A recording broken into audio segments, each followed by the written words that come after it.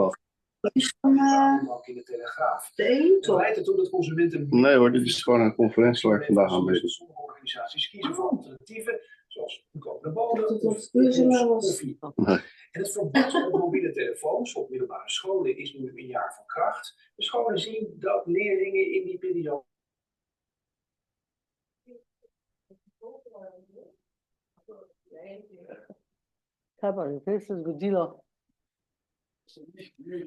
Good morning, everyone. I would kindly ask everyone who is online to mute themselves. Thank you. All right, so we start. Good. Welcome to Equation Project Dissemination Event. My name is Aigirim Kaumianova. I'm the director of CEEMAN, and it is my pleasure to welcome everyone offline and online for this event. We have a very distinguished crowd today. So we have experts from academia, we have experts from business, quality assurance agencies, policy experts, gender equality advocates, and in total, we have 25 countries represented. I look forward to a very fruitful day, engaging conversations, discussions, and I would ask everyone to contribute as much as they can and share their thoughts.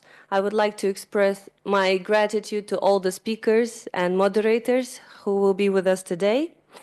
And before we start, I would ask Nare, our communications project manager, to come to the front and take a photo of everyone who is in the group offline. Yes, right from the center. I mean, and she's taking the photos of the screen as well. So.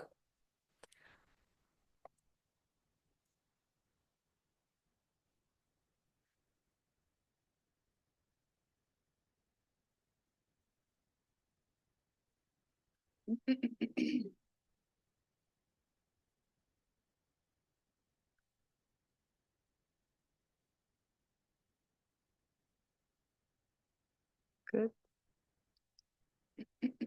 Okay.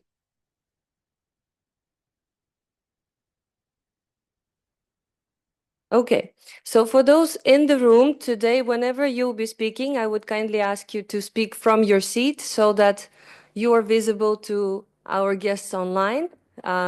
We have the camera that moves around to take a good shot of you, and always use your mics whenever you speak. So without further ado, to officially open the event, I'm honored to invite Danica, President of CEEMAN and founder and Dean of IEDC-Bled School of Management, to give a welcome speech. Thank you very much. I would like to greet everybody here in the room and, of course, online. I'm very sorry seeing so many great people, the photos of you. I'm very sorry you cannot be here to embrace and to, to hug and to say how glad we are that we finally brought this project to the end. This is the dissemination package, as they say, work package 4 of Equation project, and I'm very, very happy being a president of CEEMAN that we are capable to make something again, something new in accreditation. We were doing already a lot of documents. We made a lot of documents like manifesto in CEEMAN and all kind of, I would say progressive ideas were brought in different situations which are making our education, higher education, and especially management education much better.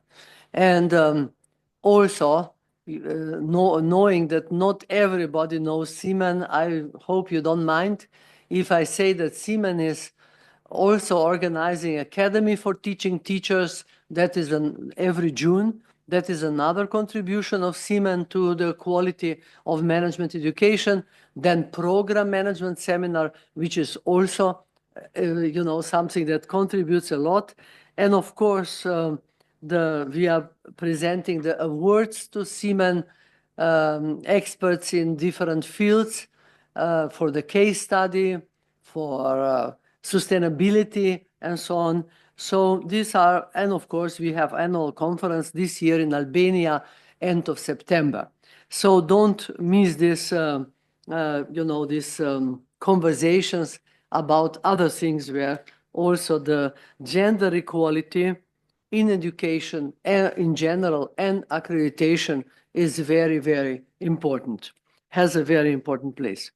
So we are hosting you here at IEDC-Bled School of Management, which is also the partner, and here just arrived our president. We are also the partner in this research, together with Vistula University, with Riga Technical University, and WSB University. So Poland, Latvia, Slovenia, and CEEMAN as an international association.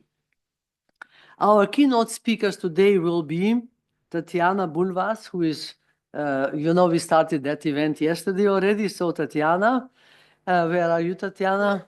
There you are on my right. Good. Then Olgun Cicek, whom we were waiting, and because of that we are a little bit late. Must be that there are some problems on the road. Then Somudip Sarkar, here you are, welcome. And Susan Metzen, an old friend of IEDC-Bled School of Management, who will be speaking later. She comes from Utah Valley University from USA, and she's a big expert in gender issues. Author of 5-6 books, at least when we met last time, there were more than 5 books already about this field. So we are privileged to welcome esteemed representatives from our partner schools that I just mentioned. This is Gabriela. So where are you, Gabriela? There. Then it's Anna Sabat. Anna. Denis Skelovs. Hello, Denis. Tiasha Tsankar, who was coordinating all this. And Aigerim Kalmenova, whom you just met, our director of CEEMAN. So we hope that we shall, throughout this day, explore our, practical strategies, innovative ideas, share challenges, and integrating the challenges of integrating gender equality into accreditation standards. Our goal is to drive sustainable change that truly reflects the values of diversity, equity, inclusion, and belonging. And I encourage everybody here to really contribute the ideas and to share, not only ideas, but what you did in your institutions, because I know that many of you are very far and further than others. And here, such a meeting is very important to also to share. And I'm looking forward to meaningful discussions and to spend together, in any case, a great day. So thank you very much. And I also invite everybody who is online, don't be disturbed by this distance. Also contribute as much as you can. Thank you very much. Would you like also to greet perhaps people? Thank you. Of course. So Mislav Ante Omazic, the president of IEDC. Thank you, Danica. And before I start, I wish you all good morning. And I would like to confirm what Danica said. There are indeed some problems in the traffic. So I left 45 minutes in advance and I still came like 5 minutes late. And I read somewhere this week that people are making plans and God is laughing, and that it did happen to me this morning. So it is a great pleasure to welcome you to Equation Projects LTT and Dissemination Events hosted here at IEDC-Bled School of Management. We are honored to have you all here with us, both online and on site, as we come together to focus on a vital issue in business education, and that is gender equality in accreditation processes. At IEDC, I've been told that we've been actively involved in this project from the start, collaborating with our partners to address the critical need for gender equality in higher education accreditation processes.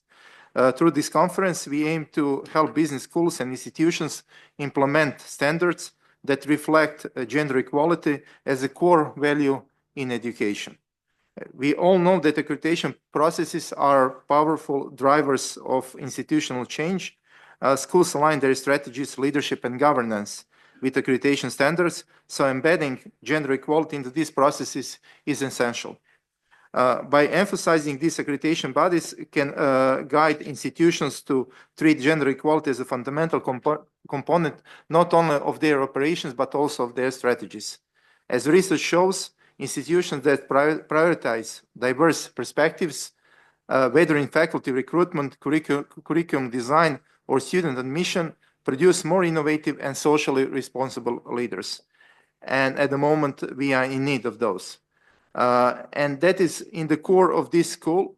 I have to say, today employers demand graduates with a global mindset, the ability to work in diverse teams, and an understanding of equality in leadership.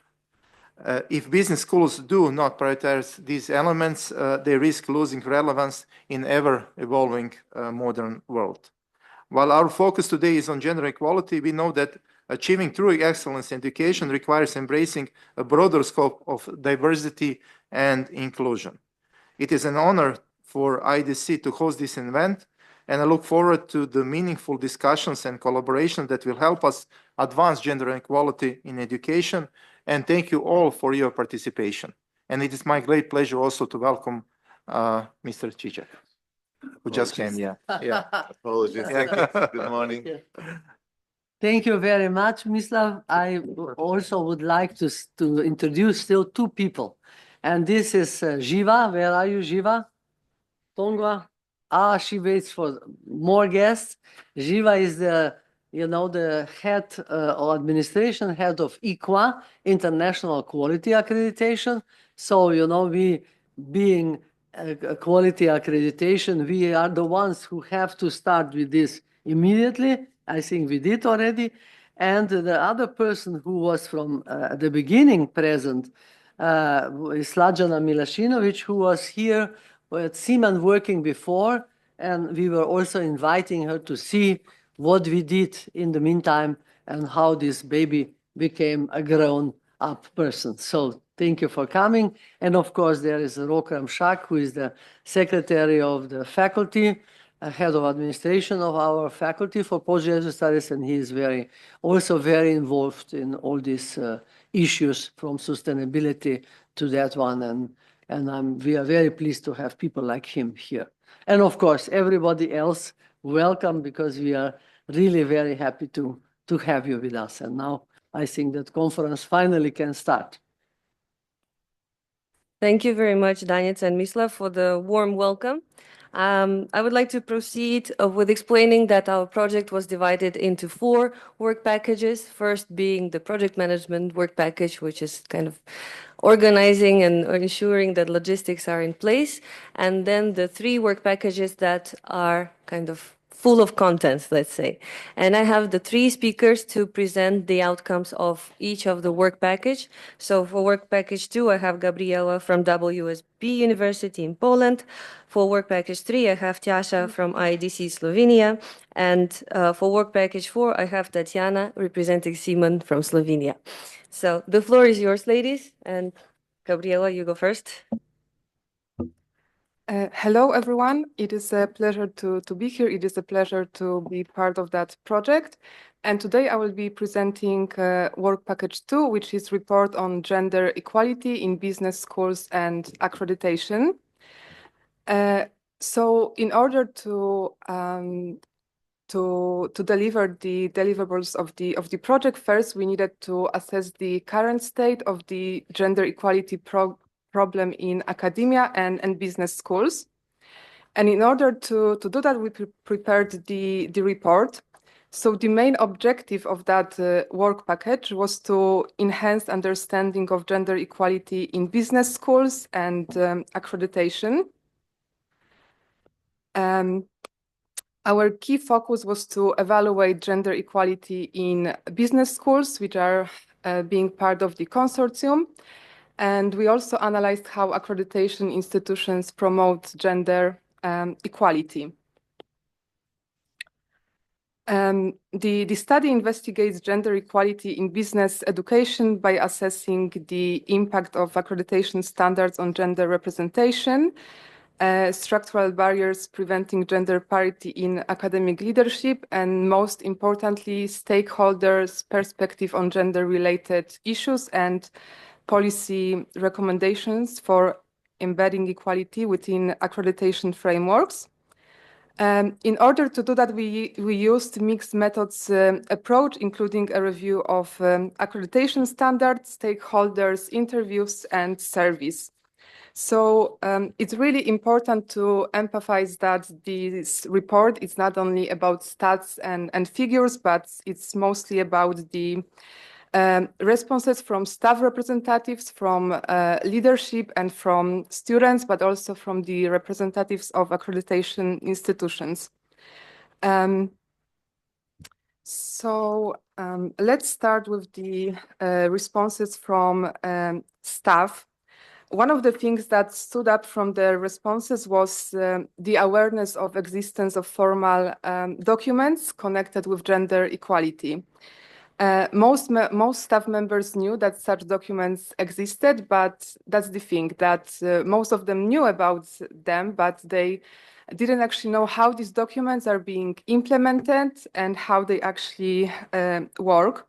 So it's like having a roadmap, but not knowing how to use it, unfortunately. And the staff were also asked about different workshops and trainings that were organized to promote gender equality topic. And again, the same story here, that staff knew about these events, but not many of them participated in them. So it shows us that it's not only about organizing such events, but it's about making them more engaging, so that the staff could be genuinely interested in them and not feel like there's an obligation for them to participate in those. And the staff also suggested some recommendations. Of course, they would love to promote more women to leadership positions, because representation really matters. When it comes to the students, well, one thing that stood out from the responses was the lack of awareness about the formal gender equality documents. So again, we face this communication gap we talked earlier when it comes to this stuff, and that gap is even wider among the students. The students were also asked about their awareness of the trainings and workshops that are being offered. But we have similar story here, like only 30% of respondents knew about such events. One of the most important questions that was asked to students was whether the lecturer's gender played a role in their learning experience. And majority of the students said that lecturer's gender wasn't really a factor for them. What mattered the most was the knowledge of the lecturer on a particular subject. However, some of them answered that they really valued having female lecturers as role models, especially in male-dominated fields. So we've heard from the staff, we've heard from the students, but we've also heard from the leadership. And as you might expect, their answers gave us some really interesting insights. Well, of course, the awareness of the formal documents on gender equality was quite high among the leadership. However, there were some inconsistencies in understanding how these policies are actually being implemented.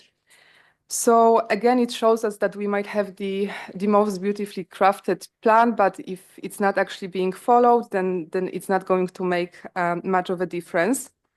Leaders were also asked about their personal experience with gender-biased behavior. And some of them actually experienced such behavior, which shows us that it's present even on leadership level. Now let's talk a bit more about what leaders do to promote gender equality. Where they, of course, they mentioned many initiatives that their institutions were already implementing, like gender equality plans, diversity training programs. They also confirmed their commitment to creating a culture of respect and inclusivity. They were also emphasizing the idea of leading by example and fostering an environment where everyone feels valued and supported. We've also had a chance to conduct interviews with some of the representatives of accreditation institutions. And one thing that emerged from these interviews was this recognition that gender equality is a crucial aspect of educational quality.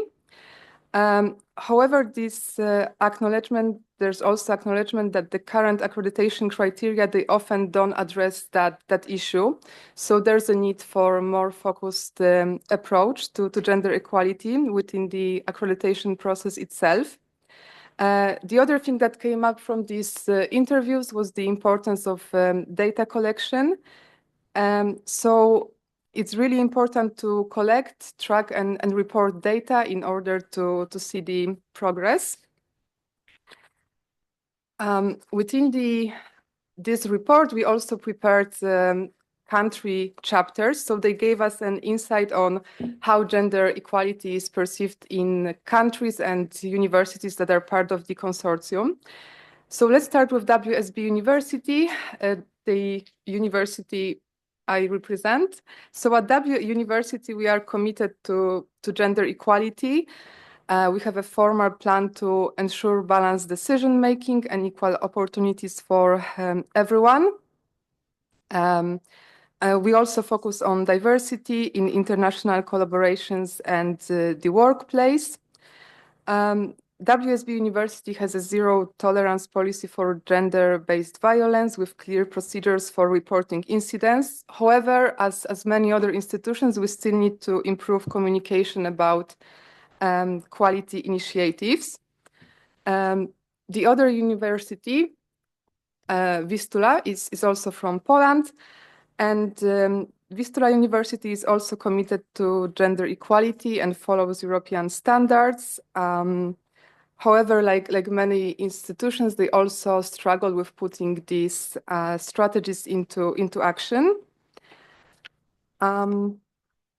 When it comes to leadership, they have made progress, but admit that achieving perfect gender balance is still difficult. The other institution, which is part of the consortium, is RTU, Riga Technical University. RTU focuses on gender equality through meritocracy and ensuring that everyone has equal opportunities regardless of gender. The communication about the problems still needs to be improved. There's also another challenge that they are facing, but I think not only them, but many institutions with diverse and international community of students and lecturers. And it's that different cultural approach and views on gender equality. The last partner of the project, IEDC, it stands out for its strong focus on ethics and sustainability in leadership education. They believe that responsible leaders should think beyond profits and make a positive impact. Within the report, one of the part of the service were also specific statements, and we asked the staff to rate them. So now let's unpack some of these statements and analyze them. So the first one was, my institution has achieved a balanced gender representation among higher management positions. And the average statement for that one was slightly above neutral. It suggests that staff is not totally convinced about their institutions, that their institutions have achieved this balanced gender representation in the leadership. And when we look at the response, they are like actually most all over the place. So it's not a definitive answer, but I think that it's such a complex topic that many of people, it's hard for them to give us a definitive answer. In the next statement, these staff were asked about another important aspect, the perception of equal opportunities. And the overall rating for that one is quite positive. So many of staff members feel like their institutions are offering equal opportunities. The third statement addresses something a bit more personal, and it goes, gender has influenced my career. So in that statement, the staff were asked about whether a gender played a significant role in their career. And the respondents, they choose the neutral option. So they're not necessarily saying that gender hasn't played a role, but they are also not definitively saying that it has.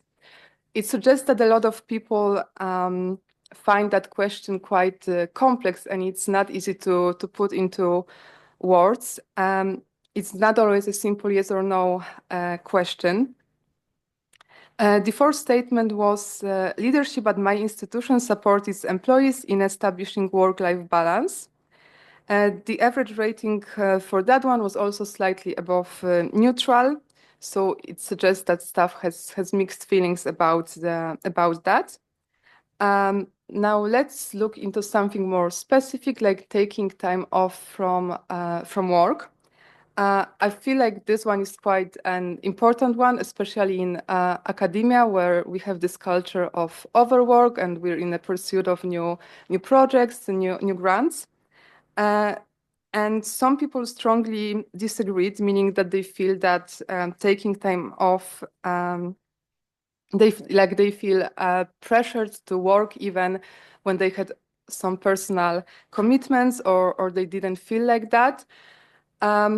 So as you see from these statements, it's hard to give a definitive answer to these questions.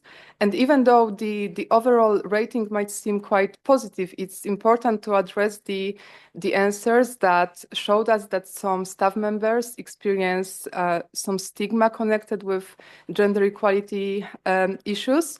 And it's important to prevent such situations from happening in the first place. So far we focused on the things that need to be improved, but there are some things that institutions are already doing well. And for sure, we're seeing more and more women taking on leadership roles, both in business and academia. So it shows us that institutions implemented really successful initiatives to promote women's leadership. Also, mentoring programs and leadership development programs for women were also successful. We're seeing progress in how institutions are responding to gender-based violence and harassment. And it's really important to highlight the fact that gender equality is also becoming part of the curriculum. Because if we want to create a more inclusive society, we need to start from educating next generations. It's also important to highlight the importance of data collection and constant evaluation.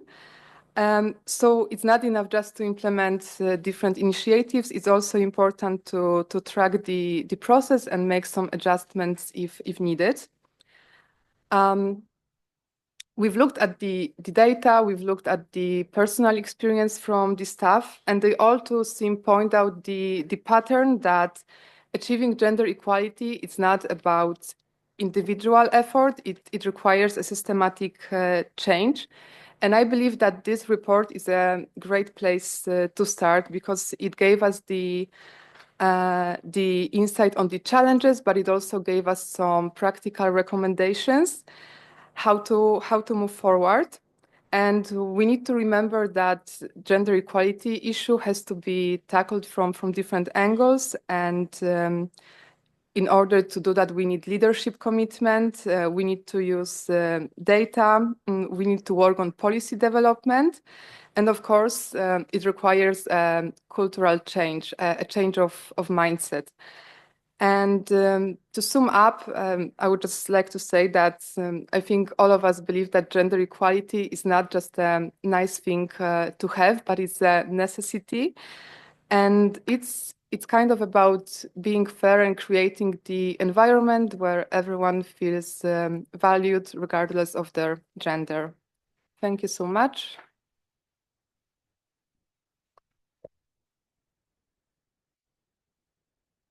Thank you so much, Gabriela. And I pass on to Tiasha for work package 3. Yes, hello. Can I have my slides on, please? I have to speak in. Okay. Can you hear me? Yeah. Okay, so I'm going to present the follow-up work package that followed the work package 2, and it was kind of related to it, work package 3. I will very, in a boring manner, present the results, and then I will tell you a little bit more how it played out. So first, we were supposed to, and we did, organize a learning, teaching, training program on gender equality in business schools. So in this work package, we focused on business schools. Each partner school had to write a gender equality implementation plan. Then IEDC wrote guidelines on gender equality implementation, and we were supposed to finish this work package with the dissemination event for business schools and other higher education institutions. But how it played out in practice, it was a little bit more chaotic.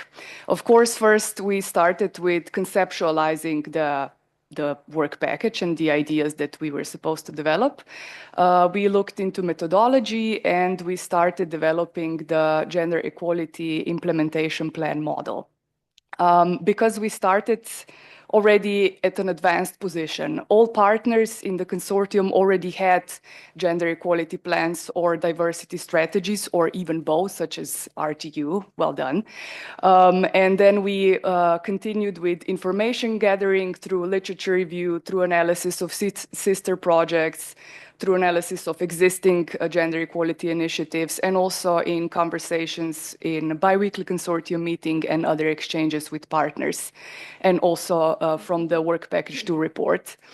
Then we did a comparative analysis of existing gender equality plans, and this all informed the development of the gender equality implementation plan model and accompanying guidelines.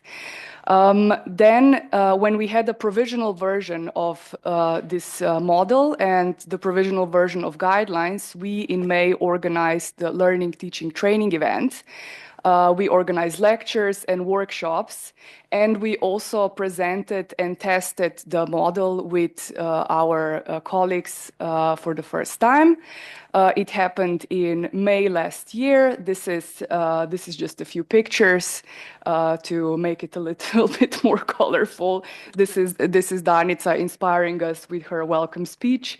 Then this is Tatiana giving the keynote, and Marina presenting us the model. No one, unfortunately, took a picture of me, so I'm not here. Then after the LTT event, when institutions were equipped on how to approach this model, they were preparing their institutional gender equality implementation plans. And in the meantime, IEDC was also refurbishing the existent provisional model and guidelines. And let me now show you some screenshots from this model. We used unfortunately, the Excel spreadsheet, which is not very user-friendly, but for a bit more of a nice user experience, we would need another project helping ourselves with some AI tools. So this is the first, this is like the preamble in the model. and also some references that we use. The references were the Horizon Europe Gender Equality Framework that lays out the mandatory and recommended areas of the Gender Equality Plan. Mandatory areas were process-related and recommended areas were more content-related.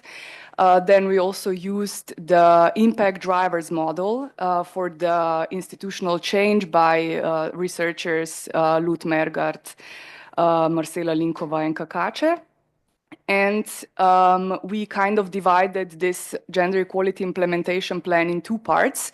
The first part refers to making gender equality plans more effective. It refers to the recommended areas, which are work-life balance and organizational culture within the institution, gender balance in leadership and decision-making, then in career progression, then how to integrate gender dimension in research and teaching, and last, very important one, but a little bit different, so measures against gender-based violence, including sexual harassment.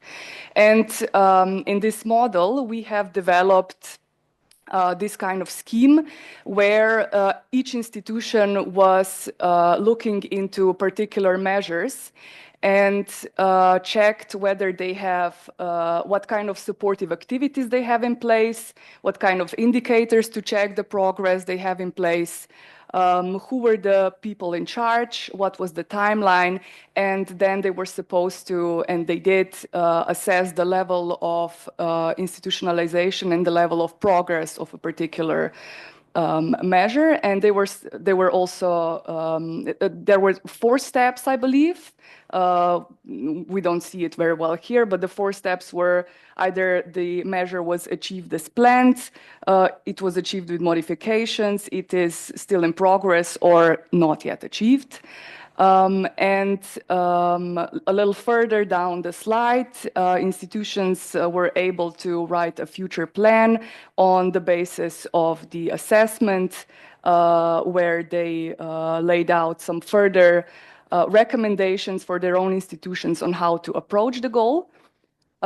Then the second part of this model is relating to sustainable gender equality plans that more relates to the process factors that European Commission is supporting, which is that this strategy is supposed to be published and endorsed by institutional leadership, then that there should be dedicated resources, then necessary data collection and monitoring of data, and also awareness raising and training activities. And here within the model, we developed like a 1, 2, 3, 4, 5, 6 level of scheme of institutionalization of a particular driver. And here is how it looks like. So for example, the first impact driver is the core team of change agents. We assessed the whether there were 2 indicators placed for this. So whether a core team of change agents exists, the size and composition of which are commensurate with the size and complexity of the organization, and the institutions were able to assess this in this like 6-level scheme and also justify or explain this assessment. We wrote the guidelines, as I said, and the guidelines a little bit more contextually present the gender equality implementation plan, where we refer to the conceptual framework of Europe that I mentioned, then several gender equality strategies consisting of top-down, bottom-up, and even cross-cutting approaches and the benefits of each. Then we introduced the theory of negotiating change and the importance of change agents within the institution, the impact drivers model that I mentioned, and also we made a case for why we need to design a context-based tailored plan, because no institution exists in the same context Then we also speak about within the guidelines on the implementation challenges, what kind of resistances we can expect, and how to understand and address the forms of counter resistances and support them. And then in a more narrative manner, the gender equality implementation plan as a model is introduced. And also the template is included in these guidelines. We presented the guidelines and the model at the Dissemination Event, which was part of a CEEMAN annual conference in September 2024. And because we got an extension on the project, we were also able to conduct a peer-to-peer review with all the partners on the guidelines, and we finalized the guidelines in February 2025, which we can be very proud of. So thank you. Is in Innsbruck, yes, thank you, Director, yeah.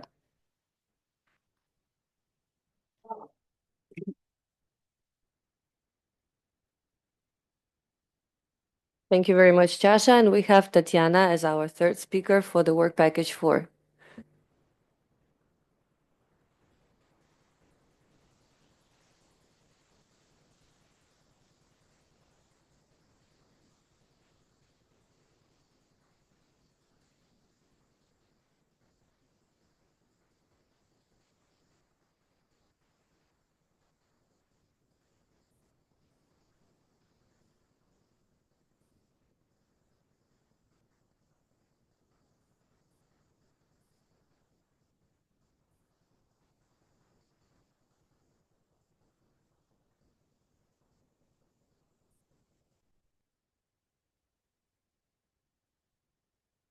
I need to hold it all the time while speaking? No. Okay. Okay. So, welcome. My name is Tatiana Huelvas, PhD in Gender Studies. I have been collaborating. I am very grateful to be here today sharing with all of you all our advances with the working package number 4 in terms of the results, which were the guidelines that we elaborated with a great team of Director Aigerim CEEMAN and Tiasha Kankar. We developed these guidelines after a careful process in which we did some interviews to experts that helps us also to understand the current state of gender equality in accreditation bodies and how it was or not considered as a part of a relevant aspect to assess. First of all, internally, and then after we have maybe implemented this inside of our own organizations, then included also as a part of the process of the accreditation processes for higher education institutions.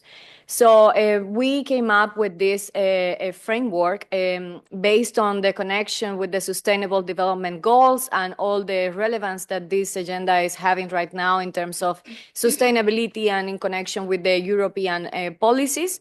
So we consider it is a very relevant criteria that is worldwide known and also that is applicable to all European member states. So we thought that because of these 3 attributes, it will be very comprehensible for all universities and for all accreditation bodies to escalate this information that we are going to share here. So the criteria that we are going to be talking about is the environmental, social, and governance standards, the ESG. That is connecting the economy, the environment, and the society with the sustainable at the core. And as a matter of the framework, we have been connecting these topics with the European Sustainable Reporting Standards that, as we mentioned before, are a legitimate and comprehensive framework for all European Union. In this area, the gender equality efforts will be located in a package that is called like our own workforce. We are going to show this a little bit now.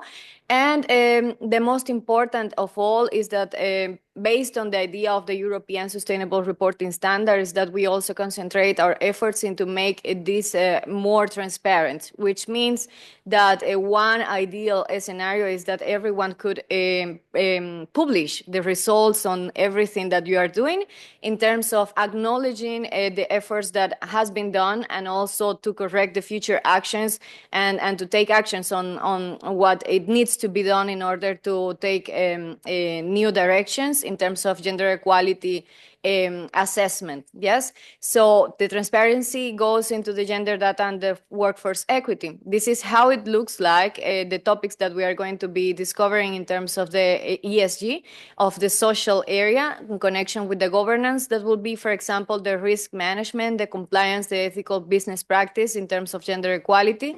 And in the social area, we are going to touch ground in topics, for example, regarding the equal employment opportunities, the fair pay and living wages, also community engagement and responsible supply chain partnerships. Of course, all this in the context of adhering to labor laws. As a matter of fact, since the topic of all our projects is gender equality, we are not going to be focusing on environmental. Nonetheless, it's of course part of the whole process as well, so that you know. As we were saying, that the framework that we are going to be using is the European Sustainable Reporting Standards. So we are not creating a wheel that is already unknown. This is something that there is enough information from the European Commission, and that is it continues to be developed right now. As a matter of fact, in February there were some changes in terms of simplifying somehow these strategies in the sustainable reporting standards for small and medium companies. Nevertheless, at all times it's never mentioned that this also applies for higher education institutions, which also serves for us as an important information to continue developing this in terms of how we can implement it also for higher education institutions, considering that some of these organizations are also very big, and that has, let's say, more than 200 employees and so on. So some of the characteristics are exactly the same as any other organization from the private sector. So in terms of the European Sustainable Reporting Standards, we have the topic of our own workforce, in which we have three subtopics that are the working conditions, the equal treatment for and opportunities for all, and other work-related rights. So in this area, we will be talking about the security in employment, the working times, adequate wages, social dialogue, the freedom of association, work-life balance, and health and safety. In health and safety, we are also considering that, for example, the International Labour Organization just released very recently an information regarding mental health at workplace. So it is also considering mental health as part of the integral efforts that we should do for our employees or collaborators. Also, in the equal treatment, we are referring to the equal pay for equal work, and also training, skills, and development, acknowledging that our individuals in different organizations should know how is the path to continue growing in the organizations vertically and horizontally, looking, of course, to tackle the representation, the diverse representation in organizations, and that people can continue to grow and don't get stuck in certain specific, let's say, administrative or not that into leadership roles. Yes. Employment and inclusion of persons of disabilities, of course, at all times when we are speaking about gender equality, it's not only about men and women. We are referring also to counteract and correct actions that will be helpful for individuals in certain that are marginalized for different reasons. In this area will be also regarding people with disabilities, but it's also, we will see now, for example, that some measures are to help, for example, single parents as well. Diversity, child labor, forced labor, adequate housing, and privacy in terms of the use of the data. Aligning with this accreditation and ESG standards, we divided to make it more comprehensible this quality assurance in two specific topics. So the first part will be internal quality assurance, that so that you position yourself in what we are going to be talking about, is the focus on the accreditation agencies' internal processes, because we cannot promote what we don't practice internally. This is a part of the reputation and credibility process, that we also, first of all, acknowledge what is not necessarily right in our own organizations, and how we are also communicating the corrective actions we are taking towards a better context in our own organizations. And then the external quality assurance, that will be focusing on emphasizing the evaluation on gender equality within accreditations, within institutions being accredited. In this case, of course, the higher education institutions. So of course, we don't have enough time to speak about all parts of it. So I'm going to mention only a few of them, and the rest you will be able to have access to the full guidelines, in which, of course, by the way, to mention, there is a full glossary on gender equality, because we also thought most of the evaluators and the agencies not necessarily have enough information in terms of all that it means to apply and implement gender equality in the right way. And therefore, we created this glossary acknowledge that we can unify this information to educate people, so that when you are implementing these efforts, you know the roadmap in which you should move forward. So in terms of the internal guidelines, there is certain aspects that are very important. First of all, that gender equality will be taken as a core criterion for institutional accreditation quality. And that, of course, we first of all must self-assess our own policies in terms of then before evaluating higher education institutions. We have divided this into 5 core areas that are very important in order to implement this the proper way. So first of all, governance and leadership, then data collection and accountability mechanisms, employee life cycle, that is referring to inclusive hiring, talent development, leadership pathways, and compensation, and lastly, the social responsibility and community engagement, and then the monitoring and continuous improvement. Of course, there will be mistakes. We need to acknowledge that everything is not perfect, life is not perfect, dealing with people is not simple. So of course there will be mistakes. Acknowledging that we can also correct it is also part of the point in number 5 of monitoring and understanding how we can correct and continue moving forward. We are going to touch ground also on the external guidelines that are referring to the institutional policies and governance, faculty recruitment, retention and promotion, curriculum and pedagogy, research and funding, which is very relevant to continue advancing on curriculum and pedagogy that makes sense also to connect our students with the market labor, student access and outcomes, organizational culture, and public engagement and social responsibility. So as you see, the external guidelines are more focused in the higher education institutions, yeah? With this technical solution, we are tackling the absence of standardized gender equality metrics in accreditation systems, limited awareness among evaluators about the gender equality, the importance of gender equality, and the resistance to change within institutions due to cultural and structural barriers. So as we mentioned, and I think since the beginning of the whole event, we have talked about the importance of creating these systemic and structural changes. Why? Because it's not going to take from one day to another to transit from a workplace in which we are having certain specific situations into a one that has first of all, a better climate in which people are working. Second of all, a communication that is connected between leadership and the employees and contributors to be able to assess all the opportunities and take advantage of the projects in terms of the execution, and that is socially representative for everyone, meaning that it will not necessarily be all women, all men. This is not what we mean with gender equality at all. This is not what we mean to reflect. What we reflect is that there will be diverse representation in the room. It can mean, for example, that there will be individuals from different nationalities, different academic background, and so on, that also enriches the conversation in terms of the interdisciplinary knowledge.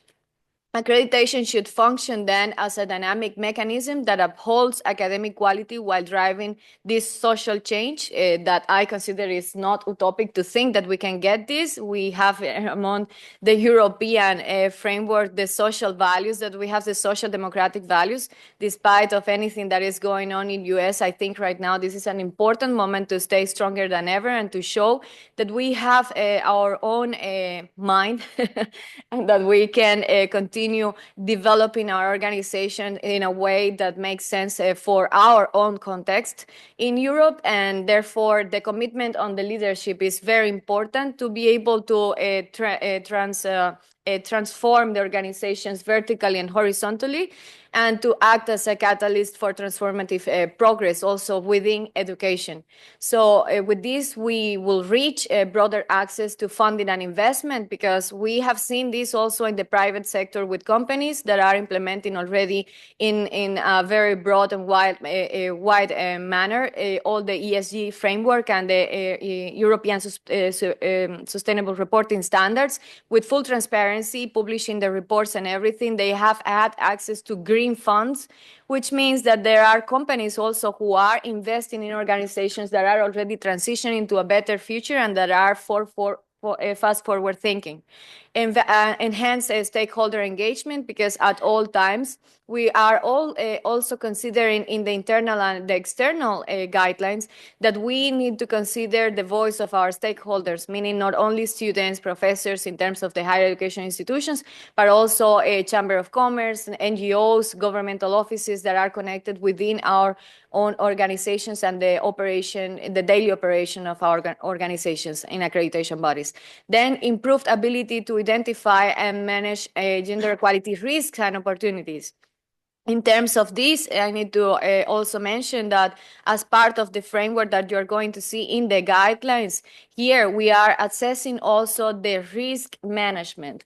And it's also, this is a very, I think, innovative step towards higher education institution that is also to prevent and mitigate future and potential actions that can happen within our own organizations.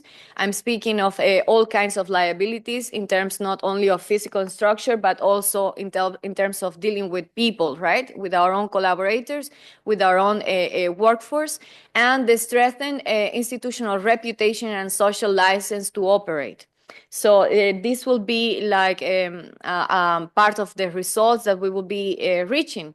So before we jump into the next part of the session, dear Aigerim, can I ask, because I had one part that is not here for some reason in the presentation.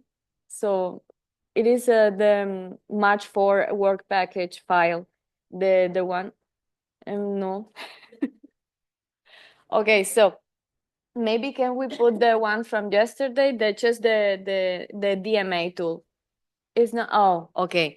Okay, so just a quick, I wanted to just make a point about something that is unfortunately not here, the image that I wanted to show, that is regarding the internal guidelines, yes? This is not going to be done in the same way as, for example, with the gender equality plans that normally we did create this on Excels and so on. Right now, the world has advanced towards a very futuristic way, and this is already being implemented for many organizations with AI tools and technical capacity, in which we only will code what are the categories that we will be assessing.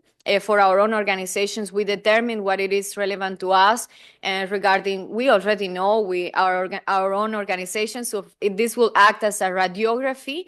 So we will say, if we want to focus on governance and leadership and these 5 points that we have in the slide, this assessment will code with the guidance of the accreditation body, will code a survey. The survey will be sent to the stakeholders, and then you will have access to a full data that will show you in a chart how it looks the materiality, which means that all the potential impacts that the organization has in terms of the environmental, social, and economic impacts and risk.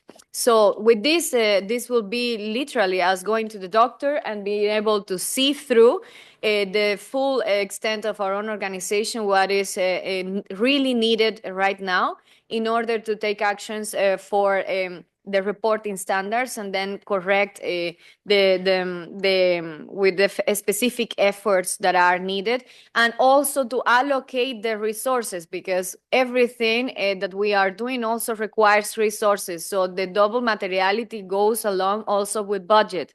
It is necessary to consider also this part. It tends to be kind of an issue right now in certain higher education institutions, that, for example, the gender equality will be necessarily assessed by the women at the workplace and not necessarily involving other different allies, which by my participation in this process, I actually can see that IEDC and its partners is very committed, so that the project itself is very diverse in the conformation of this consortium and the way everyone has been collaborating to develop all the different working packages and deliverables. So this is another relevant part in order to execute these reports.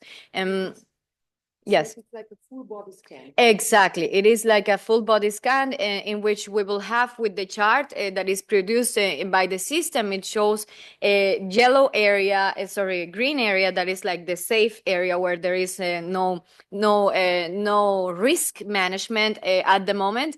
Then there is the yellow and the red area. And of course, in this area in the chart, you will be able to understand, okay, maybe I need to focus on this or that.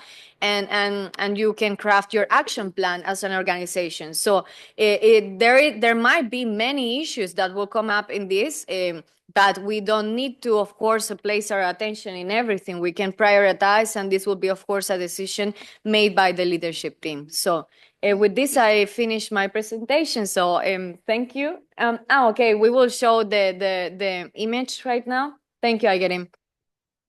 Just to quickly show you, this is how it works right now in private organizations. There are systems already that are in place in all European network done by private companies that have these integrated systems. Of course, for higher education and for accreditation bodies, there is an opportunity, which is there is non-existent standards that are specific about the thresholds that we should cover within our own organizations in the education as an industry.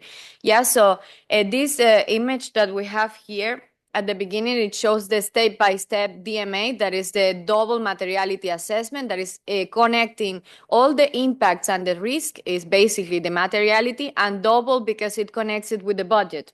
So it shows how we define our categories, how we brainstorm what are going to be our roadmap as our organization, how we are going to focus on this.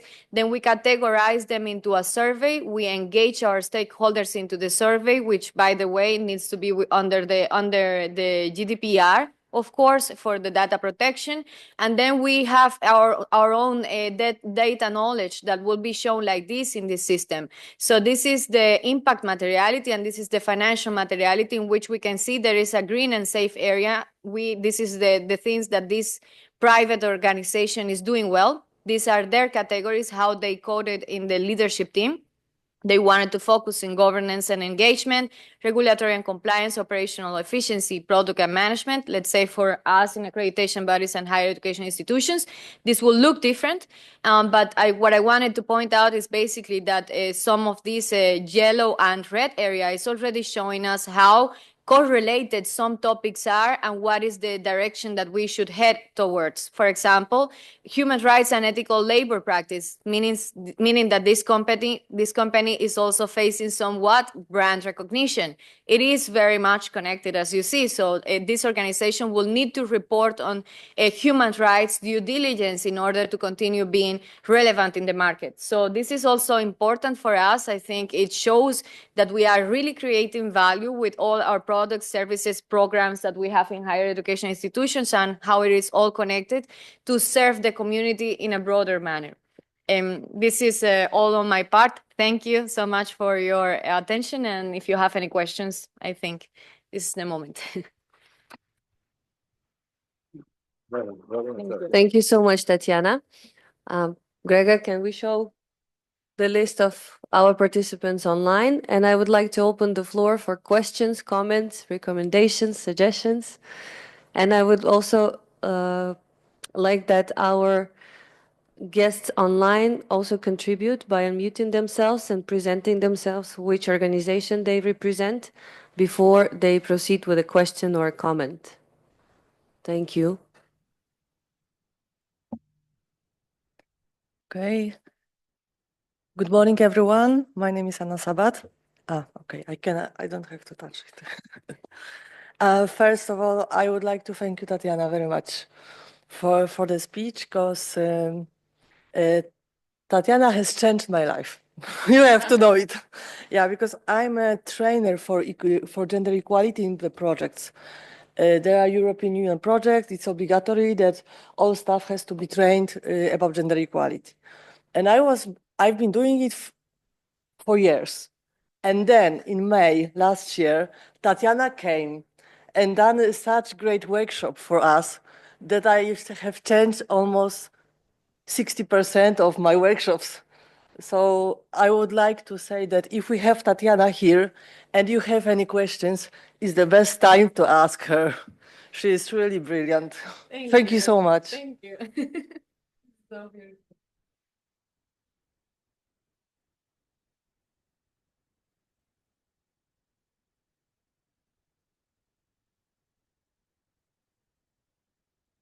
I think, yeah, let's do that. Thank you very much. It's really impressive and very comprehensive. Each work package has really wonderful outcomes. Glad to hear all these results. Yeah, my name is Olgun Çiçek. I am an international expert on quality assurance and accreditation, Inquire board member, and with many other organization affiliations. So I think one of the point here is maybe to be discussed and like food for thought is how ready are the accreditation agencies for this, and how ready are the institutions, higher education institutions. Maybe it's a good idea through this project to take it from top to bottom. So if the accreditation agencies change the mindset and the cultural set, as you highlighted, then it could be maybe easy to wave it down towards the higher education institutions. Because unfortunately, I mean, my colleague Clemen is here as well, so we work in all around Europe in the agencies. It's not really highlighted much, the gender equality, I mean. So it's not in specifically as a standard either. We were discussing earlier that it's bits and pieces here and there. It's injected into the standards, but it's not really a straightforward or direct, as mentioned here. So I really like the idea of this, dividing it into two parts, external and internal. That's great. That's what we do in QA as well. So first you have to clean your own house, home, and then someone else will come and help you or do it better. So that's the way how it goes.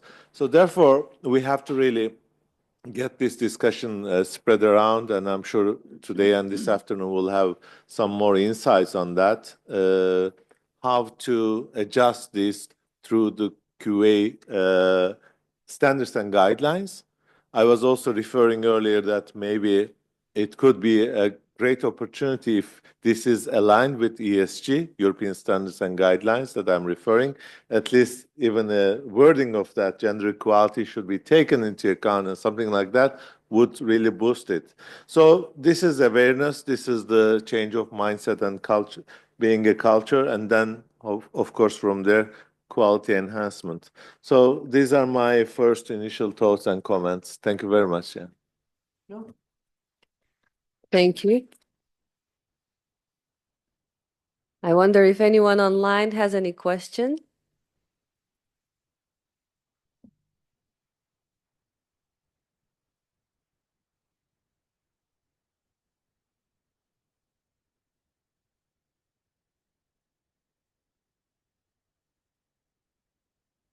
So I would like to add then something else. First of all, I am honored by your commentary. Thank you, Anna. But I also need to say this was a team effort. I couldn't have come up with this. I didn't do it alone. It was thanks also to Igor and Yasha.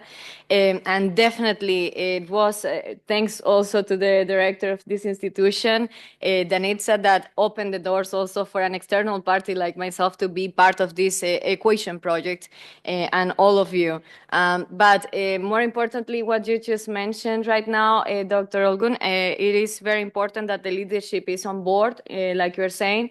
It is very important that in all the process, we acknowledge that the relevance is also coming from the direction, so that the actions are not just spoken, but also that are being done. Yes, because what I also have seen in my experience collaborating with organizations in the private sector is that there is a lot being said in the conferences or written in the papers and in the documents publishing in the websites. But then when we start collaborating with the actual people, the contributors in the different departments in the private organizations, people are, of course, unhappy about many issues that are being gone, like, for example, the hiring and promotion, the kind of workload they are having, right? So there are certain specific issues that I think are broadly known, not just in higher education and academia. Also, when it comes to research, specifically for PhDs, I come, by the way, I don't think I mentioned this, but I am graduated from a PhD in gender studies in Spain.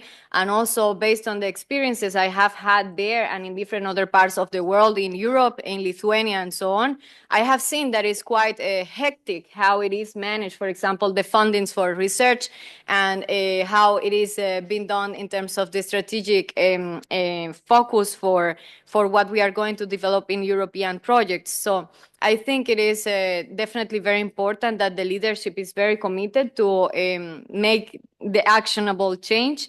So it is very nice to have actual directors here right now having this conversation.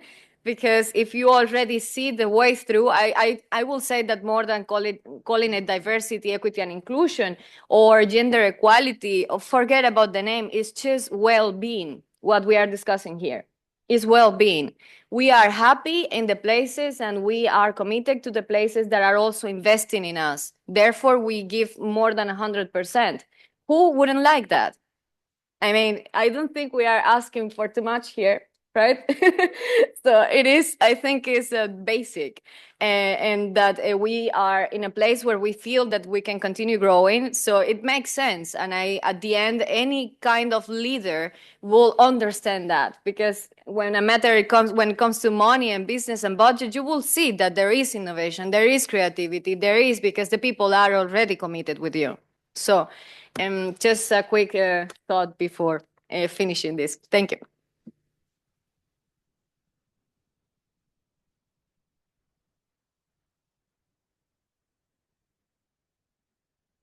Hello, can you hear me? Yes. Perfect. I tried to raise my hand, but I think it didn't work.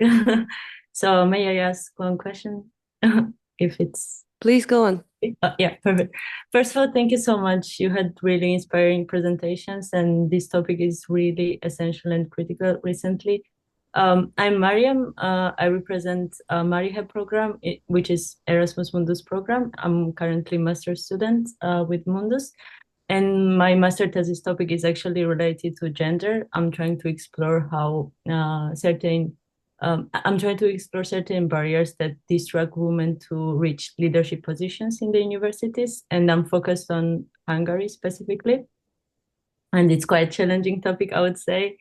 And yeah, my question is actually about gender equality plans, because I think when you were presenting the second package, you touched this topic, mentioning that usually the practice regarding the gender equality plan is that mainly they are created for the sake of documents, and actually they don't really align with practice or day-by-day life of the higher education institutions.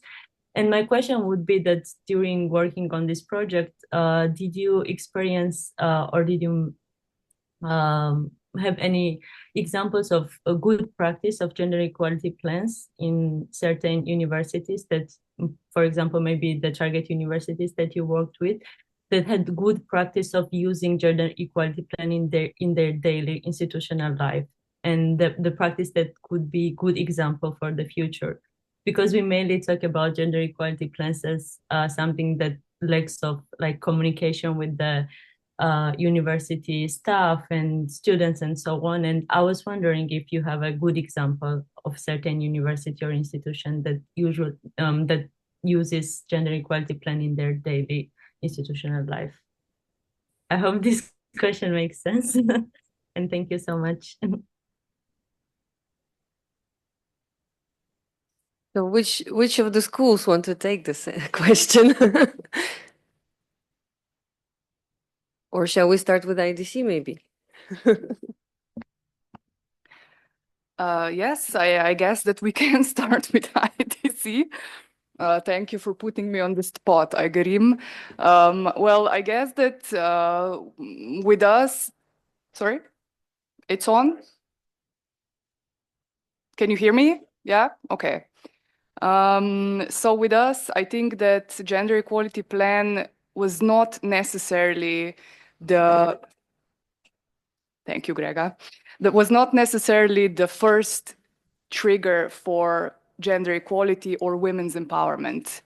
That is something that was already embedded in the school values way before we started working on this strategy that was a push by European Commission.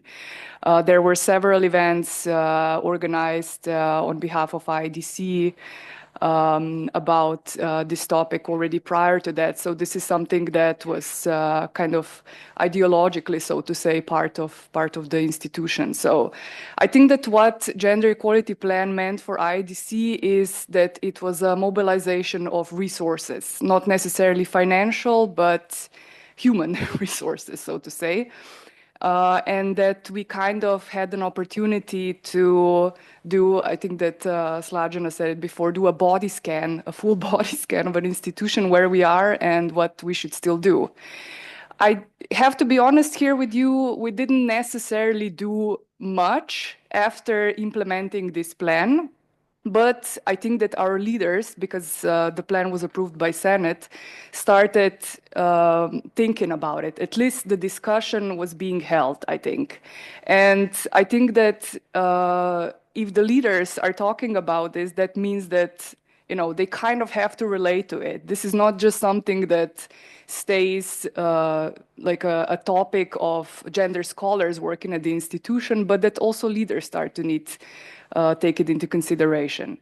So in that sense, I wouldn't place IEDC as a best practice, but definitely very, very innovative in terms of the strategy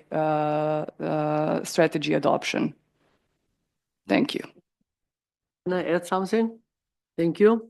We were, again, in this case, the same as in general.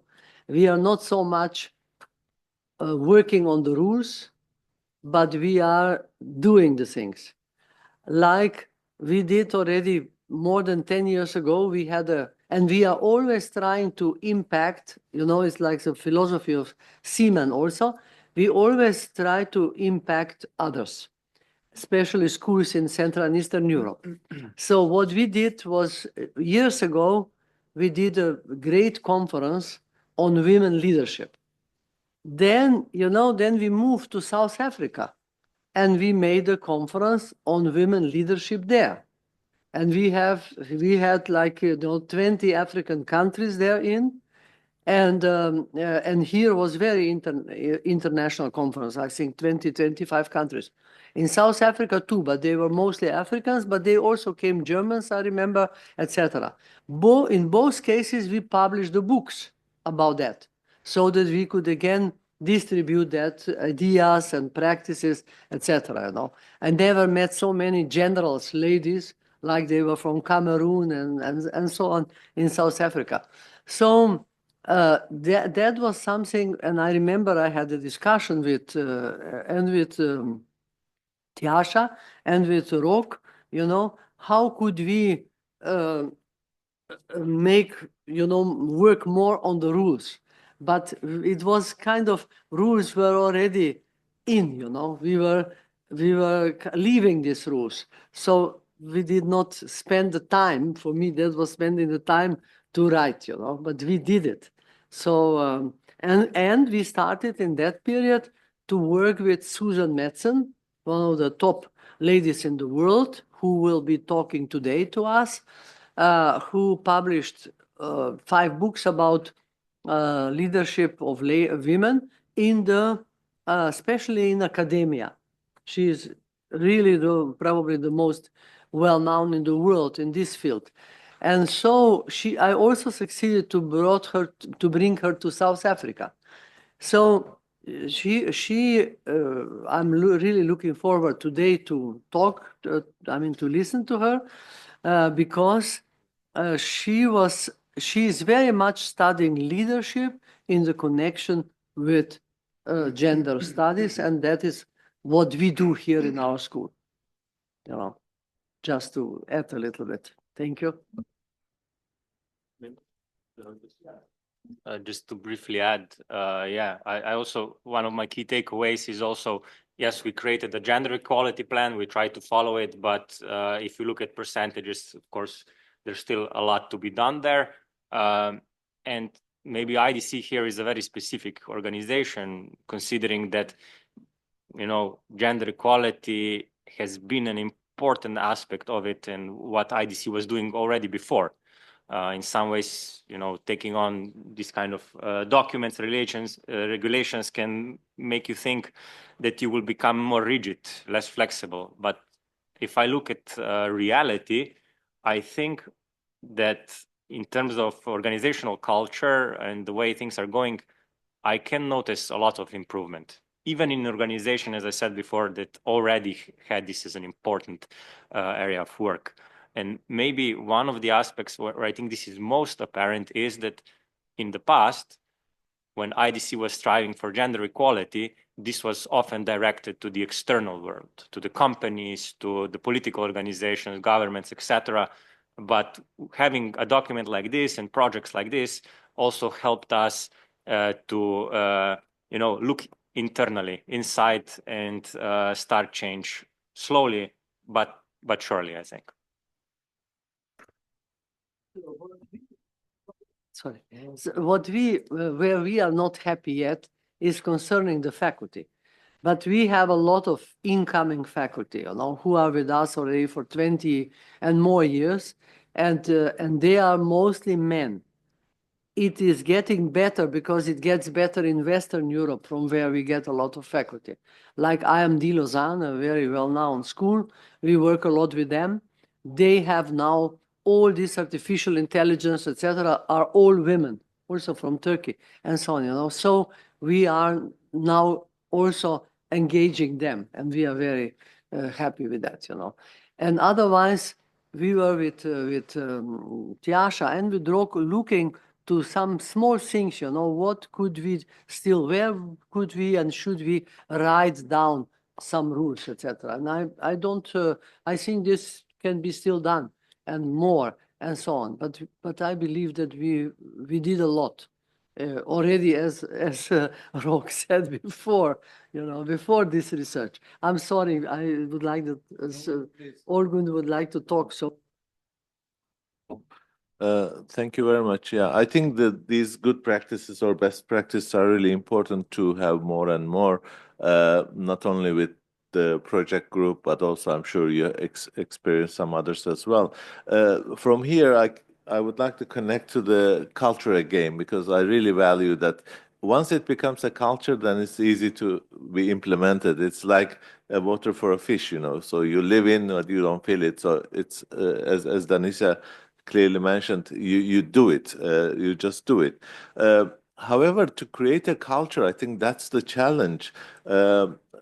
Maybe a question or a comment both in this case, that when you do all this research, did you find some correlation between the cultural context, the reality of the ground, the culture of the land, and the law in practice, And this implications of all these on the gender equality that has been implemented. So how to create a culture with all these realities, I think that's the main challenge for nations or institutions in this case.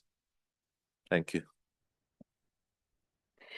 Okay, so thank you so much. It's very interesting question.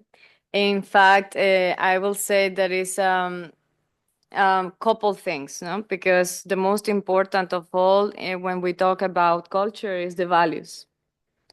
So if we don't even know what are the values that right now are running our life, we cannot change. Yeah. So as individuals, first of all, we need to know what are the cultural values and also the personal values that we have adopted, and therefore then understand how myself in that context, I can connect with organizations. So for people that, for example, looking for jobs, candidates for looking for jobs, that is the first thing they are doing. And we are seeing right now, for example, in the market labor, a very big change in terms of the generational gaps, yeah?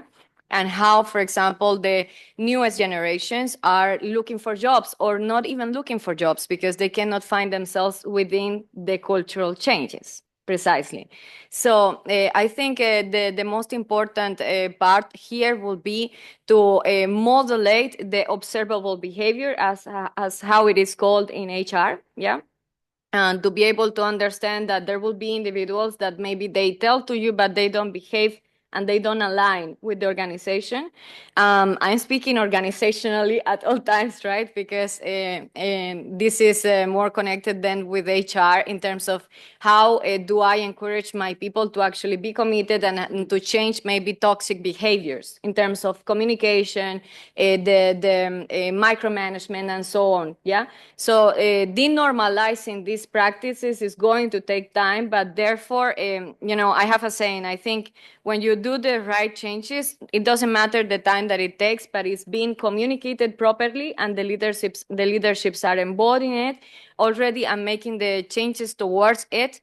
It's going to be easier for all the people in the network to follow you, yeah, and to follow those changes. So communication is important, a very important part to be able to modify the culture in terms of whatever that it needs to be changed, because of course it's not like changing just for the sake, right?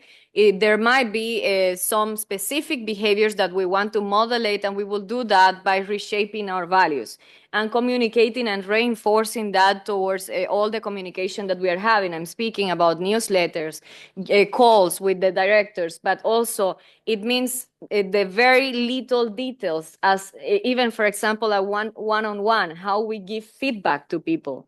Yeah, how do we approach when someone does a mistake, but not crucifying them, but instead, okay, we need to learn from this. So this is already telling you that you have a leadership that is transformative and that is focused in communication that is assertive and not in finding guilty parties and so on. So I believe it goes along with, first of all, understanding the values and also tracking the observable behavior every day and understand how these people are connected or disconnected somehow.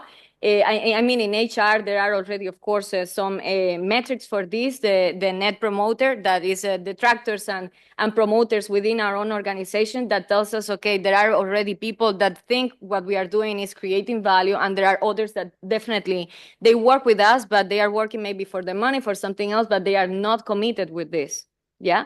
So, and the most important, people will leave organizations for the culture, but they might stay if there is maybe more money involved, but then you have just a person that can be buyed. So when you have a really good culture, people always come back. If they leave for any reason, they will always come back, because it's very hard right now to find really good places where you find a very, a comfortable work environment where you can develop, grow, and that people invest in you. And I'm investing not necessarily only financially. There are other aspects in terms of emotional compensation, yes, that are involved in this HR part. So thank you. Yeah, this also leads to the importance of creating awareness, training, and workshops that was referred earlier, isn't it? Totally. Yes. The awareness is important because the person that asked the question about the leadership, yes, if I don't even see, let's say, I have been in some companies or organizations that they tell us, oh, we are already gender inclusive. We have, we were talking about this yesterday in the room, we have 6 women and 2 men. this is not, and it's totally the opposite. If it was totally the opposite, it's also not the right answer. It's not a matter only of the numbers. It's, of course, the quotes, the 50-50 was a starter point, but we shouldn't settle on that because there is no point on having 50-50 when I am not listening to you at all. And I don't even consider that what your point is value and how we can also, connect the dots together. So it is a matter of everything. I think the 50-50 is risky. You need a judge. So who will be the judge? Is gender equality? Why is it another problem? Totally. And then it comes the question. So we are being fair, but fair to whom and fair how? Yeah, because it is there. Like I said before, there will always be mistakes. But acknowledging that we are trying and that we are looking the way through it is already important. And I think is something that we should value when we find leaders like all of us that are here connected and really trying to do something. Because there are other people that even in this moment are already saying, oh, we can drop the act. We don't need to continue pretending that we care about this topic, which means only that there is allies out there that are performative allies, that they say one thing, but they don't actually practice it every day. So the leadership must be an essential ally to be able to embody these changes. Yeah, thank you. Maybe I would like also something that you spoke about organizational culture, and I think for the leaders, one of the most I think affirmative skills that leader have is like active listening. And we are known here at the school for listening to our stakeholders, especially the students. And I can tell what Danica mentioned regarding the faculty, that initiative also came through them because they spoke about that. They spoke that they would like to have more females as the teachers. And that's, I think, really important when we talk about awareness. Sure. Yeah.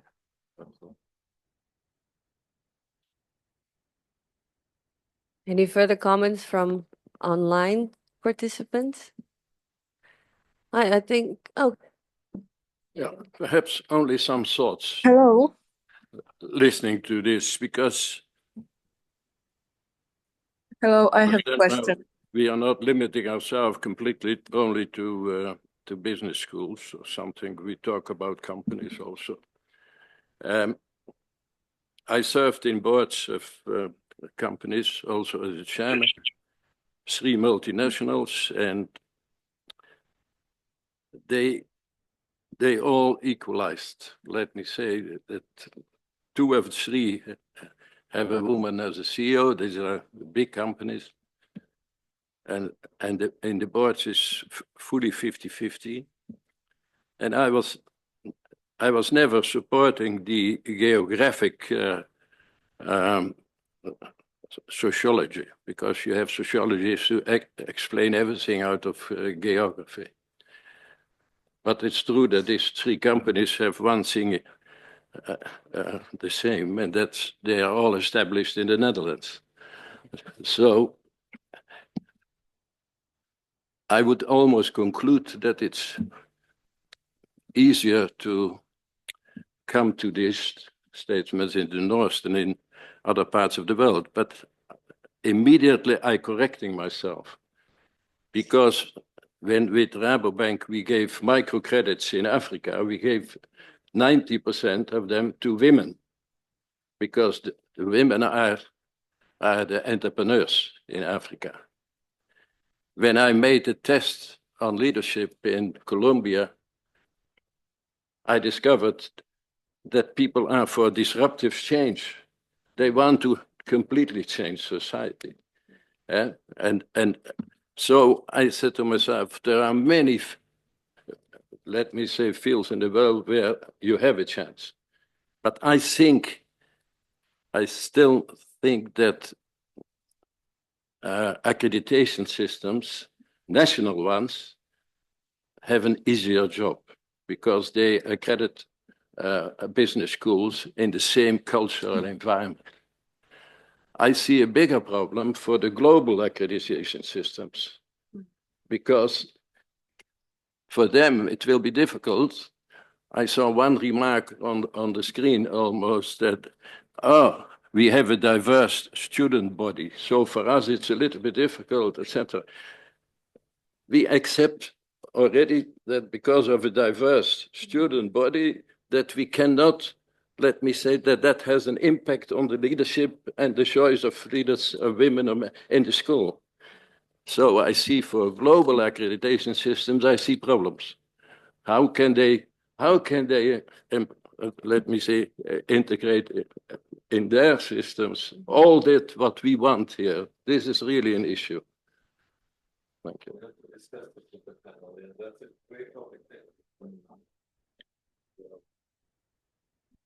There was a question. There was a question online. Hello. Hello, Paulina. Hello. Yes, I had a question because Tatiana were talking about the cultural differences in other countries. And I had a question, how do cultural differences influence the perception and implementation of gender equality? And should global standards be applied universally or adapted to local traditions? Thank you. Thank you, Paulina. Such a very good question. Indeed, what you just have mentioned is called intercultural communication in theory, no? And definitely it shapes everything, because the way we have been raised, we are a compound of so many issues, right? Not just what we have learned throughout the growing up in our lives, but also what we have been taught at home. So as a matter of fact, for you, maybe you will have seen that some of your actual behavior as an adult is also based on what you have seen from your parents and from your own culture. Therefore, how you communicate, how you connect with the rest of the people. I'm saying not just personally, but also professionally. So it shapes, and I will give it with an example that I think is very illustrative. I have been teaching for a couple years also with a specific organization in Lithuania. And I think that most of us are aware that Lithuania has a past, right, with the Russian domination of the land.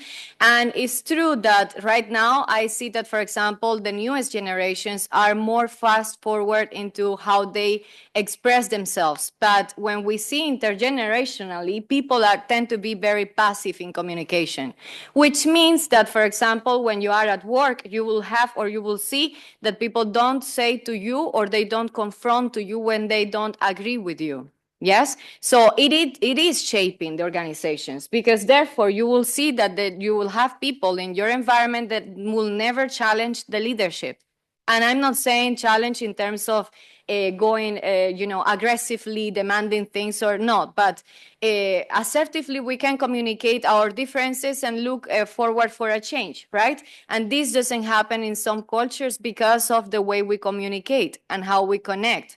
Right, so this example I think is illustrative to understand, for instance, the connection between the culture and in the organization. Now, when it comes to gender, it also is important.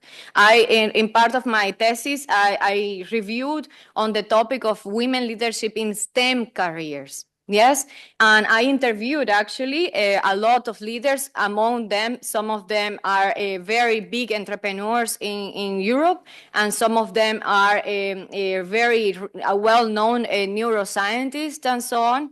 And some of them are working in the European Parliament, so they are politicians. And when I interviewed them, they all told me the same. Like, Tatiana, I arrived to a room with my assistant that happened to be male, and everyone will direct to him, not to me. And I am the CEO of my own company. Yeah. So if this wouldn't be, I think we are already 2025, yet this situation happens, no? So it does shape, because in certain specific areas, it tends to be that the women are not seen as leaders naturally. And unfortunately, that's why we need to continue having this conversation, yeah? Of course, I believe that now more than ever, because we are having more participation in politics and in many other levels of society and narrative in the conversations, we are shaping this and changing. But getting back to the culture and how it affects it influences the perception. I don't think in accreditation we don't need to be saying or thinking that we are going to standardize, because we humans cannot be standardized. How can you standardize that? I mean, we communicate totally different way. The context is always important. So, this is a very important part to remember, that the guidelines that you are going to read states at the beginning of all that we take into consideration the supranational level of laws, but also naturally in every nation we have particular laws that shape how we actually implement these activities or these efforts within our own network, meaning that there will be resistances. Paulina, if maybe that's also part of your curiosity, there will be resistances in the implementation, because naturally there will be people who don't agree with anything that we are saying here. But I believe that is not a matter of convincing anyone. It's just a matter of understanding it from the human rights perspective. We should all be having access to education. We should all have access to work. Like I said at some point, it's some basic rights that we should be able to have access to them. And it's not like something insane or special that we are demanding, because we are not setting ourselves as women special subject or LGBTQ plus people special subjects. No, it is basic rights, yeah? To be able to not face discrimination and harassment in the workplace naturally. Who wants to work in a workplace when you are being harassed? Nobody. So it is all very kind of obvious yet hard. So the reason of this conversation. Yeah, I hope I answered your question. Thank you.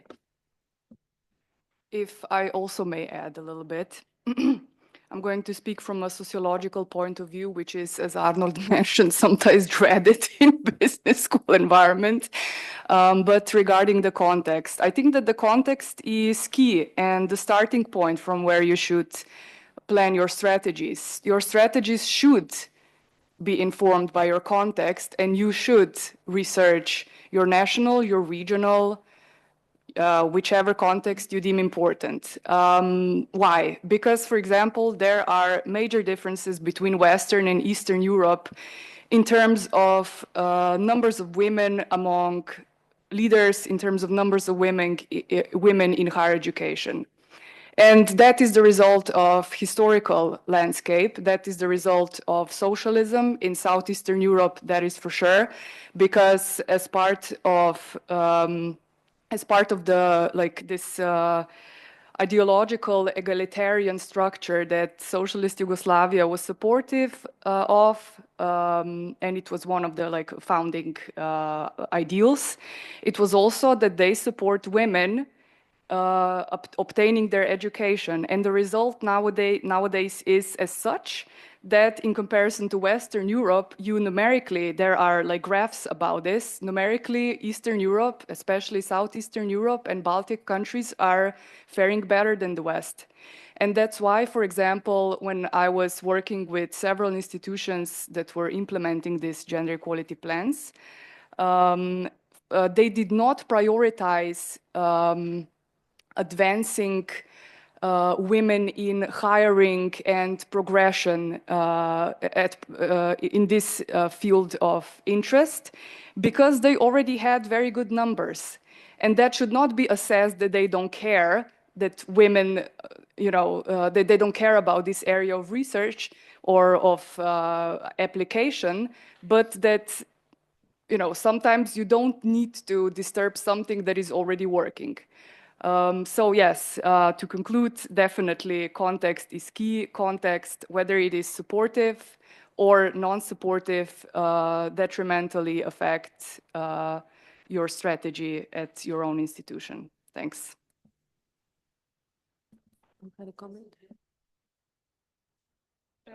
We have 10 minutes still Yeah. until the break, but actually I had a comment about this context, and actually not if it's possible or not, but what can accreditation institutions, accreditation bodies do about it, but not just considering time and the break. I suppose that we will discuss this later on in the panel, so I'll keep my question for later on. But I noticed in the meantime somebody had also a hand up on the Zoom. We can take one more question from online participants. Someone? I didn't have a hand up, but I wanted to ask Tatiana one more time because I asked the question later. And I had a question because can we balance respecting cultural traditions while ensuring basic gender equality? I mean, are there non-negotiable rights that should apply everywhere? And can we as a humans implement such a thing?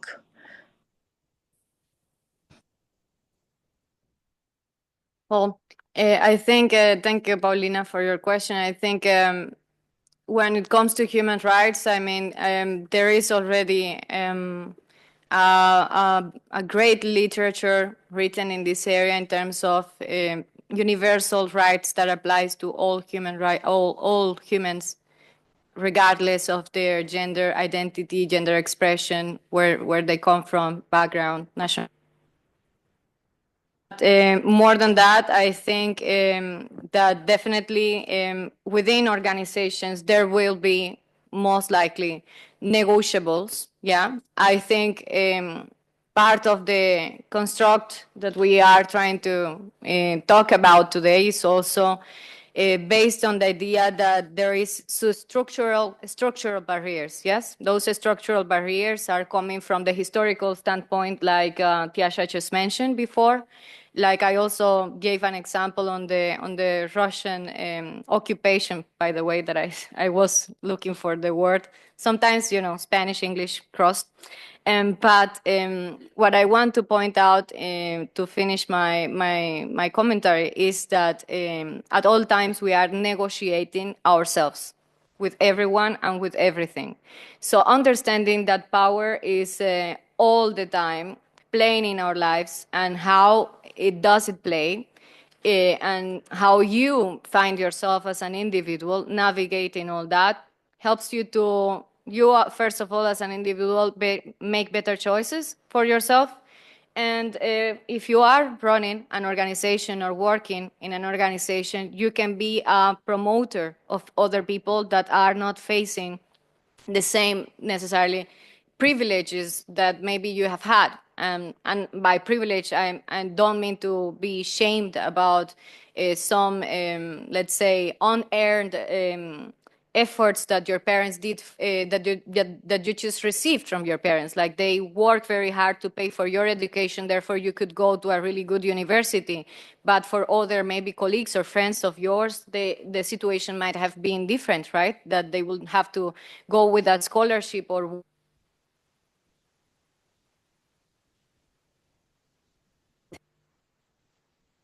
so work and be able to pay for your tuition fee, which meant that your path was totally different, right? So I'm just trying to enlighten that there is power and privilege and that we all have them, and we shouldn't be feeling guilty about it. Nevertheless, when it comes to human rights, worldwide known, and based on the organizational, there will be maybe some actions that will need to be negotiated in terms of, for example, salaries and so on, depending on the industry and the positions. So I don't believe that everything it is necessarily related to the human rights, because, for example, equal pay, equal access is also based on how we assess the positions and how we assess the industry. So, for example, International Labor Organization is developing a tool right now to be able to help organizations in order to actually make this equal pay fair.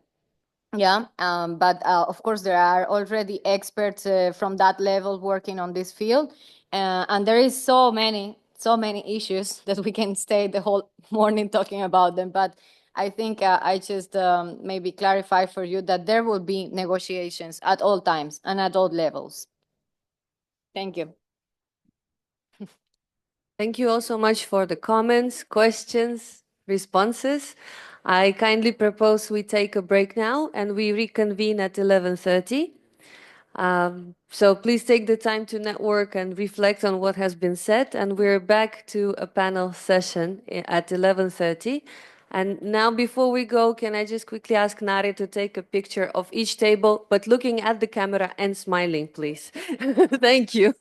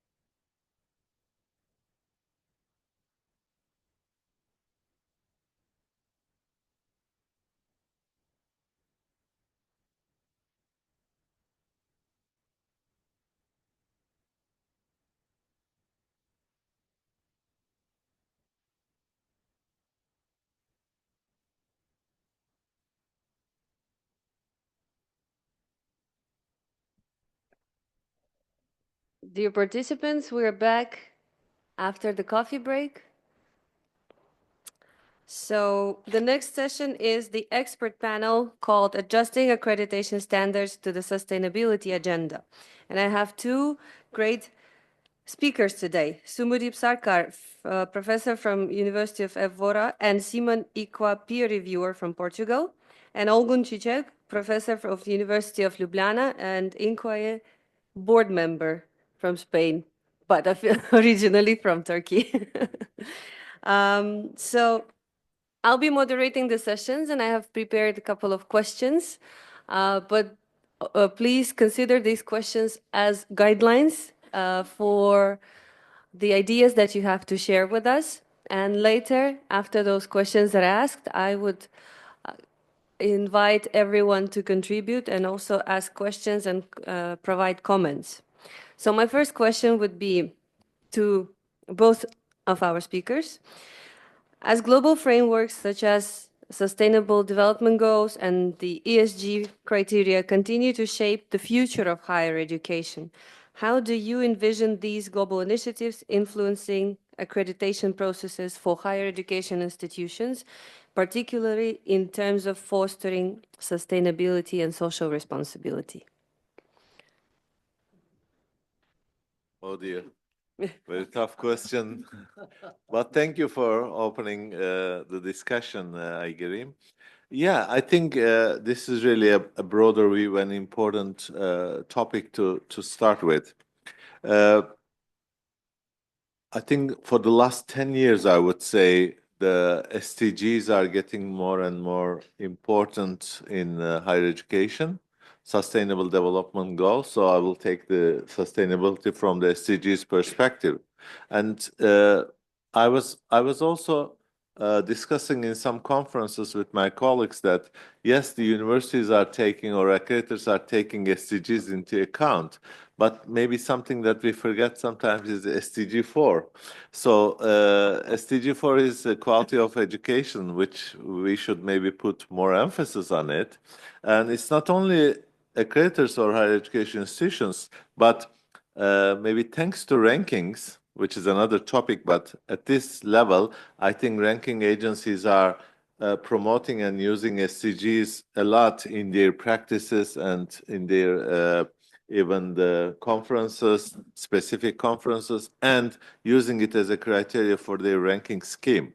So that boosted the sustainability concept and culture, I would say, which is good and important to connect with the social dimension, with the society, service to society, the third mission of universities, in other words.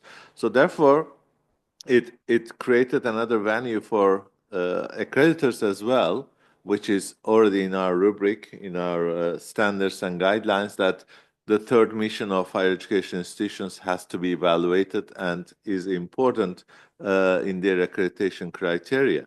So taking from all these, that I would say, yes, there is an awareness, there is a high importance and global support for sustainability in by all means in higher education community and even in accreditation. So these are the first initial thoughts, and I'll leave it to my colleague. Thank you very much, and thank you for the invite. It's a pleasure to be here. This session should have been before, because everything that's interesting has already been said. But I was taking some notes, and I think maybe there are some things we can add. My experience is also, I used to be the president of the management commission of the evaluation team in Portugal, which is a government mandated, and also of Lithuania. I'm still the Research Science Foundation's president in the social science area. So I have this sort of comparative vision, let's say, for the national systems as well. Well, as my colleague said, the evaluation, the teams and the accreditation bodies are moving more towards impact. And this impact has to be more than just words, it also should be measurable. And one of the things in impact is the third mission of for example, a business school. what sort of startups they have promoted, what is the technology transfer they have done. But also sustainability goals can also be and should be part of this. So I feel there is space. CEEMAN, we do have a field where we focus on sustainability issues. We look at, and these are things that we look at indicators in the research, what sort of sustainability items that is covered in the research, who's doing what, which is sustainability related, and also in the teaching. Having said that, this whole and the ranking bodies, which is increasingly important for any institution, they're also giving added importance. But we also find that the students themselves are one of the biggest, they're the ones who push most towards focusing on sustainability. So there are some creative ideas that can be done. For example, carbon footprint, measurable. When we talk about SDGs, is one thing is to say about, what you do in your research, what you do, but how do you actually measure for an institution? And there are ways to measure it, right? Even to give you an idea, Tesla makes lots of money from selling the carbon footprint. So maybe we can have some sort of, and these are all completely measurable things. So we can have some way where we can measure the footprint of the institution and use that as part of the measurement, because it's not, we have to move beyond just having goals, but also measurable items. And I think this could be one of the ways. There is a big movement towards, not just from the rectors and the deans, towards SDGs. But having said that, and this is also anticipating what is going to come next, we cannot dilute academic standards. And that's something that I think we cannot forget, that it's not either or. It is possible to do both, but academic standards are important, which means, teaching as quality teaching, relevant teaching, excellence in research, relevance in research by itself. And then how do you incorporate sustainability goals in this? So it's not an either or, it should be, but we cannot forget academic excellence. Dr. Olgun, do you have anything to further comment? No, I think what my colleague mentioned is important. Yes, injecting these sustainability topics into the curriculum is getting more and more common practice, and it's really important. And engagement of students, the learners, in other words, are really important, and it's a great awareness. It's there. And of course, I think the rankings and accreditation push this forward. Last but not the least is the research component. Yes, I mean, another mission of university is research and development. So with this, I think AI tools developed and engaged, more and more sustainability related topics are being encouraged or funded and put forefront, which is really important for all of us in that respect. Thank you. I was, of course, very carefully listening to you, because sustainability is, our school is built on 3 pillars: ethics, sustainability, and art and leadership. So we are, these 3 philosophical pillars we are really working on, believing on, and more or less the things are based on that. Some years ago, this is about the school. Some years ago in CEEMAN, we published the booklet, which I think we should give to everybody, which is called Manifesto.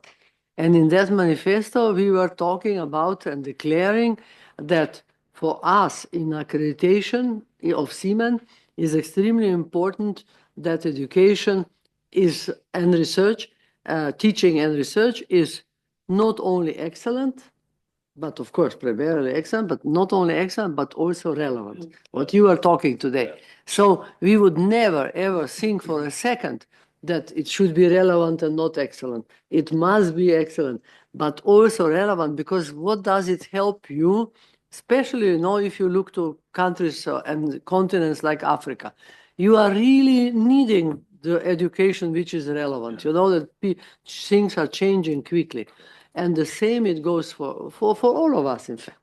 In fact, you know, so that is where we really try to educate our. You are also a research in our peer review, our peer reviewer, but we are every year again and again trying to have this, you know, courses for reviewers to explain that both, you know, and teaching and research has to be excellent and relevant. Which is the impact that you... Yeah, or impact. But it's a little Yeah, bit, I was just thinking today, how far is impact from relevance, you know? But in If fact, it's this... relevant, there will be more impact, Yeah, better impact. yeah. Yeah, I think it's... But they are a little bit different still, these different absolutely. expressions. It's a you know? consequence, yeah. Yeah, this is a very good question. How is impact and excellence related? It's not an either or. It can be both. Yes. Yeah. But the easier for research, the easier choice is excellent rather than impact. So I can write a paper in a top journal, which maybe nobody's going to read. So that's where you don't have the impact, but you don't have the impact or relevance. But, you know, it's excellent in criteria. But some of the best business schools, they do both. They're able to do both excellent research and excellent research can also include cases which are also very relevant to the local business community and the national business community. Absolutely. Well, having Can I add some? Yeah. So I agree about measurement, but the tricky situation is that, for example, in our case as well, we have some limited budget for example, for traveling, and I can't buy carbon-free ticket because I should fit in my budget. So this is how we are declaring that we should do it, etc. But the real life, it's a little bit different. So I would like to buy a more expensive flight ticket. With reduced carbon footprint on a paying for it, but I can't because of the budget of the project. This is the first comment. Because the actually reality a little bit different from the like a way to excellence. Another one I like, you mentioned the students. So I think the students are the huge power, and we are making all this stuff actually for students, for them, and we are making to make them better, their life better, education better, and more equality for them. And I think the students, we are not using the power of students like a force of the students to help us to be sustainable, and I think that the power, because they can boost all processes, they can be really power, because we are doing for them this. And another tricky thing, you mentioned also ranking. Of course, all university would like to be in top 500. So we can implement our, for example, results in the rankings, because the rankings also changed. Yeah, I don't know. In Baltics, we have a huge problem that the methodology of ranking is changing, and our position is decreased dramatically. So in Latvia, we don't have any university. We are below 1,000 now. All university below 1,000. Before it was RTU was 700 position. Now all positions are decreased because they added new measurements. Yeah, and we still struggling with the previous measurements, but they already added new one and we decrease. So this is my comment. Yeah. Excuse me. Sorry. But you know, these rankings, I would change the ranking, you know, because they are so criticized. I know some people from business, like a lady who works in Slovenia for Roche. She told me that she is a member of the commission that is trying to give advice to Financial Times how they should change, you know.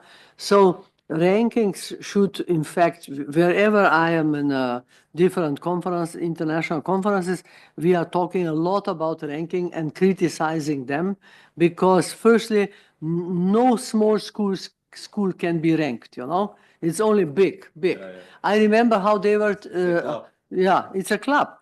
How they were ranking the Chinese schools without one word of knowing Chinese, and the school in China, they have 9 China, 9 C.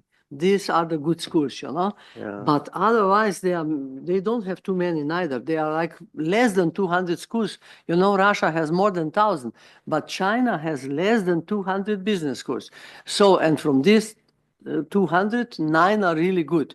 But most of them are in Chinese language, and they get all kind of accreditation and all kind of rankings, you know, and without that they understand.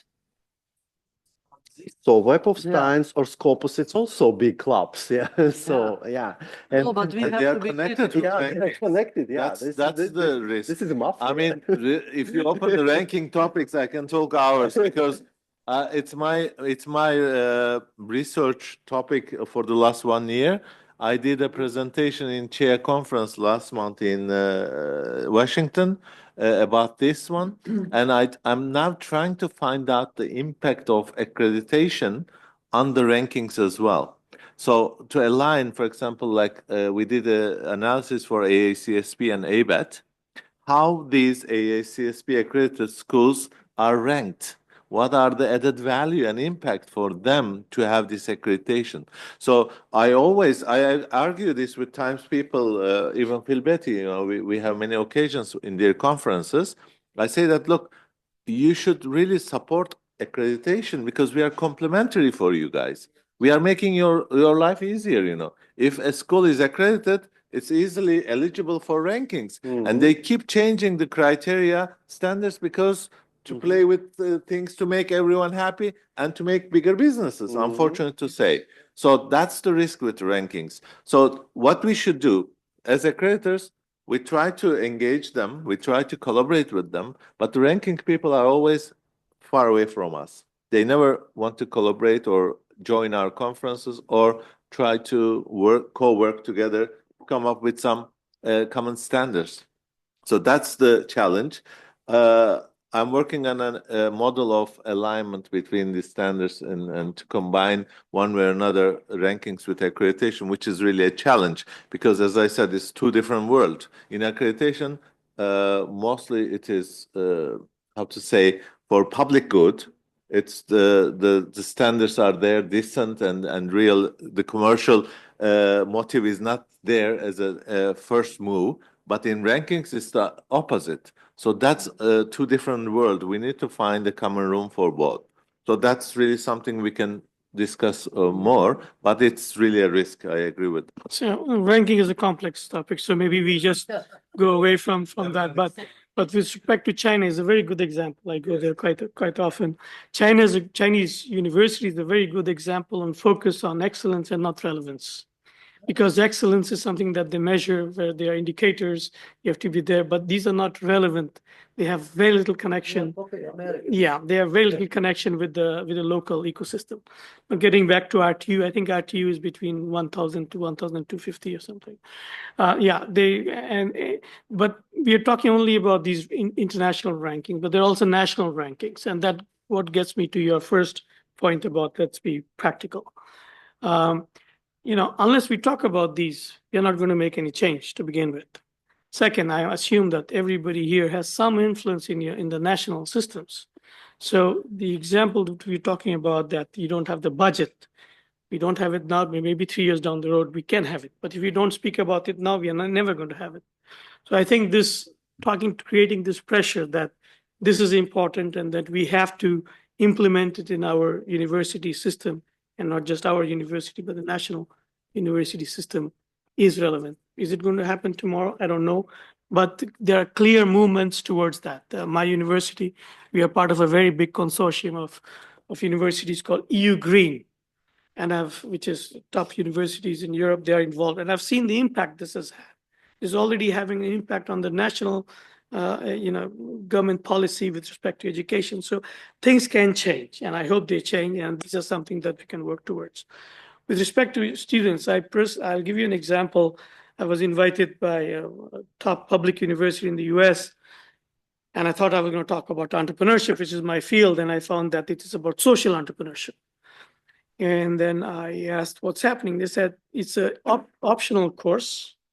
They have these optional courses. Students have 4 years in undergraduate. And they were saying this is the most in-demand course. That's a course that everybody wants, is social entrepreneurship or something related to social part. So this is the pressure that is coming from within the system through the students. Now in Europe, do we have this position? Not so much. We don't have these optionals. Many public university students don't pay, so they don't have that same pressure, but private ones, they may have more. But yeah, we have to agree with you completely. We have to listen to our students, and I think they are our better teachers. My kids teach me about recycling. They know more about this than I do because they are very conscious about this. Maybe just to add one sentence is accreditation is more about academic excellence and sustainability, and versus ranking is more about visibility and student recruitment, sorry to say. You're gonna kill me at the end, I guess. Okay, well, thank you so much for all the insights, and kind of shifting back to the topic of today's discussion. Where do you see gender equality stand in that? And do you think that kind of helps make the transformative change, or maybe showcase some of the good practices that, universities that go through accreditation processes, showcase to the world, let's say? So yeah, this is the centerpiece, and I think everything that's remotely interesting has already been said before. So Tias, I think, mentioned this in a very important context. In my experience with Baltic countries and Eastern and Southeastern European countries, that ladies, actually, there should be equality on the other way. There should be more men involved in power. But that is a way to say that there is already a very important influence, and I've noticed this in my own dealings with different universities. But that's not the case in other parts of Europe. Okay, so that context matters, and we have to take context into account. I was taking notes when I was listening to other colleagues taking in the first part of the session. We should have, first we have to remember the costs. So this was also mentioned before by Dennis. We cannot add further cost to institutions. Otherwise, it just becomes one more thing that they're going to declare, but they will not implement. So my focus would be, are there ways to implement which does not add substantially, not to financial necessarily, but bureaucratic costs? And I think there are. One is metrics. So I was watching the matrix that was presented. I think it's perfect. It has already this, and if we can implement this in the universities, and then the first thing that we notice is when we have numbers. If we have no numbers, so I would say that would be the starting point. I heard STEM only once, I believe, this morning. So I think that's another thing that we should focus on, STEM education and how involved. So I'm not talking about not employment, but education. So how STEM, how can we encourage more girls to be in STEM education? And that cannot just be at the university level. I think it has to be in the higher secondary education. And this has to be a more bigger, broader discussion with other stakeholders. In my case, I'm also the president of the Regional Science and Technology Park. I use this as a way to do STEM education. So we give AI courses, we do robotics, and I'm trying to do it only for girls so that they can be much more in this field. So I think the education part in STEM would be one of the things I would focus on. And the third is the institutional climate factors. Again, I found some of them in the matrix that was presented. What are the policies, what are the practices, and what are the cultural elements in each of these institutions? So very simple metrics.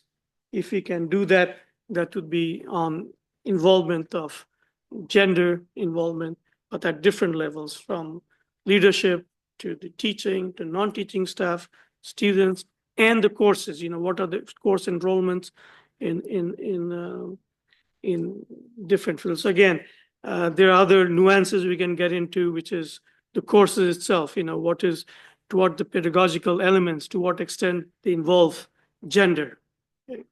In my accreditation, and I was talking during the break, all accreditation bodies more or less look at the same thing. Some look at more. I would think that we should focus on what is the wow factor. What is different? So if some school has something standard in everything else, but they have something which is stand out in one thing, and that would be for me a wow factor. And here I see that the role of women in education are pedagogical. So if there are courses which are heavily focused towards gender, and we are just talking about gender, but it not just be gender. Again, somebody mentioned this morning about there are students who may not be able to pay. So what policies are there to involve such students in the practices? So few of these policies for me create a wow story. Okay, so I would put this in the accreditation process. Can I add? Sorry. Actually, we have in Riga we have very good cases about the STEM. We have Riga Tech girls, and and they are so powerful. Actually, they created like a huge community with girls in tech. And they promoting this STEM. Another one, we have one lady from the wooden and furniture construction agency or association, and she's the president. And she was talking a very interesting topic in TEDx about women's self-discrimination. Because the woman that discriminated itself, because we have like women professions and men professions, and she thought that, but the begin and from the woman, she thought that I was discriminated myself. And after the speech was that me and the wood, my own man, like a man in my life, wood, and it was very interesting. So I think that if we're talking about accreditation, back to accreditation, so we should pay attention because it was grounded from informal education activities. And I think in this accreditation process, we also should pay attention to this informal education. Because when we're evaluating or looking at what student activities, but informal education, when they make those interesting activities with themselves, that nobody pushing them. They are doing by themselves and they initiating them. And I think it's actually could be nice point. So we in RTU we start to pay attention on informal education part. Yeah, thank you. Great. So let's look at the other side of the coin. So my colleagues summarize from the higher education institutions. As an accreditation expert, so let me talk a little bit about the accreditation agencies and how they can make the difference, or if they can, hopefully. Why I'm saying this, because the structure of accreditation agencies are really different all around Europe and globally. Being a public accreditation agency like NACVIS, or being a private accreditation agency like the ones in Germany or in around as well. So the public and private is a main indication of their structure and operation and mindset. Some of them are national and local level accreditors. Some of them are international. I mean, there are agencies like in the UK or in Germany, they do accreditation in China, Vietnam, Indonesia, all around the globe, or in Latin America. So therefore, that also makes a different approach and mindset within the accreditation bodies itself. So they take the basis as ESG. I was referring earlier, European standards and guidelines, but the implementation, the comprehension and practice could have some differences in their accreditation process. As mentioned in the work package reports, that internal and external which I emphasize that again. So internally, accreditation agencies should really clean their own house, as I said. So how are they going to do that? For example, it's a common practice in the agency peer review panel, we include a student member, for example.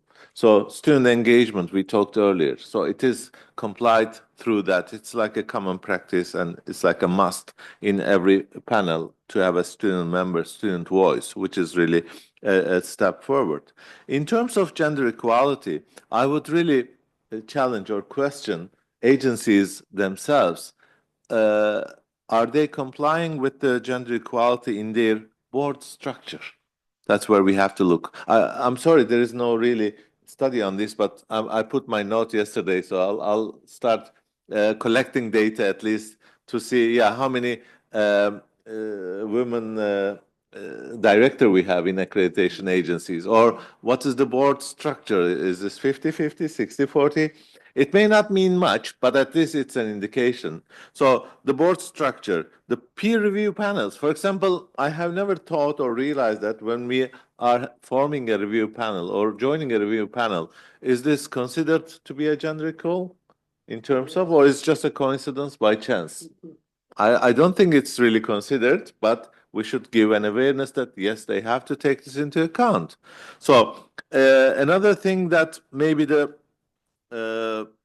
committees, it's called QAC, Qualifications Committee, which really testifies the reports and send it to the board. So that committee structure is also, whether it is concerned with gender equality. When you come to the administration of the agency, likewise. So these are the layers that agencies should really consider having their gender equality balance in this system. Then they can reflect these into their standards and guidelines and ask higher education institutions to comply with it. So that could be a sequence of hopefully some progress. Thank you. Yeah. So with respect to accreditation, the first point is accreditation bodies, whether private or public, they have lots of impact. They have lots of influence. And I know this firsthand. I've seen, few changes in the accreditation system, what big impact it has. So that's why the relevance of including metrics and that itself would have a change. And I've also seen how metrics, again, that's something additional that they would need to include. But I've also seen how the very fact that the rector is involved in asking the different departments and different faculties, please give me this data, that creates awareness. And that, again, is something implicit that I think has a big impact. Having said that, again, context matters. There are places where there are more women than men. So does it mean that it's not gender equal? And the same thing with you mentioned panels. I would not personally, I have a very recent case of somebody, the top university in Austria was recruiting PhD students. They were paying very well. They had only 2 slots. The salary is more than most professors. That's what and so somebody I know was applying. They said, well, probability is very small because there's really only 1 slot because you're a man, there's also already there have 2 women. So sometimes we exaggerate. So I think we should also have this balance that it's great for that, but what is the real focus? The real focus is excellence. Yeah. Can we have both? Sometimes we need to have this measure. Otherwise, we would be creating false systems and we're going to force things which are not, in the end result, is not going to be excellence or impact. It's just we are checklist on the metric that 1-to-1. So I just think this balance is required, and that's an additional point I would like to add. Yes. Can I say something there?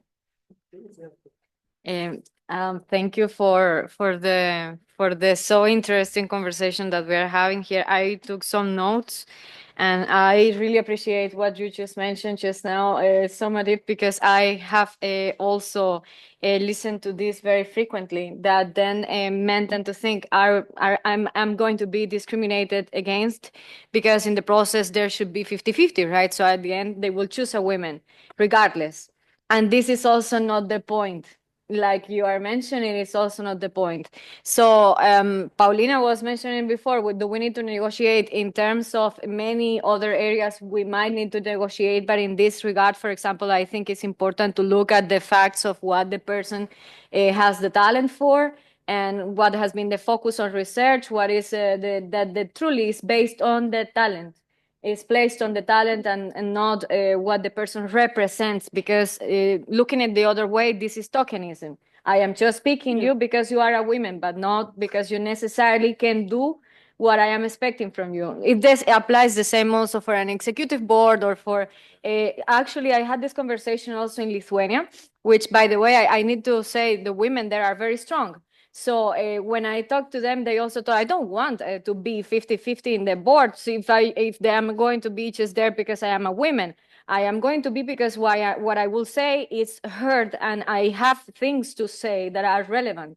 So in this regard, I think the 50-50, yes, we use it at some point as a starting to open the door and start the conversation, because there was not a conversation at all about this. And now we do have women CEOs, women directors, women in boards, women in peer reviews. But yeah, just one comment about that. Then also about the added cost.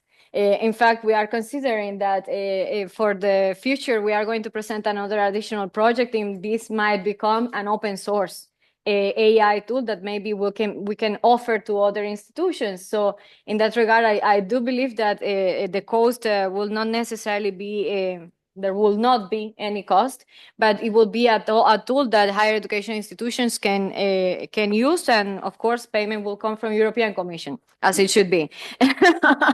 So then, regarding, for example, the STEM education, I totally agree with you, Dr. Sodimap, because I believe that the world is going to change as we know it, and it's going to drastically continue to break, to make the gaps bigger and bigger every time.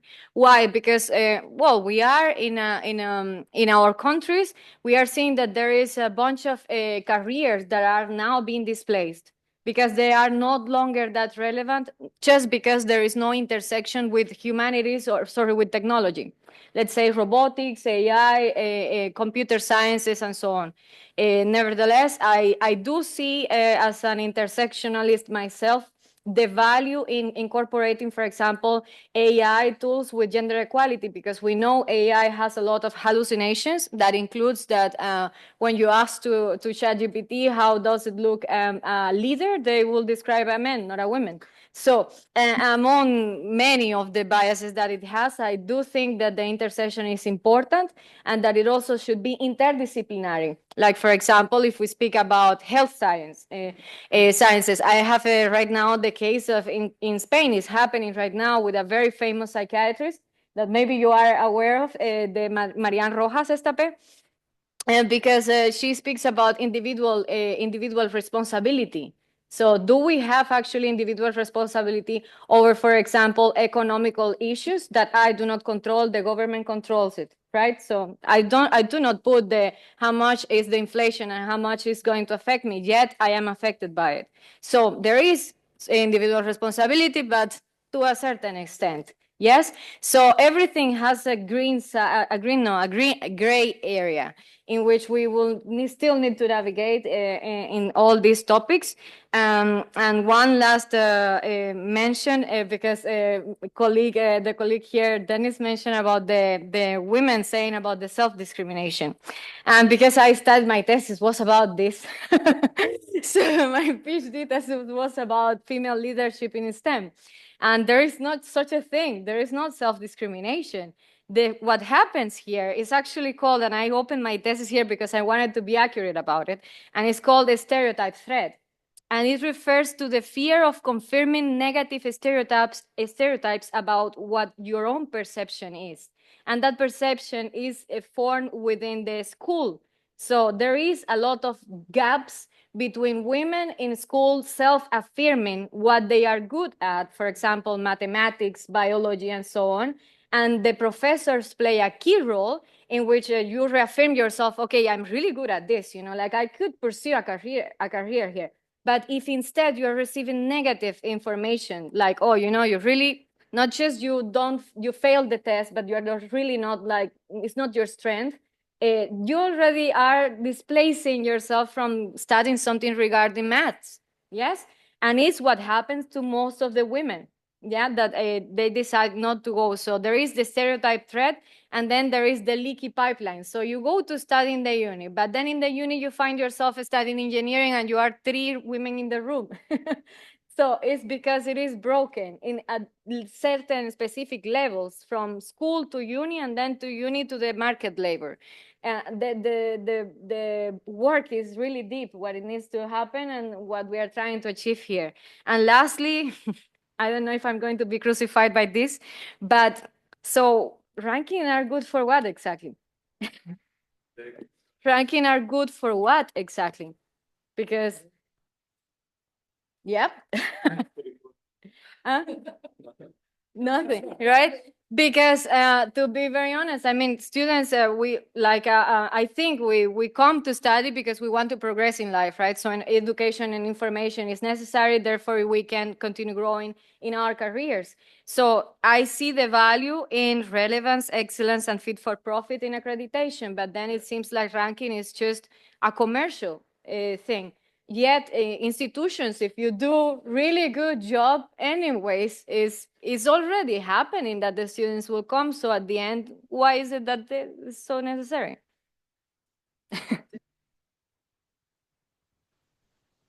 I see that we have a very engaging and interactive discussion, so I would like to open the floor to questions and comments from everyone, including our participants online or someone in the room.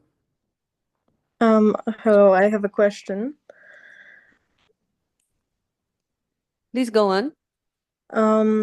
Because you guys were talking about AI, that when you're asked an AI, who is the leader, that it's describing a man, and also a lot of people right now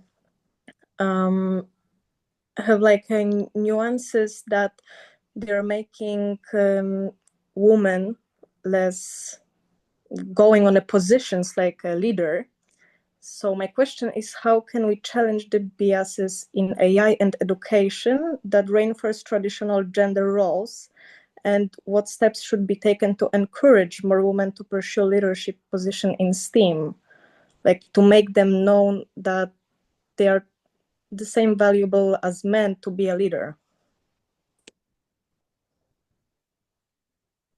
May I just pick this up on your first AI question? So I do research on AI in management for many years. I talk about it. So the AI we are talking about now, there's lots of biases, but there were lots more last year, and there's going to be a lot less next year. So we have to take that into context. And I believe that the AI models are improving so fast that this will be increasingly less relevant. And it's true not just for gender. There are lots of biases in everything. And so that hopefully is going to be a lot less, which also makes it much more dangerous because it'll be a lot more difficult to figure out, for example, when we are talking about these PRT reports, who wrote it? Was it the PRT member, or was it? So as the quality improves, it also, so there's a danger or dark side as the quality improves. Getting to your other question, which was about STEM, that's something that I think every national, so Dennis spoke about in Latvia, each country has its own initiative about improving how can you make more women. But I really believe that real place is in the high school, okay, and lower schools, lower level schools. That's where you really feel that there can be impact. And societies which have invested in these, you can see the difference. Those who have not in a university may often be too late because they've already made their options. They feel that maths is not for me or science is not for me. I believe few role models are going to make a difference. I come from, in Portugal, Ronaldo has far more impact. If you do a Google search, people know more about Ronaldo internationally than they know about Portugal. So I think what a few good success cases is going to have a big impact in the local and the national system. Now, how does that happen? I don't know, but we are talking about how we can make that happen. Yeah, maybe I can comment on the AI part because as a business professor, I don't want to go into STEM, so my colleague already mentioned. Now, the AI is the technology, I would say, is changing the values of higher education. And the International Association of Universities last conference in Japan, the topic was about this, changing values of higher education or universities, which really is true. And during that conference, and there was an Oxford professor, and he made a really great speech. And I'm fortunate to say that he didn't mention much about the technology. So I asked him a question. I said, "Thank you for all these, but how about AI? Because technology." And he said, "Oh, this is a long topic. We have to discuss later," and he just skipped it. But I think it is a reality. So it is there. We are already in it, and AI with this new engagement is changing the values of our society as well as our institutions. So from here, I'll connect it to, let's say, robots. And the robots doesn't have a gender, isn't it? So it is neutral. So even through the engagement of AI, gradually we could come up with some more gender balance issues or gender equality in our practices. So that could help and support. So I truly believe in that. So therefore, we have to push for the technology and AI engagement. So from here, I would like to reiterate about this model, the DMA. I think it has to be implemented through AI. That will have a great impact, not only on accreditation bodies, but also in higher education institutions as well. Thank you. Plus, add something. Yeah, I meant to be passive observer, but it's so provocative that I want to engage. Yeah. So first of all, I want to tell regarding hallucination. Yeah, just recently the new AI came out, 4.5, and hallucination rate dropped from 61.8% to 37.1%. So it's more than 25% hallucination rate that dropped. And I was just researching regarding the biases that it has, and it's normal that it has biases because it was programmed by the men who are between 25 and 35. So it's yeah. So it's like in a way normal. Yes. But and then I wanted to check regarding what you said to describe typical leader. And what I did, I asked him on both languages, Croatian and English, and the answers differ. Oh. So he's less biased on Croatian than on English. Yeah. Because when he was mentioning the leaders on English, he mentioned 3 of them, and one of them was female, Angela Merkel. Cool. Because he said that for business leader, he mentioned the CEO from Google, for political leader Angela Merkel, and for sport leader Lionel Messi. Not Ronaldo, unfortunately, but nevertheless, yeah. Oh dear. And yeah. And in Croatia? And in Croatian too. Cool. Two. Yeah. And he mentioned completely different. For political leader, for example, he didn't mention Angela Merkel, but Nelson Mandela. So the answers, as you said, are evolving. So we shouldn't take it for granted. So something that used to be 3 months ago is not anymore the case. And it's so fast evolving that I think we can't ignore it, in any sense. Sorry for interruption, but I had to say it.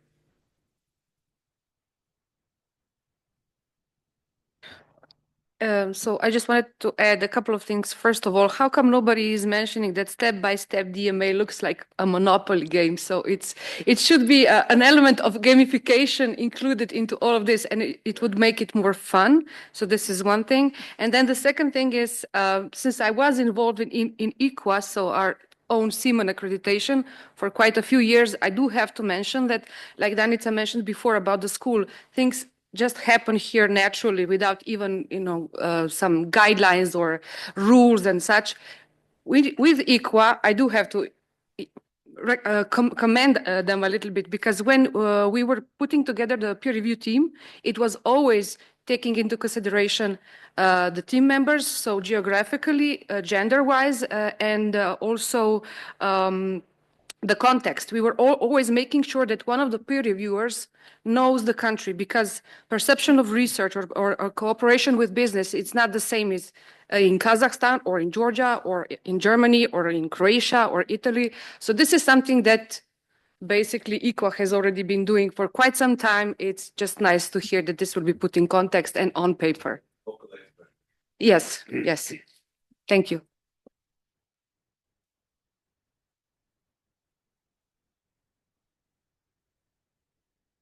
We are talking about the commissions. Usually they do have students, but their role is like something that is like pushed away. So basically, we are crafting something for the students without the students, and that also doesn't make sense. I would like to add something to that quickly, because it is true what you just mentioned. We need to hear from them. So it is important to do focus groups and not just maybe surveys, because in surveys, sometimes people are not that open to speak about the real experiences they are having. So to be able to do this in a safe space where they can, mention all the difficulties they are having, whether it's, I don't know, even transportation to get to the places where the institutions are, or the access to be able to pay for the tuition fee, or I don't know, maybe even opportunities. Some of the students really want to work already in academia, or have some interest that could be, interesting for also opening up internships and so on. Many areas that could be improved and that could be taken into the interest. And another additional mention towards the topic on how to be more, how to invite more women into STEM, is to be more vocal about it. I think what we are doing right now definitely helps. Not only that, if we can participate in other spaces that are even more political, of course, not necessarily focused on only education, but also more political. It is important to be political about it, because the act of existing itself is political. So everything we do is also mediated by the laws and the public policies. So I think it's important to consider this into everything we do. And in terms of the AI, just to add one last mention, I think what you just mentioned now about the hallucinations that are changing and everything, I also think it's important to train the AI. So I do encourage that students use it. Although at least in the institution I collaborate right now with in Lithuania, they do have a policy on how to use it. I think most of the students really do a mistake when using it, because they don't know how to use the citation, or how to effectively not just like copy paste. So they will fall into plagiarism very easily, just because they don't know how to use it properly as a tool to support themselves for writing something. And this will challenge also for PhDs the way on how we are the creation of knowledge, because basically you can write a really good prompt and it will write a whole paper for you, right? So the validation on citation and everything, it's quite tricky. And I think, of course, it is important that we still continue to use what we have been given, no? To create new interesting intersections with technology and humanities. Thank you.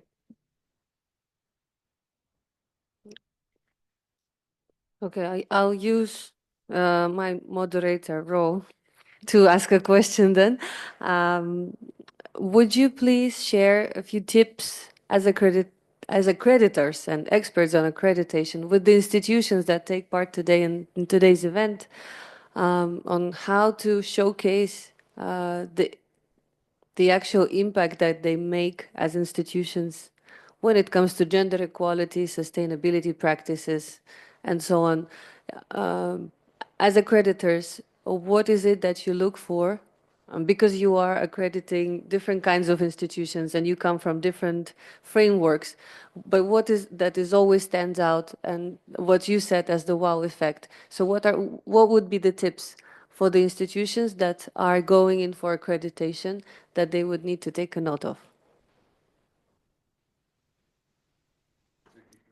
Well, thank you again. Yeah, it's a very good question. So one of the tricky bits about evaluation, accreditation is how do you measure? It's not enough just to say, but you have to measure. So this framework is a good starting point. So one thing, you can have always metrics. So we already have in CEEMAN, we have some metrics, global metrics we look for, and it forces the institution to actually look for that. But I personally, I'll try to move beyond that. For example, if it's enough, and I think, although I ask these questions, if it can be institutionalized, it would be easier, which is give me 3 cases, for example, of SDG, how is it implemented in research, in education, and technology transfer. So I don't want to hear everything that you do, that how you put this in your syllabus, because they always do say that they do it, and there's no way I can actually see that to what extent it has an impact.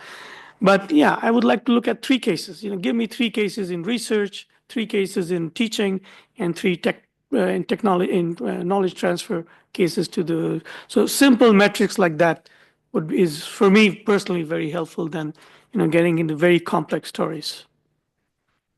Yeah, I think it's really an important topic, but as being an accreditor, peer reviewer for almost 20 years now, based on my experience, I would say that there are sometimes written standards, but no practice. You can feel and observe it. And there are sometimes real practice, but not in the standards. So this is the reality of the ground. But in terms of rubrics or metrics and standards in the practices of their day-to-day operation, as I said, it's not maybe specifically written, but it's injected in different parts of the policies and procedures and practices that they have. So we can, when we go through the documentation, we can spot them and maybe align with GE. However, as experts or as accreditors, we don't have that awareness. So it's good that you are giving this to us now.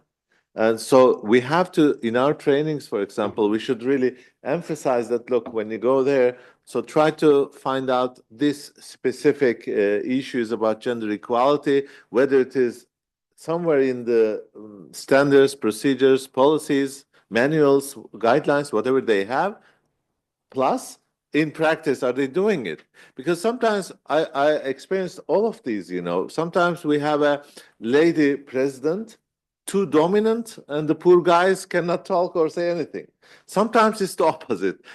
At all levels, it's not only at the top level, but could be a faculty level or a department level, or in the admin staff when you go to HR or in the international office, it's the same thing. So therefore, personally I experienced and I'm looking is the feeling, the sense, and the presence of it in practice. You feel it, that there is an equality, not only in terms of gender, but in terms of in many areas of work practices. So that's more important. Of course, at the end of the day, yes, as we discussed yesterday, some part of it, it's not a specific standard in our rubrics, but it is bits and pieces in all parts of our standards and guidelines. As an expert or accreditors, we have to bring them on a bulk or make it on a GE under GE heading and value it accordingly. I hope it explains.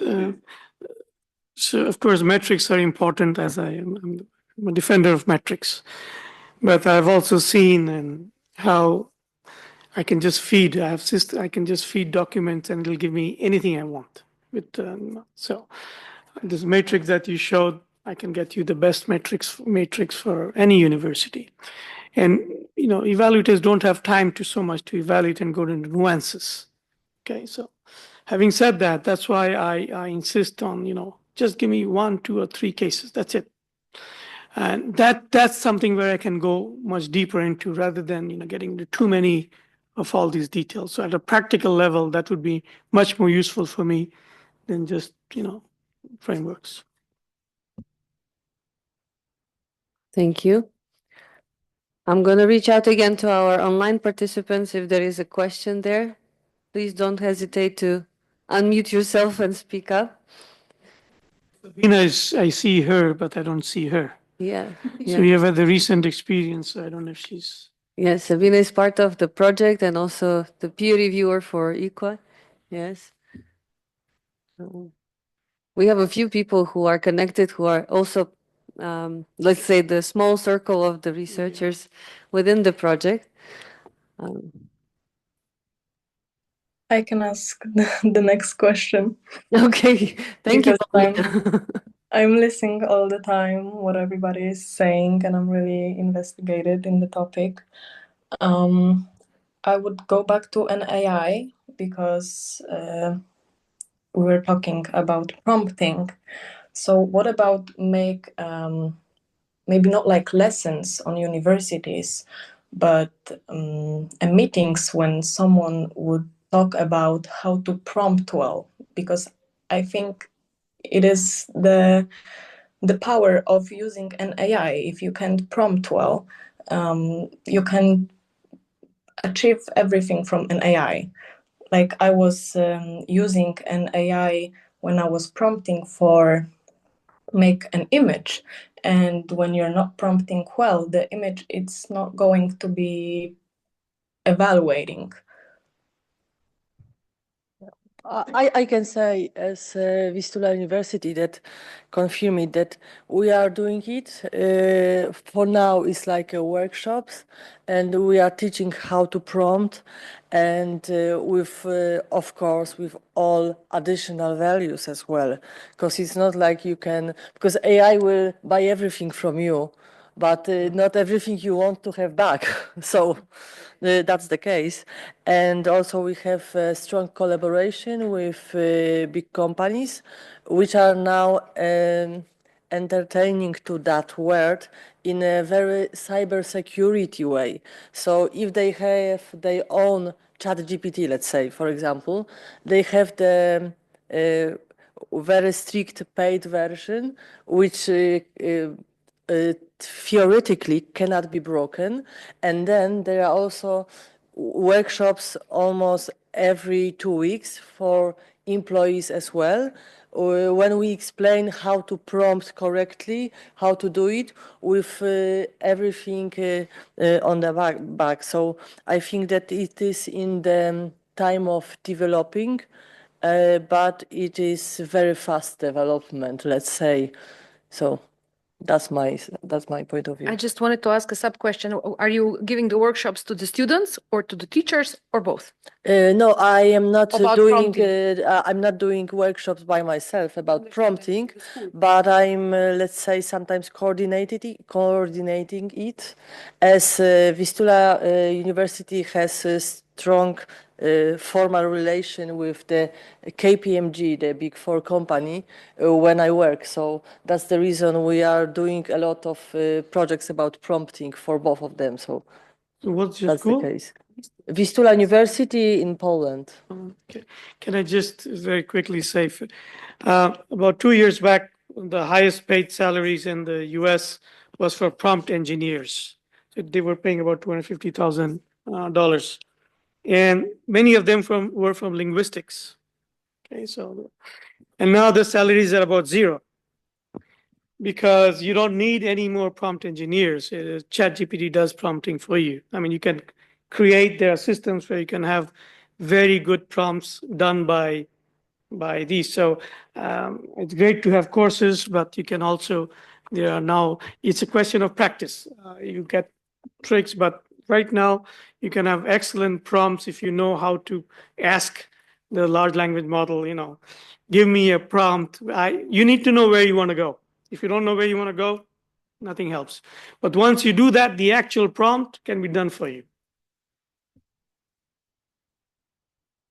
I would add something more, because also we can build, and we are doing it, the databases with prompts ready, which are prepared by the students, or in the companies it is prepared by the employees by themselves, but there is a special, there are dedicated special places when you can record the prompt and everyone can use it. So it's like with all the knowledge we have, if you divide it, it is sharing and there is more and more knowledge among us. So I think that also you can, as the professor said, also you can ask about some guidelines how to do the prompt. You can ask also AI for that, how to do the prompt for you. But as well, if you have the human being minds in the middle of it, then you have very fruitful solutions. And no, I think I even can say that from this year, we are starting to earn a lot of time, so as money as well, thanks for good professional prompting. So, Paulina, I hope that's okay. By the way, LGU has some of the best computer scientists in this field in your university. And this afternoon, I have a meeting with one of them because we are actually creating a model, a small model for us. So, you know. Maybe just quickly add, we also have several different kinds of workshops and education in place on use of artificial intelligence, both for students, for lecturers, and for all employees, which we see as extremely beneficial, not just on prompting, but many different kind of aspects. Why? Because I think it's crucial, whatever we are talking about, be it use of AI, sustainability, gender equality, it's most important first to understand these things, what they are capable of, what they are not capable of, how you can operate with these. Goes for all. For us, it was, I mean, for me, it was really nice to see it was actually professors who are here very active, that they themselves, as soon as we've learned about ChatGPT and how it's gaining its popularity, they started informing themselves, they started sharing whatever they learned, interesting articles, tips with other professors. So it very quickly was informed around what they need to be careful about, how to talk with students about it, and so on. But you also need to formalize this process. But yeah, also would, if time permits or if the moderator permits, very briefly connect to relevance. And to me, I think what enables us to talk nicely about relevance is the ESG, the two ESGs that we've, I think, came to learn that are really important in the context of these conversations. So the ESG, as was mentioned already many times today, as European standards and guidelines, but also ESG in terms of environment, social, and government, so a term that we know in sustainability. Why? Because I think, again, both of them really, really focus or need first the context. The first need I don't know how to call it, relevance. They need to understand how they are embedded. They need to understand the needs of the society, of environment, and based on this, react and form their activities, their strategies, their operations to be better. So I really, really appreciated that something like the double materiality assessment showed up in the context of gender equality assurance because it doesn't only just support well this side of it, but it also helps institutions, business schools or other institutions better understand their embeddedness into the environments, better understand the expectations they have from relevant stakeholders, whoever that might be, and they better understand their roles and their impacts they play within this ecosystem. And based on that, they should structure their responses. So I think it is crucial for any kind of accreditation bodies or accreditation standards to focus on that aspect, not to design universal standards, but to, at the end of the day, I'm sorry, I'm meandering around, but at the end of the day, accreditation, I don't think it is, but we often forget that it's not just about ticking boxes. It's not about a certificate of quality. It is first and foremost a mechanism and a process that can help you improve throughout the time. And I think if that would be at the forefront of schools tackling with accreditation, it would make all of our lives much easier, and it would prove to be, at the end of the day, much more impactful. One more thing, 5 seconds, because now I just opened this the source of the AI, and I have found that in the first row, the persona, because after constructing the prompt, correct prompt, you can also build the persona, the bigger thing, and it is very useful. And the second persona in the first row, is thinking beyond borders. It's very ours, you know. And there is explanation that you are experienced compliance manager, your specialization is managing individual, personal, income, and social. So there is not only things about law,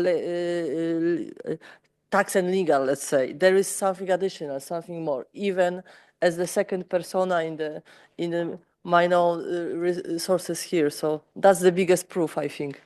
It is working.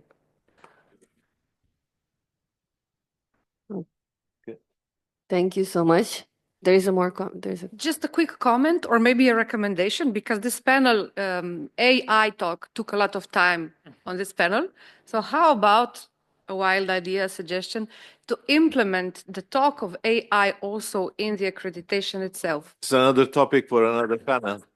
We discussed this a lot. I mean, very important. Yeah.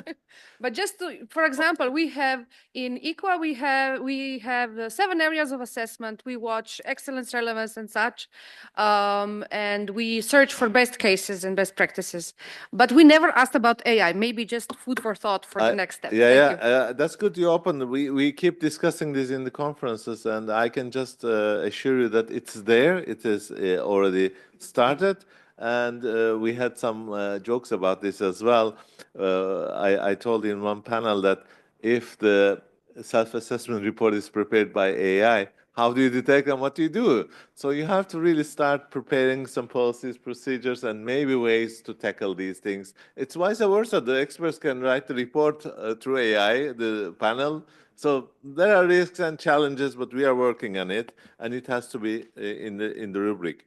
This is really important topic, but maybe another discussion, another session. Okay, just to conclude, maybe a few wrap up with inspiration from my colleagues. To conclude about rankings versus accreditation, I have to say something.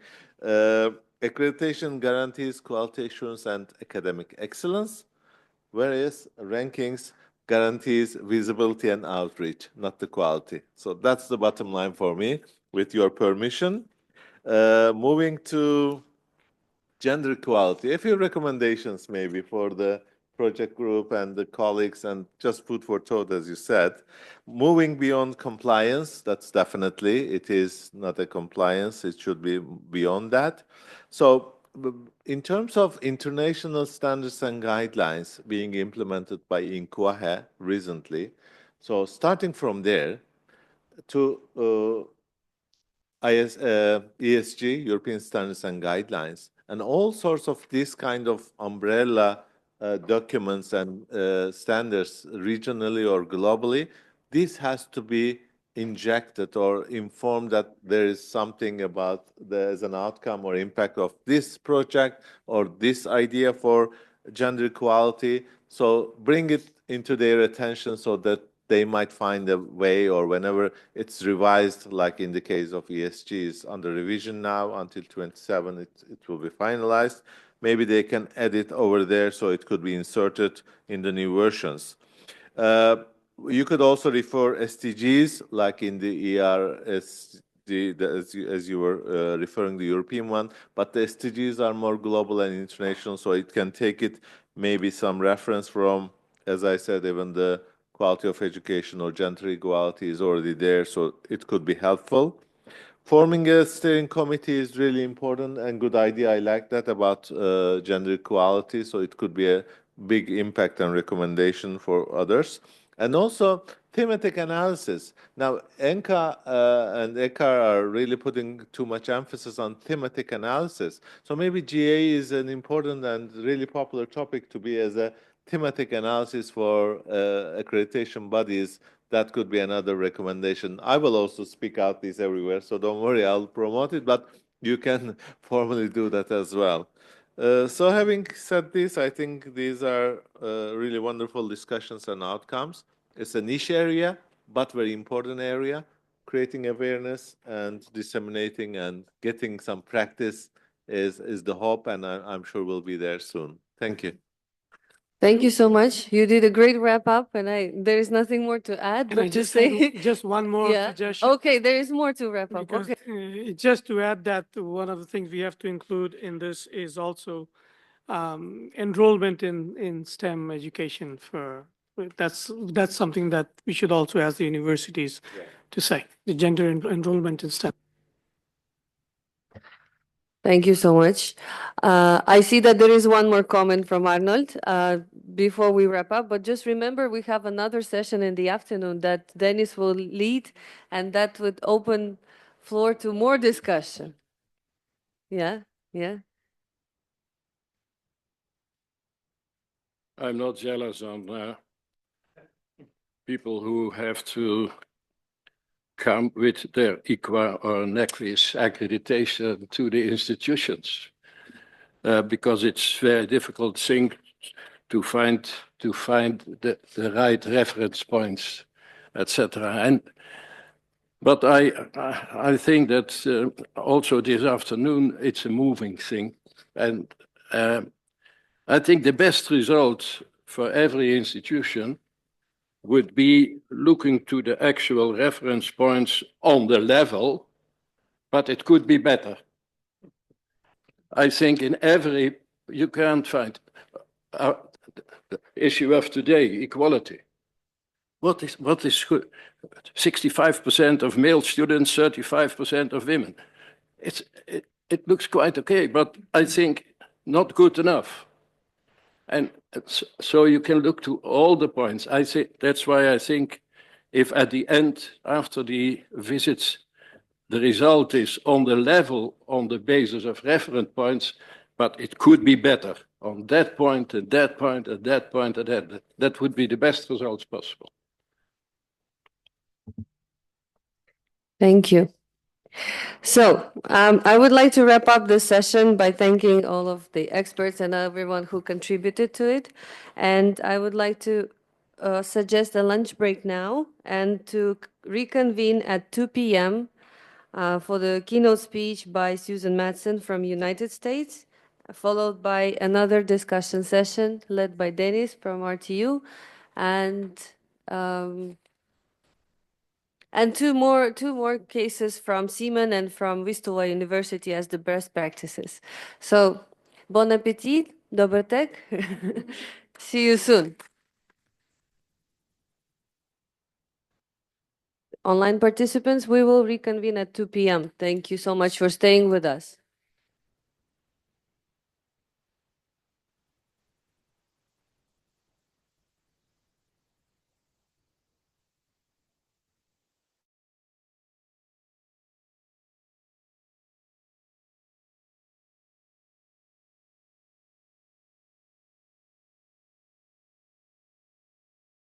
Thank you so much, Danica. Thank you. Well, welcome back after lunch, and thank you for all of our online participants to staying with us through the whole day. I know it's hard to be online and to contribute. I'm very honored to present our keynote speaker of this afternoon, Susan Madsen, the founding director of the Utah Women and Leadership Project, and the inaugural Karen Haidt Huntsman Endowed Professor of Leadership from United States. It's a pleasure to host you online, and I hope we have the opportunity to host you in person. So the floor is yours, Susan. Thank you, and I'm glad I can see a few of you. It helps. There we go. I can see more your little faces, but and Barbara, thank you for turning on your camera. That helps me have someone to look at close by.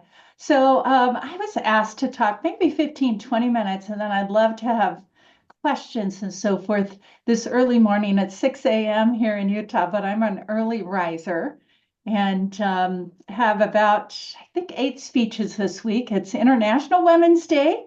later this week, and Women's History Month, and some different things in March. So I love this this month.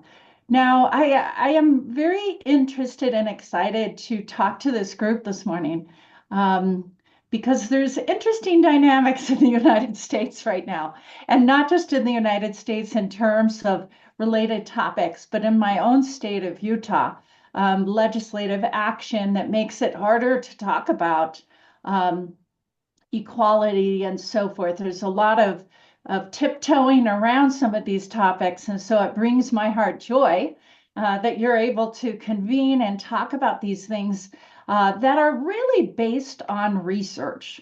And so that's what's hard for me when decisions are made that are not based on research. And so I have a few slides I'm going to put up and talk through some of the things that are on my mind this morning, specifically around women. In fact, let me share my screen here. There we go. And just share some of my thoughts on the importance of equality for women and in academia and so forth. I've studied women in leadership generally for decades, and have a lot of studies on women in higher education. Specifically, 2 of my 9 books are related to women and women's equality and women's experience in academia. And so I've had a lot of background there, but I study the issues around bias, around unconscious bias, around those kinds of things as well. And so I'll just share a few things that have been on my mind, and then hope we have a little bit of time for interaction and questions and so forth. The older I get, the more blunt I am, the more direct I am, as I work really a lot to try and help people understand and move change. And so it's not just understanding. I'll talk about that in a minute. Raising awareness, raising and educating people is one of the first steps. But we know from the change research that there's many other steps. I don't get into I used to publish in Readiness for Change, which is an important area that's different a bit from just change models. All of those are important to understand, but that raising awareness, that education, that learning component is so critical. So I have a couple of blunt slides here. I've been thinking with the dynamics that we're experiencing in the States right now, I've been thinking a lot about these 2 words, these 2 slides. The first one is the status quo. There is a status quo, and it is generally for decision-making, for leadership, it is masculine. And there is power, but it's often those 2 words, sorry, flip back and forth too quickly there. Those 2 words are invisible to a lot of people, and not just men, women too, sometimes women too. But that undertone of moving naturally back to the status quo makes change hard. And understanding the power dynamics, and I'm sure this has come up already this morning for you, but understanding, I'm working in this space every day, is to try to get people to understand the power dynamics that are there all the time and invisible to some people. But I want to be clear, based on research, that we don't see things as they are. We see things as we are. And so when people, and this research, shifted 20, 30 years ago, where people say, well, I don't see gender, I don't see race. What we know from the research is there is no gender blind. There is no race blind. There's no ability blind. We all have biases. And even if we say, well, I hired this person based on their qualifications, we know that most of what we do, what we think, is biased, and most is unconscious. The research around that is profound and supported. And so when we talk about these topics, we're not just sharing opinions. We're actually talking about decades-long research that I've been working in the space of women in leadership and women in discrimination for decades, and I have bias with gender because you can't get rid of all of that.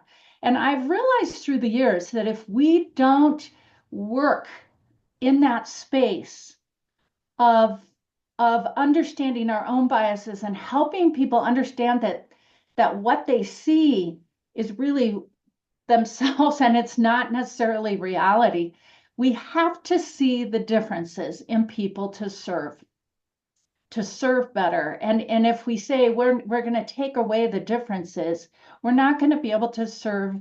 And so this is an underlying thing that's so important. That's why the change that you're talking about today is so critical. But intentional change, deliberate, strategic change is critical. And therefore, I'm so glad you have this group because change, I've been studying change for decades. That's one of my areas, more than decade, well, probably 4 decades, and have realized how interesting and how deep and how subtle in some ways understanding change is. What we know is this cartoon I use quite often. What if we don't change at all? Does something magic just happen? And what we know is no. The culture is often invisible, it's there, but it takes that back to this intentional, deliberate, strategic change. And so that change in the area of gender equality is sometimes a painful process to get there. And but understanding, working as you are, it's just not going to magically happen. And one of the models that I have used for years, and you probably know this book, it's been around for decades and a few different things. This one for probably 3 decades has been something always in the back of my mind when I work on change. And I work a lot in that number one, urgency, talking about that. That's number one. And I keep working on that in the work that I do, even though I'm like, we need to get to the next one, creating that coalition, but still helping people understand that number one. But the reason I'm putting up this slide is really that number 8 is how do we do all of these things and change? But the goal is to anchor the new approaches in the culture. And I would love anytime to hear great examples of people that have gotten to that stage in the area of gender equality, because we're pulled, if we don't do intentional work, it just naturally goes back to the status quo. And so that is one thing I think often about as well. So I used this slide a year or 2 ago with a group.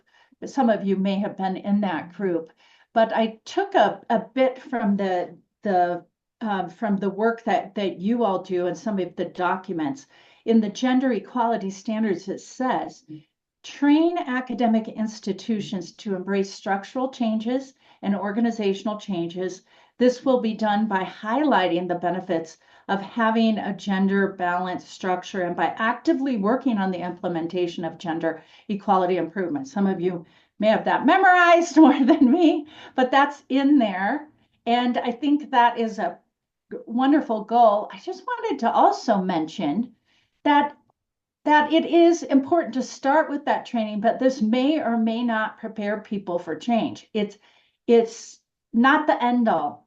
So we have to highlight those benefits.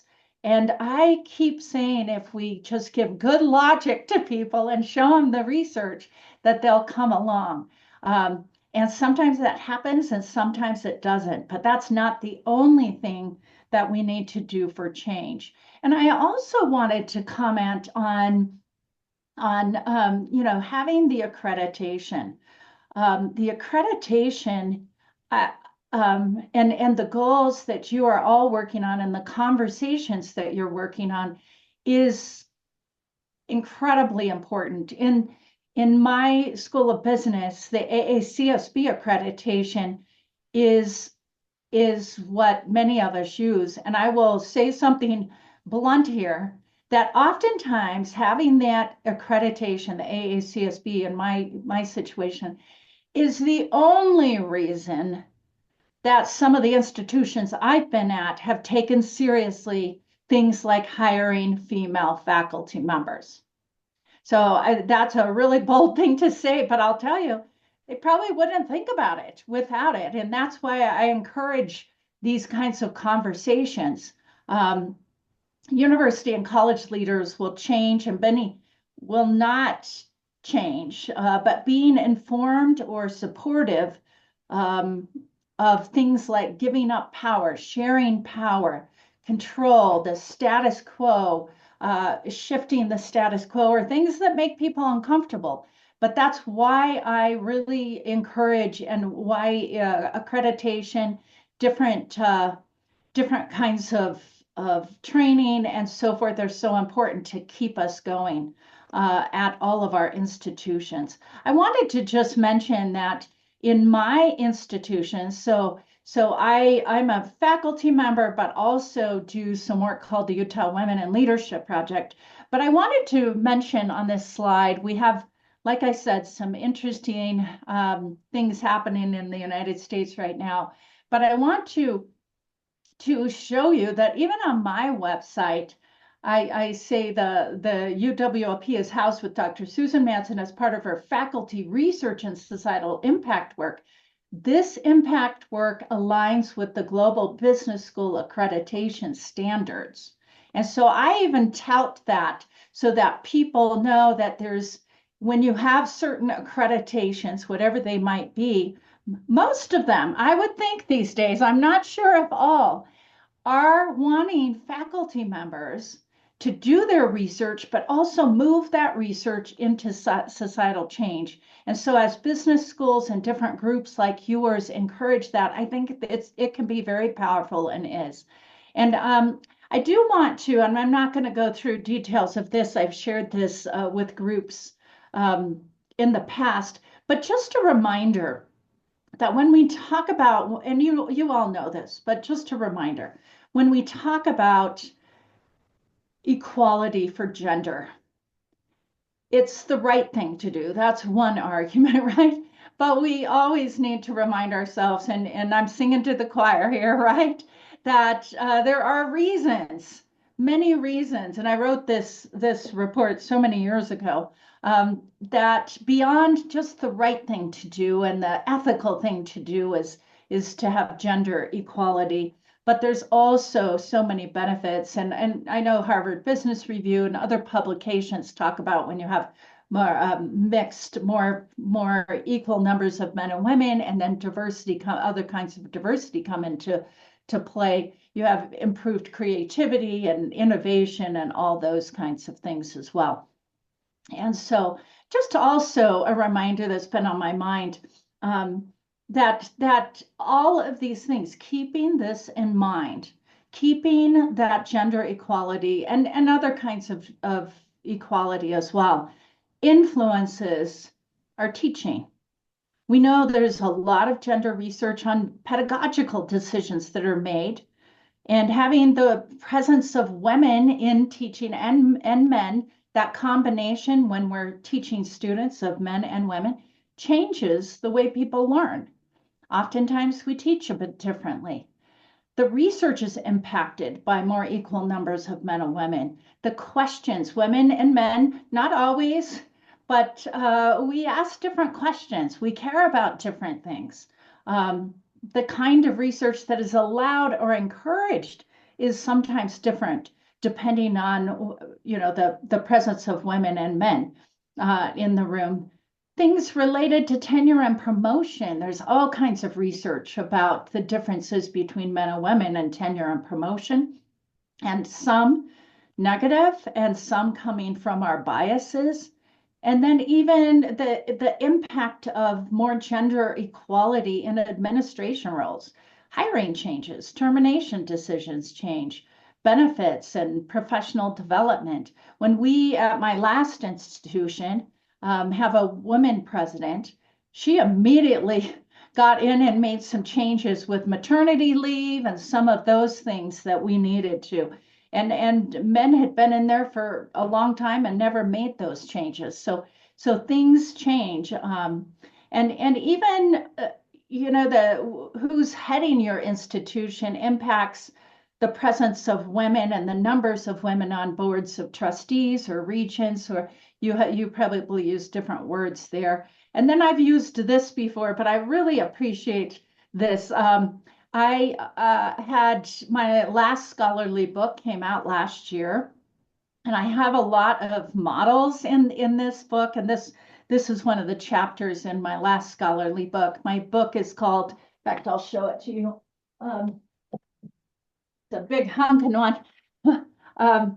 The Handbook of Research on Gender and Leadership. I have author groups from around the world in the best number from the UK and in different parts of the world.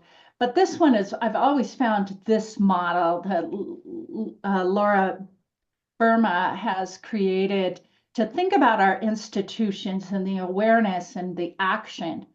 And looking at gender equality and where are we, even within like this quadrant, are we up here? Is our institution there? Low awareness versus low action. We could look at this with our whole institution or just a department or just our top leadership team of our schools of business or whatever it might be. Are we in this low awareness? I love these words, gender unconscious awareness, but low action. So consciously unconscious, high action, low awareness, unconscious bustle. So doing stuff, checking things off the list, and then this real high action, high awareness. I think this is, I've used this for workshops and had people come up and kind of wrestle through where their institution or their area or whatever it might be, or themselves or their leadership teams might be. So these are a few things as I'm thinking about the importance of gender equality, to be thoughtful, to use really good models in terms of theoretical models for the work that we do, not just making those decisions. I am in the mix of research and then taking things to action. And one of the things that there's a disconnect sometimes between the theory, between good research, and between the actions, and among, I guess, the actions that are being taken.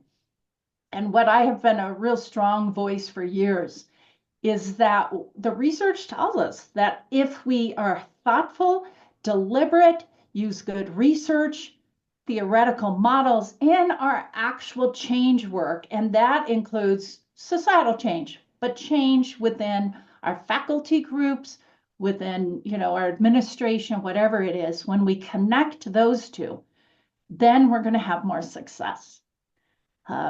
Just a couple more thoughts. I'm being a little more long-winded than I planned and wanted to make sure we had time for some questions, but a couple of my favorite quotes as of recent.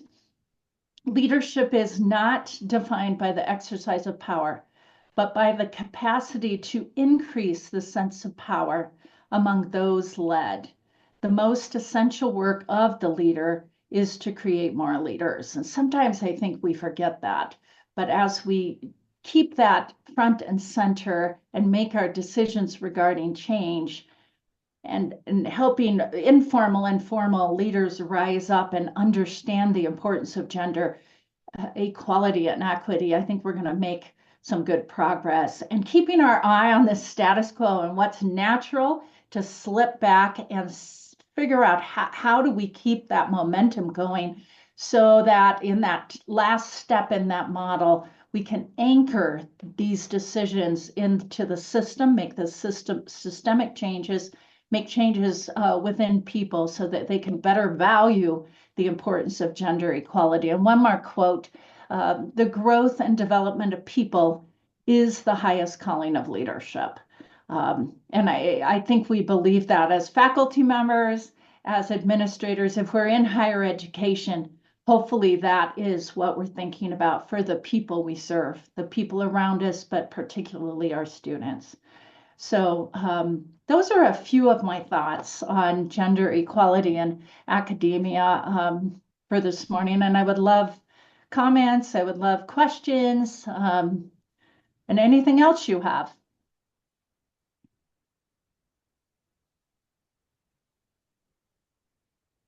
Thank you so much, Susan. And I open the floor for questions and comments. I see people taking notes while you're talking, so we should expect a few. Hi, Susan. Thank you very much. Really, it's impressive, and congratulations on the book. My name is Olgan. I'm an international QA and accreditation expert, mostly in Europe, but I have connection with the US as well. The quotation you had, the standard, was it from AACSP that you were referring? Yes. Okay, got it. Oh, wait, no, the one, Is are you talking about the one on the standard for gender equality referring? I It's fine. took that, I used this at the last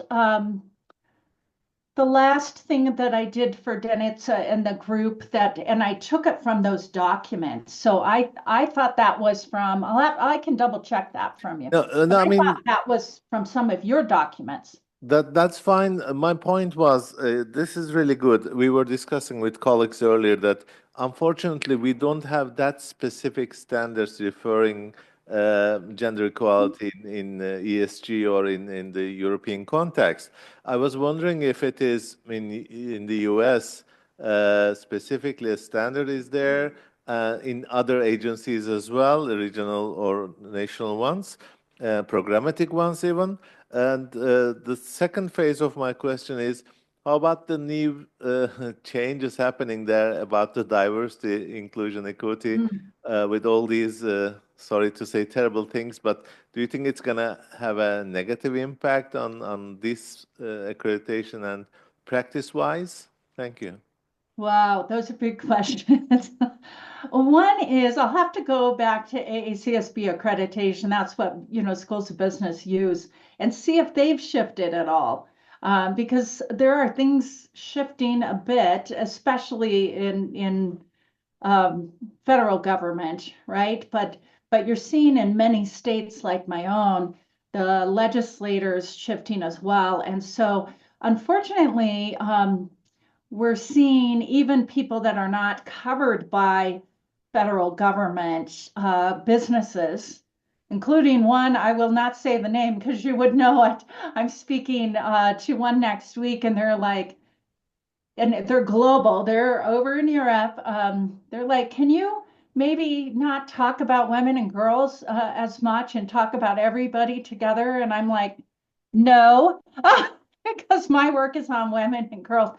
So my point is that in general, some of the climate that's is affecting some, it'll be interesting to see how it levels out, is affecting some of the decisions of even for-profit companies, corporations and so forth. So we'll see how that settles down. I know in my state, we had some legislation last year, which I'm embarrassed to say has shut down all of our women's resource centers and now even our women's clubs, like chapters, and even women convening. So there's some hard things. We're hoping things settle, but we'll see how that happens. And I'm not sure, I don't think AACSB has changed their standards, but I believe, and I should have gone back and looked at them this morning, but I believe they really have still this diversity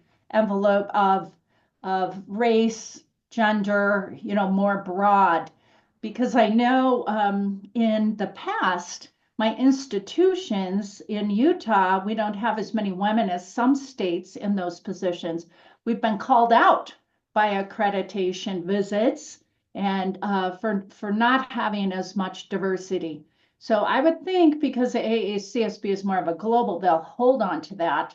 And hopefully other accreditations throughout the world will hold on to that because it is based on research. I mean, it really is.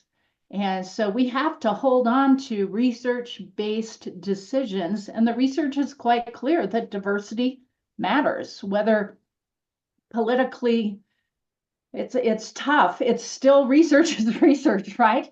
And so we'll see how that ends up. So I think I answered your questions, kind of at least, Yeah, in you reverse perfectly order. So perfectly we're did that. all a bit nervous, as No, you no, can imagine. I'll make another comment and just to support your case, and hopefully things will get better over there. I was in Washington last month for CHEA conference, so I'm in their advisory council. CHEA has been promoting and pushing for this diversity, equity, inclusion in the last couple of years, as you know. But some agencies, Yeah. regional ones, unfortunately, are not that much in favor, and sometimes they were even not attending to these sessions even this year, which is pity. So I hope this will not have an impact on the topic that we have been discussing, gender equality or any other type of discrimination, as you said. So it is getting a little bit an issue in the US among the accreditors as well, unfortunately, isn't it? Yeah. There's a real interesting, it's a conversation that's not based on a lot of research here. And so the research continues to tell us that the people with power and the status quo are not the ones receiving most of the discrimination. It's the people that don't have the power. And so even some of the basic things are not in the rhetoric, or not considered in the rhetoric in some of the decisions being made. So we're hoping things settle a bit, but it's my heart, it warms by talking to a group that is talking about this openly right now and knows and bases your decisions on the research. So thank you. I appreciate that comment and those questions. And just a short comment on the impact. Just a couple of days ago, I was reading on impact of Supreme Court's decision on affirmative action in 2023. And apparently the enrollment numbers of Black students currently are at the level as in the last time as low was in 1964. No. So, you know, more than half a decade reversal just through that. And that's one of the reasons I've been studying this change for a long time. It's so interesting that you can work on change and you can get things implemented, and it's shown that, you know, if we can anchor that, the better. But how quickly sometimes things can shift back to the status quo. And the status quo is who has power, and in terms of identity groups and other kinds of things. So that's I hadn't seen that. So again, my heart's been hurting in some ways, trying to figure out how do we keep going? How do we do the work that we know is right to do, and not just right, but based on good research.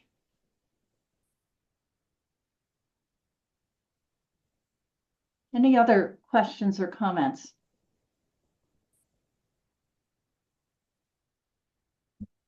I would like to. Oh, sorry. Okay. So thank you, Susan, for your presentation. Hi. Maybe you remember me because the first time I was blown away also by your first presentation ever that I attended, precisely in the context of equation project. And right now that I am here and I listen to you again, it reminds me of how all is advancing, yet, like you're saying, shifting away. And in this context, I would like to ask you on your personal perception more than professional. How are you navigating everything that's been going on in the US? And of course, how do you see is the way that maybe we can still continue to do somehow some relevant advances in the middle of everything?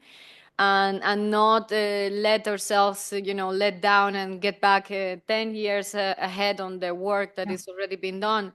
While I acknowledge, like you just mentioned before about the status quo, I think resistance is important, and in politics, to balance power, the same. So I do believe that the people that are working in politics and still showing off that they are not, in favor of the same values as the current president, is still showing that there is a strong part of the population that do not agree with the course of action that is being taken.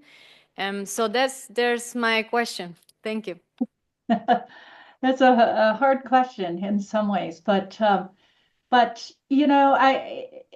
so we have national politics, but we also have our state legislature going right now. And last year they passed a bill, and it's called HB, or House Bill 261, that really has done damage in higher education. And what's interesting is because of my accreditation and because my work in Utah, and I have launched in 2023 a 7-year movement as part of my work called A Bolder Way Forward.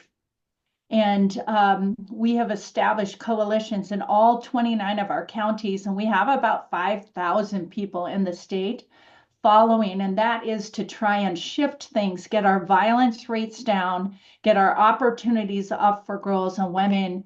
And it's a complex change model, a systems thinking model.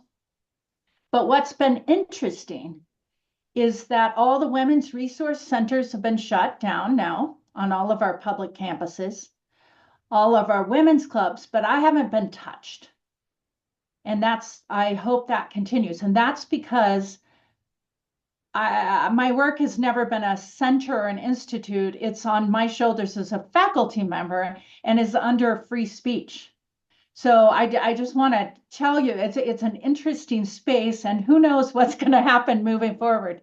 But I am using this accreditation as faculty are asked to do research, and we can have our own research agendas. But then we, ASCSB, has this part of impact. We need to impact in our research.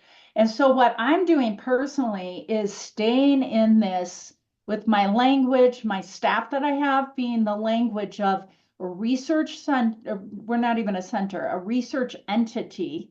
We make a big impact. And then through accreditation, we take our research to societal impact. So I'm right now, my work in Utah is in public institutions is the last women's standing. And I think we'll hold, but who knows?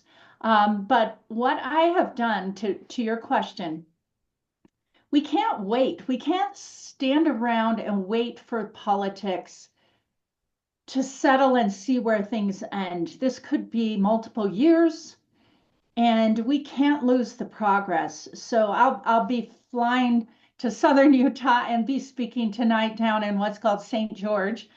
Great retirement place if you're interested. And I will still say all of my work is based on research. Tell people what the research is and encourage them. There will be a couple hundred tonight to continue to lean in. And I use my head, heart, and hands, all of them, to use compelling arguments based on research, but to put my heart into it, that we have to change things for the opportunities of our daughters and our granddaughters and people we love, women. And so I really use a combination, but directly to your question, I feel compelled to do the work I do. I feel deeply called and this deep sense of purpose to do it. And it is drawing people in by the hundreds and thousands now. And I just believe we keep leaning in and trying to secure and anchor the change in research and good theory and see where the things fall. I don't know if that's a good answer, but I don't think we can be in waiting, I call it, just waiting for people to settle.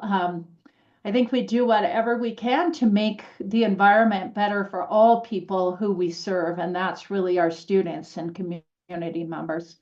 So I kind of maybe skirted that a little bit, but that's the best I have for this morning. Thank you. Thank you. It's been a great answer, actually.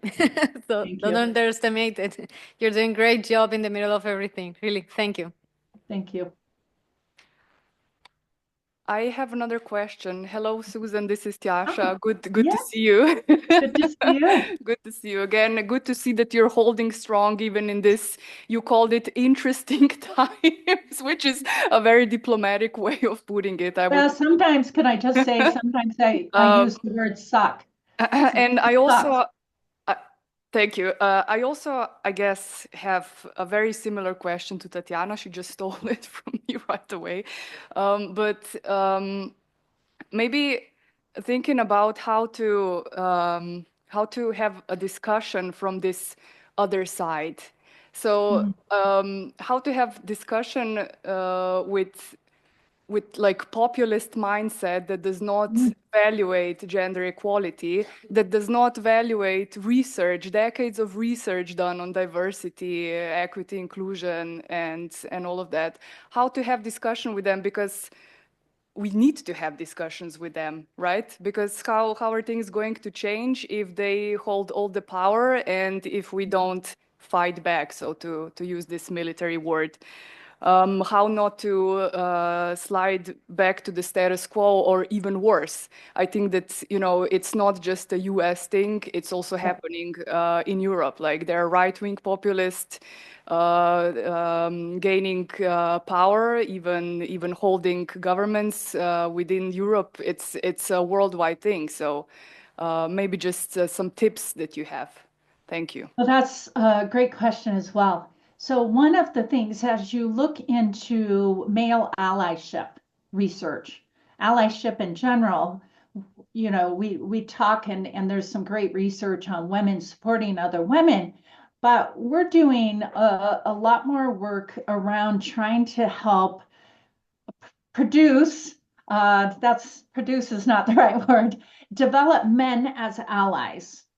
And so that piece right there is in my opinion, and I've done some research through the years, but we're continuing it, is to figure out how to bring in more men who understand. You've got men in the room here, and it really there's low-hanging fruit in terms of men supporting women, and in general, some of the people that are the men that are starting to get it, sometimes we as women can go and help produce the evidence, show, you know, have the good logic business case, and they'll come on board with that. But then there are people that are just going to argue about it. And I found that men approaching them is much better than women trying to continue. I think there's layers of things,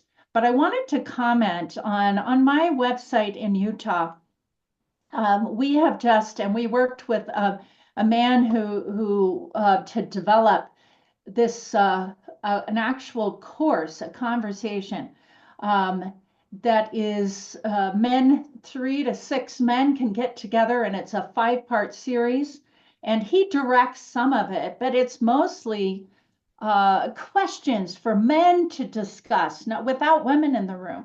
My point with this is, and anybody in the world's welcome to use this, it's free, it's online, is that what we've found is there's some men that are allies already, but there's a number of men that are quite a few that could be allies, want to, but don't know how to talk about it. It makes them nervous to get into the conversation.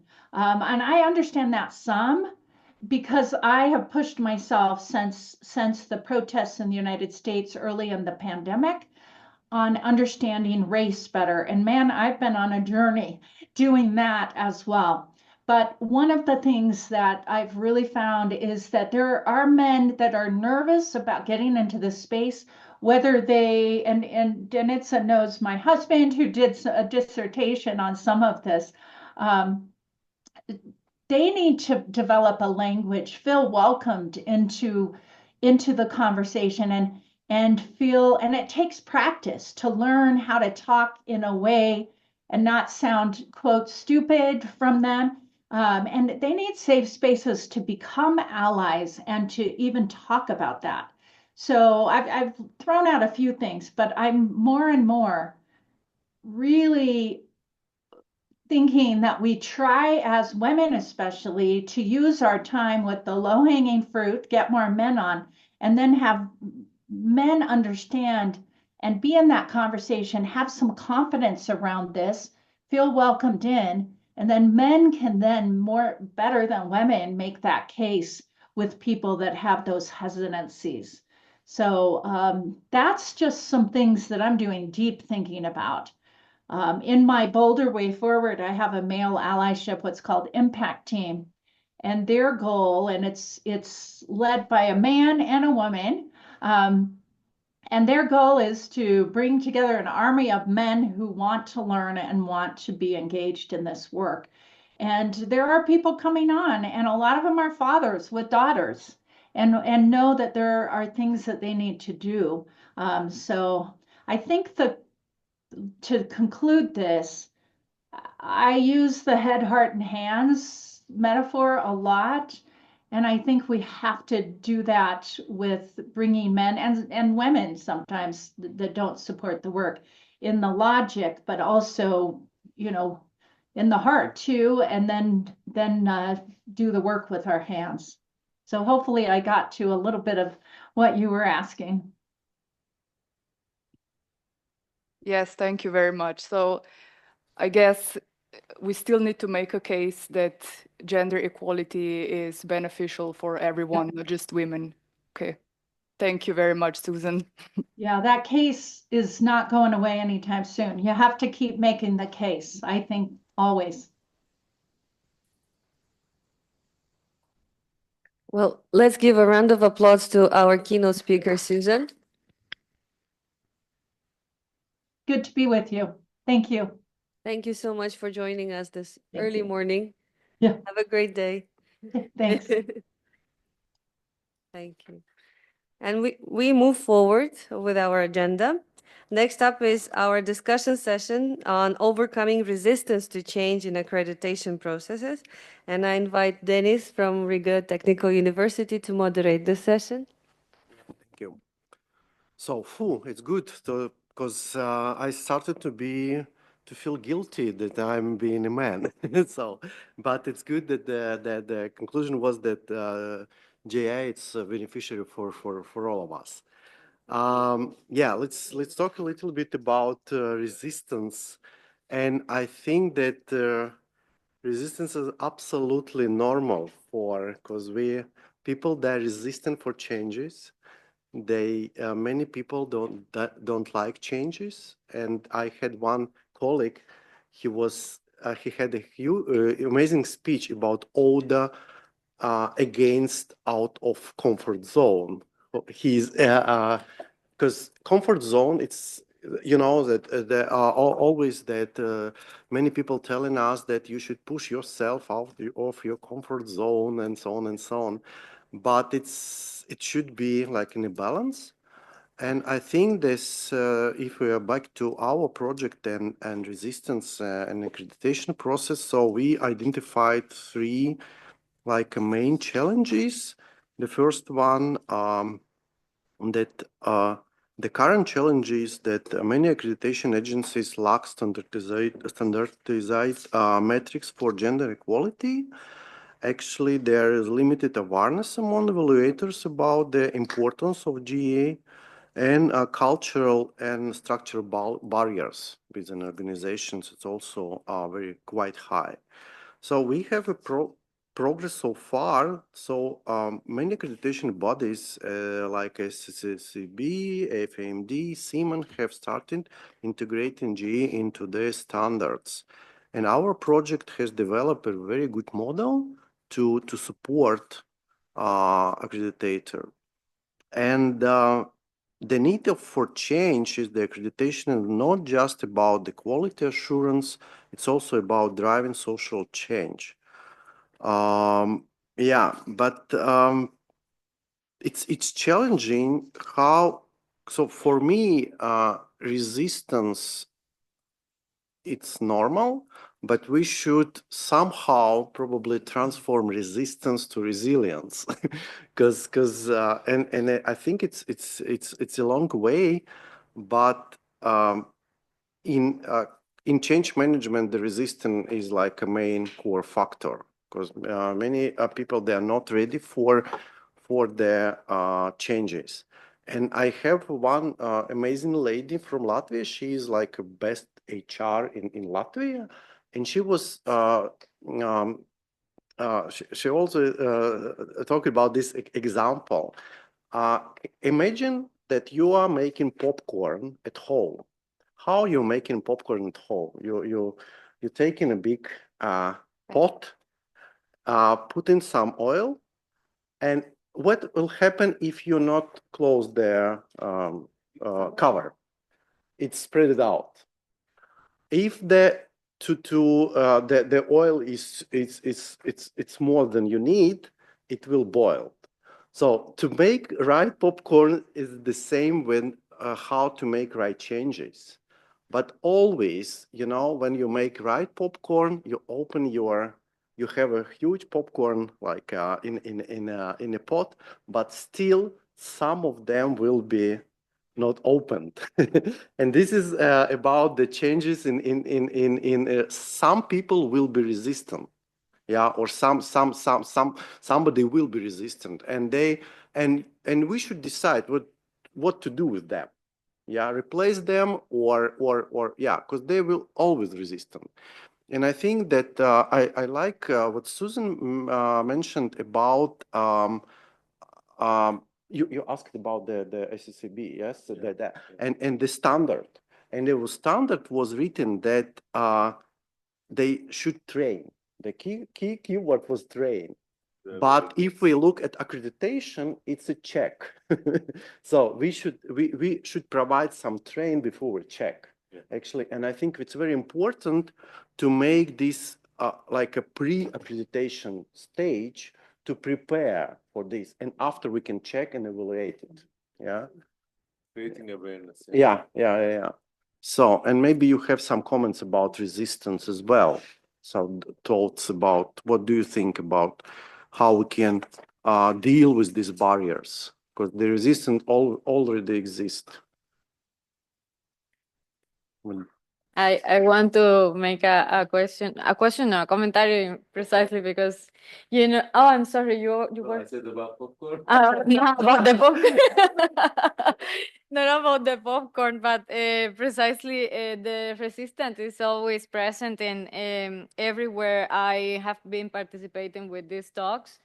Whether it's in academia or in corporations. And what I do, or what it's worthwhile for me, is I always mention that everywhere I am going, I'm talking about these topics, I do it on with an educational purpose. And that is my only intention. So I don't intend to suggest or convince to people that they need to switch their cultural values or to, I don't know, start believing that LGBTQ people and other communities, they need rights. I'm not convincing anyone. I just post the facts that is basic human rights that we should have access to. And I mean, it's kind of no counter reaction to that argument, because I mean, we all need water, right? So the same. If I need to go to study, why shouldn't I? Regardless of what is my gender identity, my expression, or whatever that I represent to other people. So in this sense, my navigation of the resistance is, first of all, to understand the common ground with the other person. So I tend to ask provocative questions that will help us to understand, you know, like just why do you think that they don't, or that they shouldn't, or just, and by the arguments, I tend to notice most of the time, sorry, that it's just lack of information, yeah? And also the social media, oh my God. It's the misinformation in the social media that makes people believe that there is, I don't know, 300 now genders that we need to consider, or all these kind of things that makes it more even complicated to crack the cookie, let's say, on how to implement it or how we should talk and then what we are doing is separating one from another and thinking that it's very hard to have a conversation with men or with, let's say, LGBTQ people, because I am crushing on eggshells and I'm going to offend somebody. And that is not the purpose. Precisely to be able to cross the resistance, we need to have the conversations so that we can cross past the uncomfortable conversation path, yeah? And that's it. It's not a special rights. It's just human rights. And in that scenario, I believe that, you know, every resistance I have faced, at the end, they are just like, well, yeah, that's true. It makes sense. Okay, done. I don't need to do more, because truly it's not like a religion. This is not a secta. This is just human rights. So that's how I personally, and as a professional, I try to manage like how to do this. Thank you. But how you can get that? Of course, you identifying some problems, yeah. But how you can ensure them that they start to believe that, okay, human rights, I don't care, for example, yeah. So how you can convince them that it's, yeah. I just how you can how you can convince them that they should understand? No, yeah, how, yeah, because it's not so easy. Yeah, of course, yeah, I understand that human rights, that blah blah blah, but I don't believe in it. More oil. Yeah, I understand the point, and precisely in the corporate world, I have faced a couple of those.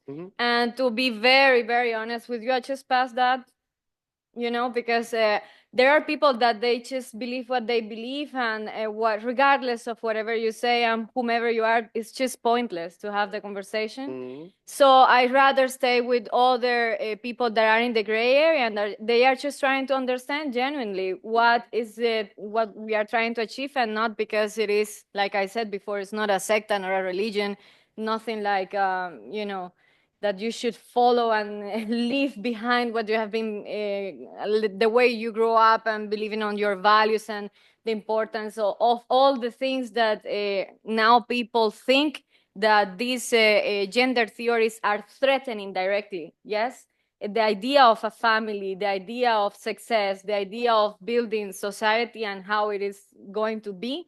These are the main core areas that people tend to think is what you are challenging directly. And I mean, I am speaking about all this. I am a heterosexual woman. I am looking forward to marry. I really like men, and I am with a man. So, I mean, that doesn't avoid me to hold my space and say what I believe it is true, regardless that I am not a gay person or a LGBTQ or a person with disabilities even, yeah? So I believe that just picking your fight is also wise, no? We don't need to burn ourselves doing the job. Okay, sure. Can I also comment there? Yeah, sure. I think that living in a society kind of presupposes that you need to believe in human rights, because what is then the purpose if we just like hate each other and we don't adhere to any social contract, to use this like age-old idea? I mean, if you don't believe in human rights, then we can't help you. I mean, you're not fit No, for I'm living not in talking a. about myself, so I'm not. No. I know I'm not. Yeah, yeah. I don't So, know but that. but we also have animal rights and so on and so on. So, I think the point is that this is the society, and society have some rules, yeah. and it's not about just the human rights and so on, but we have rules, and we should be tolerant to each other and respectful. I think this emotional intelligence, and because the equality just one small part of it, because if you go dive deeper, so we should talk about also equity, inclusion, and so on and so on. So yeah, because this is just one part of piece of the cake. So if we're talking about whole pie or cake, there are so many pieces. So yeah. But we were talking about human rights as the smallest common denominator that we can all agree on. Yeah. And I agree with you. I've been totally supporting her. Take it this way, like you did the popcorns. I think I have to have these popcorns tonight for sure. And underneath, what is not activated or mature, so you throw them away. That's what she's saying. You know, if they don't believe in human rights, we cannot do much about that. So they are out of society, or they have to regenerate, or they have to come back at some stage.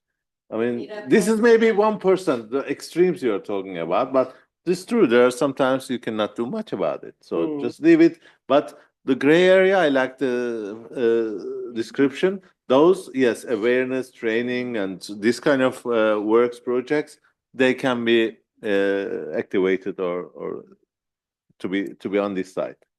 Yeah, because I remember that we was in BusyNet and colleagues from Netherlands, they asked that you are talking just about two genders? Yeah. Seriously?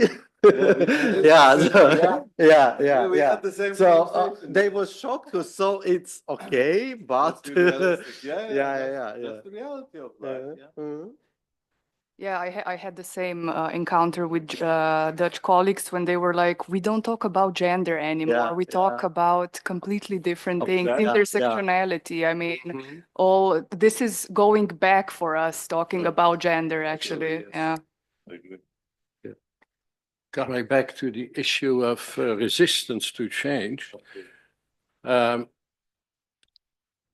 my experience in the past, it started already in the beginning of the process. It was not that we did not want to execute the proposals for change. It was not a resistance against that, because what I said before, the best report is a report full of what can be better, in my view. That is very important. But it had to do with other things, like the idea of one model fits all. That was already clear that a school had difficulties to explain their way of working, perhaps different from other standard situations, but etc. That was one thing. In this, what was the transparency of the process? I want to say, you would like to know clearly what are the reference points, what is where looking at. That must be completely clear.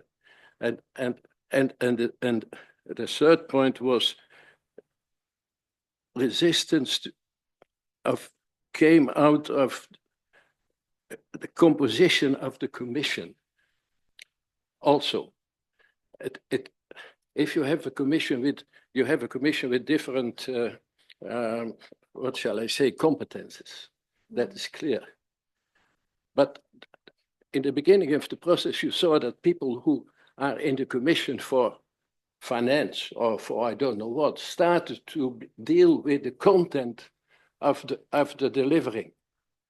So it was completely unclear, and you got the feeling that people who were not, let me say, professionals in a certain area felt free to go to make remarks on that point, on the point of content.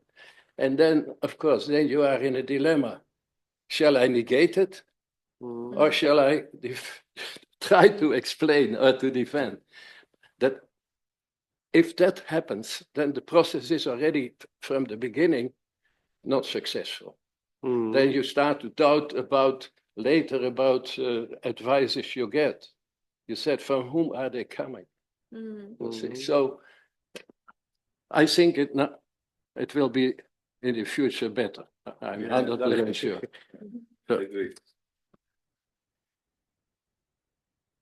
Can you name some good strategies to overcome resistance? You already mentioned maybe some of the. I have trust in the future and in people. Yeah. Because it's amazing, yeah. Because the resistance could be also internal or external. Because, for example, we had such amazing experience. We had in our university, we have like a joint program with Latvian Academy of Culture. Can you imagine culture and STEM? It's something unconnectable, but we have very successful program, and both sides were so resistant to each other. Because, for example, in management we have this life cycle, yeah. So product life cycles, and so on. But in culture theory, they also have life cycle, but it's absolutely different. And we argue, no, and in some point we understood that we are talking about life cycle, but absolutely about different mentioning of the life cycle. In cultural theory, life cycle means when you are born and death. this is life cycle, and they have life cycle theory in culture, like a theory, and we have the absolutely different. But we both parts were so resistant to each other, intolerant, and as you yeah, so we wasn't ready to learn from each other and so on. And I think that's also we should challenge this, and this is very challenging for the cooperation, that we should understand what there is not just a STEM like a science, but there's also human science and so on and so on. Yeah, it's also can decrease the resistance between the parts. Mm-hmm. So if you're asking about good practice, yeah. So what you need to do is preheat the oil before you add the corn. It works much better. With good example. Yeah, with popcorn you can explain. Not to stick with cooking recipes and try to take this as a sort of a metaphor. You can take it as a metaphor in two ways. One is alchemistic approach, saying you need just the right combination of everything and then everything will work out. Or in a different way. So, you know, there's ways where you can create an environment where it's more likely to go better. Coming to gender equality and implementation, I don't have a recipe, unfortunately, but what I think could work well is having emphasis on inclusion, on participation. Mm-hmm. What does that mean? And what I'm trying to say with that, because we have, I mean, in a way, we have much more experience with this here, me personally, when it comes to sustainability strategy implementation of such changes. But there's also, again, very similar resistances that you witness. Participation is important because if you just design as leadership or a special team, some sort of standard plan, whatever, and you give this to people, of course, it will be resistances. It will be something completely external that is now brought forth. People don't even understand why is this needed. It's forced upon you. The creation of such documents, such guidelines, or the strategy should be done by including everybody from the starting point. And if you're doing that, you should also realize that there is an amazing learning teaching opportunity that can take place throughout that process. Yeah. So we've mentioned several times today, education, information is really, really important. So you need to design this process in a way that it feeds in, that people throughout the process slowly start to learn, recognize importance, learn about practices, see the benefits of it. And at the end of the day, if you design this perfectly, it's their idea in the end. That's a really good point. Yeah, and just maybe to add on, or a different dimension, is the external factors you said is important. I totally agree with that.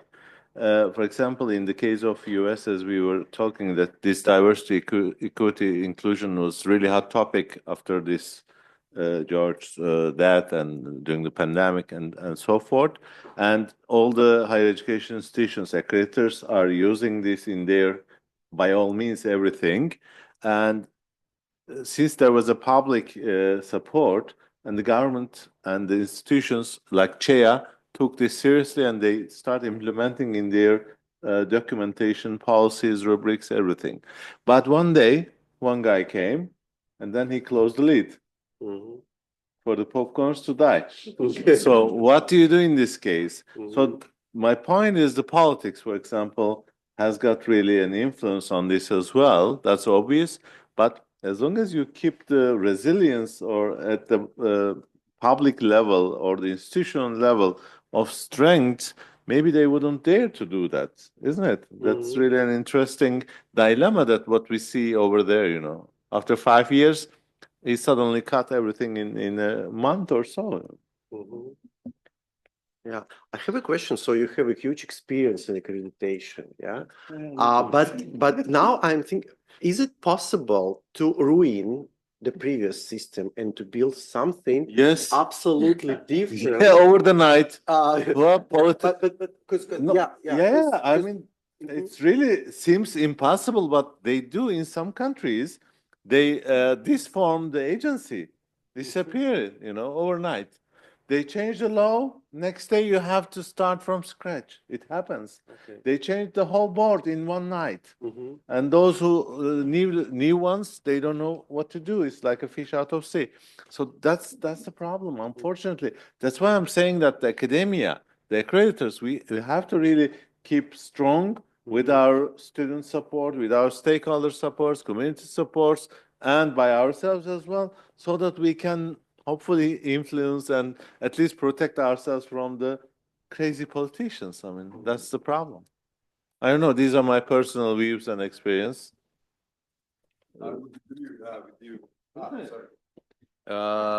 I'm from Slovenian Quality Assurance and also serving as a board member of ECA, which is European Consortium for Accreditation.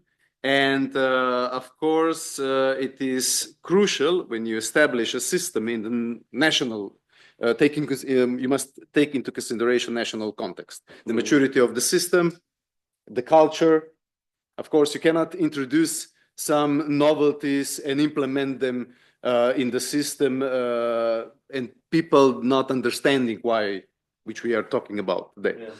And I would go a bit further from the question about exclusively gender equity or equality and tackle, because we are in the academia environment, so I would tackle more this from the perspective of academic values and academic integrity. Yeah. The gender equality is just one small part of this integrity. And within the European higher education area, as well as not only in this segment, but we are working mainly under this umbrella and also under ESG as European standards and guidelines. The academic integrity is really important topic that is coming to the boards and to the table to discuss different values. It's not just gender equality. It's not just inclusion. It's not just it is very broad and requires from us not only responsibility but accountability from all of us, not just from the part of external quality assurance, especially from internal quality assurance, because we are just advisors. We can facilitate some mechanisms, some tools, introducing some tools, some ways to guide internal quality assurance systems to be better and to recognize those and to put the emphasis on different values.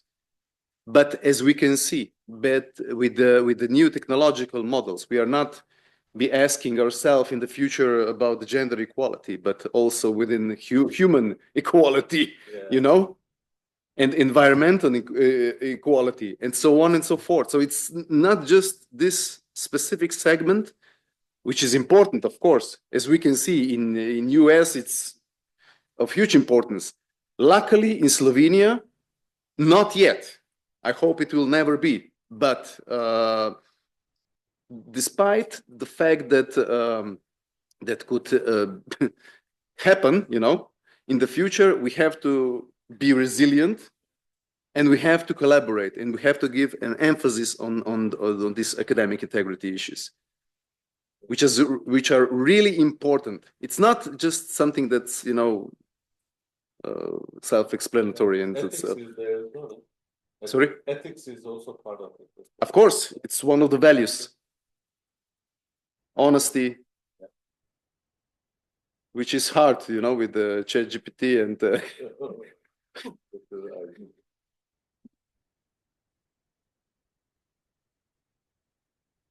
Yeah, I think it's all important, and actually, of course, we have many issues. Gender equality is just one of them.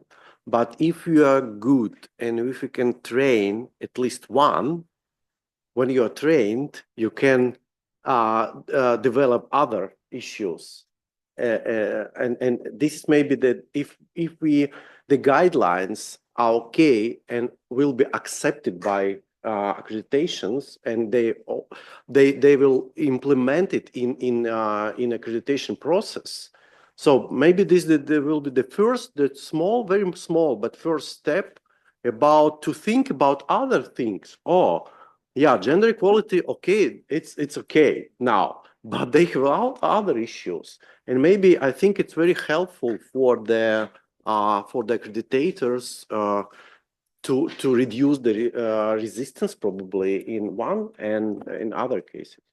Yeah, sure. Just to take the other side of the coin to support your argument, things could change overnight on the other way around as well. Yeah. So they can introduce the standards in one night. So next day you have it in the rubric, so they have to comply with it, isn't it? We can, I mean, that could be possible.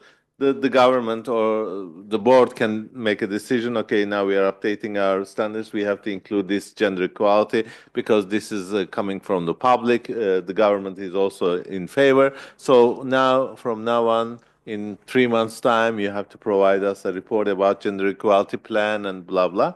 That's also possible. So it's the really beauty as well, you know. So it's all about intention, I think. Yeah.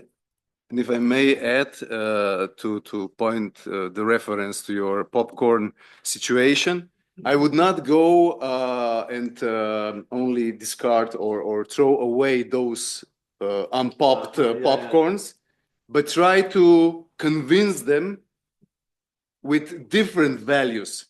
If this particular value doesn't work, maybe other values will work, you know? HR or others' perspectives. Impossible. It's impossible. It's much.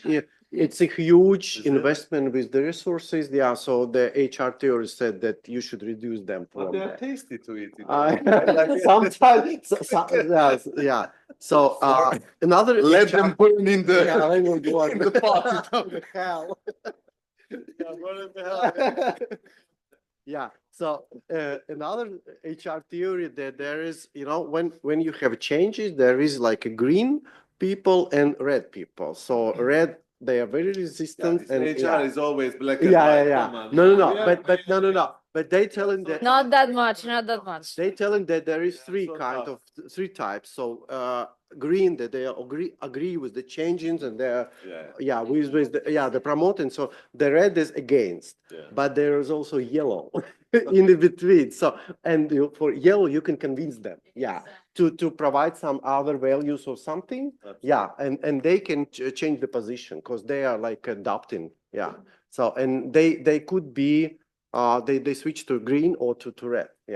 So love and hate are both strong emotions. It's just on the opposite side. Just a comment, not about the subject, but I really like the way that we discussed today. It's I don't know how it's called, but new different format of discussion or meetings or panel, whatever you call it. We should promote this, and thanks to CEEMAN and thanks to project team for allowing us to have this privilege and freedom, and it's really wonderful discussions and ideas coming up. So thank you very much. So no one is sleeping, as you see, even after the lunch. So appreciate that. Thank you. So more comments, remarks? No? One last comment about the values. I cannot stay quiet about it because it's not that it's impossible. It is really hard because the values are your habits. And basically, if you were to change them, it's of course, you can just change them in the website and it will appear a different name. But whether you are actually embodying them every single day, it is the mindset is still in another place. Which is why that in HR people all the time refer to the observable behavior, and is based on the daily communication, how you handle yourself when there is conflict, the example on the feedback that I gave before, and so on, because the value, it can be changed. I don't think it is impossible, but it is definitely hard because we take time to change individually, and also we cannot... like there is one thing that is important to understand, and is that we can promote the change, yes, and like you were saying, Dennis, there is the detractors. Then there's the promoters, and then there is the yellow area that is people that are still in this softness to receive new information and to make a better decision for themselves. They can go on the red or the green. Most likely we tend to help them to go to the green area, of course, but it depends on how also the company or the organization is committed to actually engage in those values and that people are coherent, because we don't respect when people are not coherent. So therefore, that's also another reason why people just leave, because they see that you're talking really good and that is incredible, but then when you see your salary, that is not reflected with the workload and so on, and all the criticizing that is out there for companies and, well, academia as well. Yeah. So this is the part. Yeah, thank you. And yeah, sure. Can I also comment something, Denis? Yeah, Yeah, we'll have time? Yeah. Okay. 10 I also, 10 minutes. I also wanted to make a differentiation between personal values and values of the organization, right?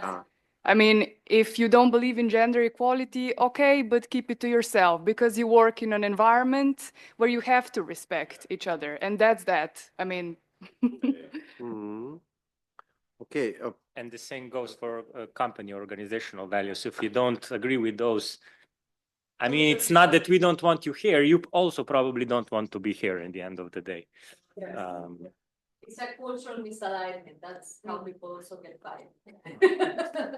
They have to choose the right people then. Exactly. Exactly. Can I ask a question for the two gentlemen who have extensive experience in accreditations? But you also have, don't be much. Yeah, but mine is a few site visits and yeah, but when we were talking about resistance to change, have you ever had a situation where you, at the end, where you present certain recommendations, was there always quiet and compliant, or did you ever encounter a situation where somebody might maybe try to fight you on certain recommendations, or and what do you do? What do you do? That's why the appeal and complaint committee works very hard, you know. Appeals are always there. They do. Nobody wants any recommendation. They think that everyone is perfect, so they don't really take it as it is. I mean, of course, there are some exceptions, but usually they take it as offense, you know, and then they react. Oh no, it was there. We said this. We have that. Blah blah. Whatever it is, written or verbally, or call, whatever. It's really a big resistance over there as well, although it's very clear in the standards or in the discussions, isn't it? But my question was, what's your counter reaction to that? Depends on how you build the system of external quality assurance. So if the responsibility and accountability is on the external quality assurance, then we are all the ones to blame, you know, for the mess, the bad guys, you know, the inspection, whatever. But if the responsibility and accountability is on the higher education institution or the program management, or, you know, then if you preach something, then you must, you know, walk the talk. Not just not for us, for students, for your social partners, not for us. So this is a good leverage, you know, and in persuading someone. Don't point finger at me, but instead, yeah. But in terms of any response or how we react, your second part was that there are official procedures. As I said, complaint and appeals, it goes through officially, but informally, if they call the agency or to expert, or usually it doesn't happen, to be honest. But if you come across somewhere afterwards or in between, then you would just say, okay, I mean, it's there in the standard, so what can we do? So you either appeal or you accept it. There's no mechanism that you can sort it out in any other way, or you can react to that. You just follow the procedures. The rules, the system, the methods should be clear for everybody. This is the ground base, you know. So the rules are the same for everybody, not that we privilege this higher education institution, or this is my friend, and so on. No. If otherwise you lose your credibility and also the values, they are not important anymore, and integrity goes away. So it's something that you built on 10 or 15 years. It can be demolished in a week or in one report, and so whatever is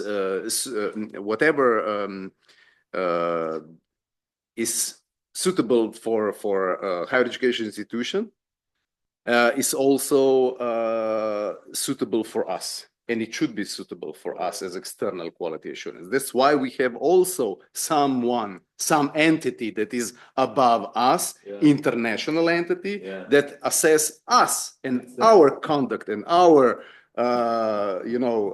our procedures and our behavior.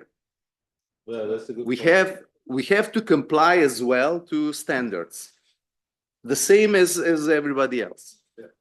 No, I agree that the rules have to be the same for everybody. And there is a But there responsibility. difference between institutions. I understand that when you have only a student MBA, that you are having more attention that the school is having a relation with business, a strong one.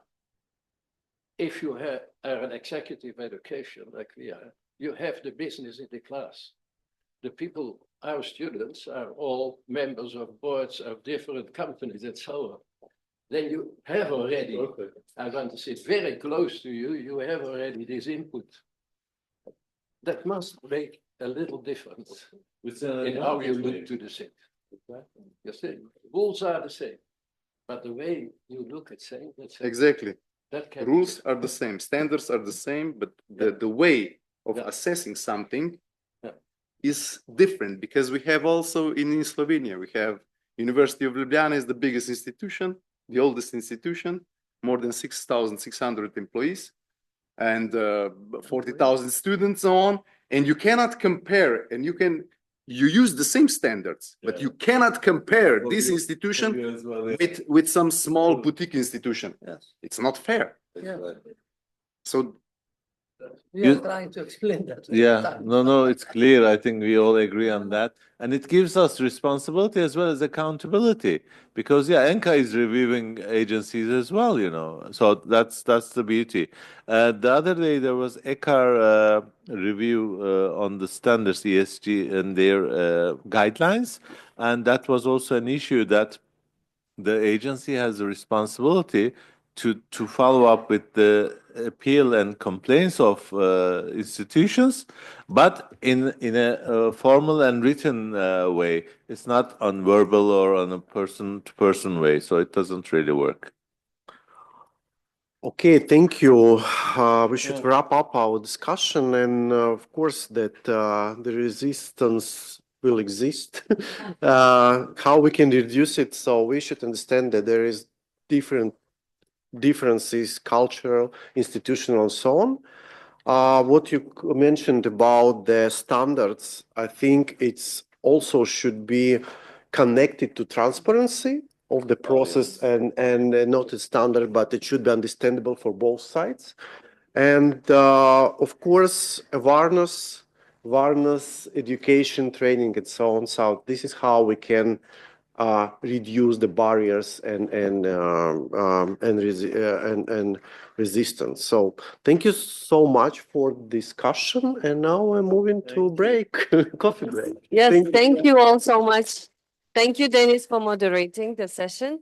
And we come back in half an hour for the one last session.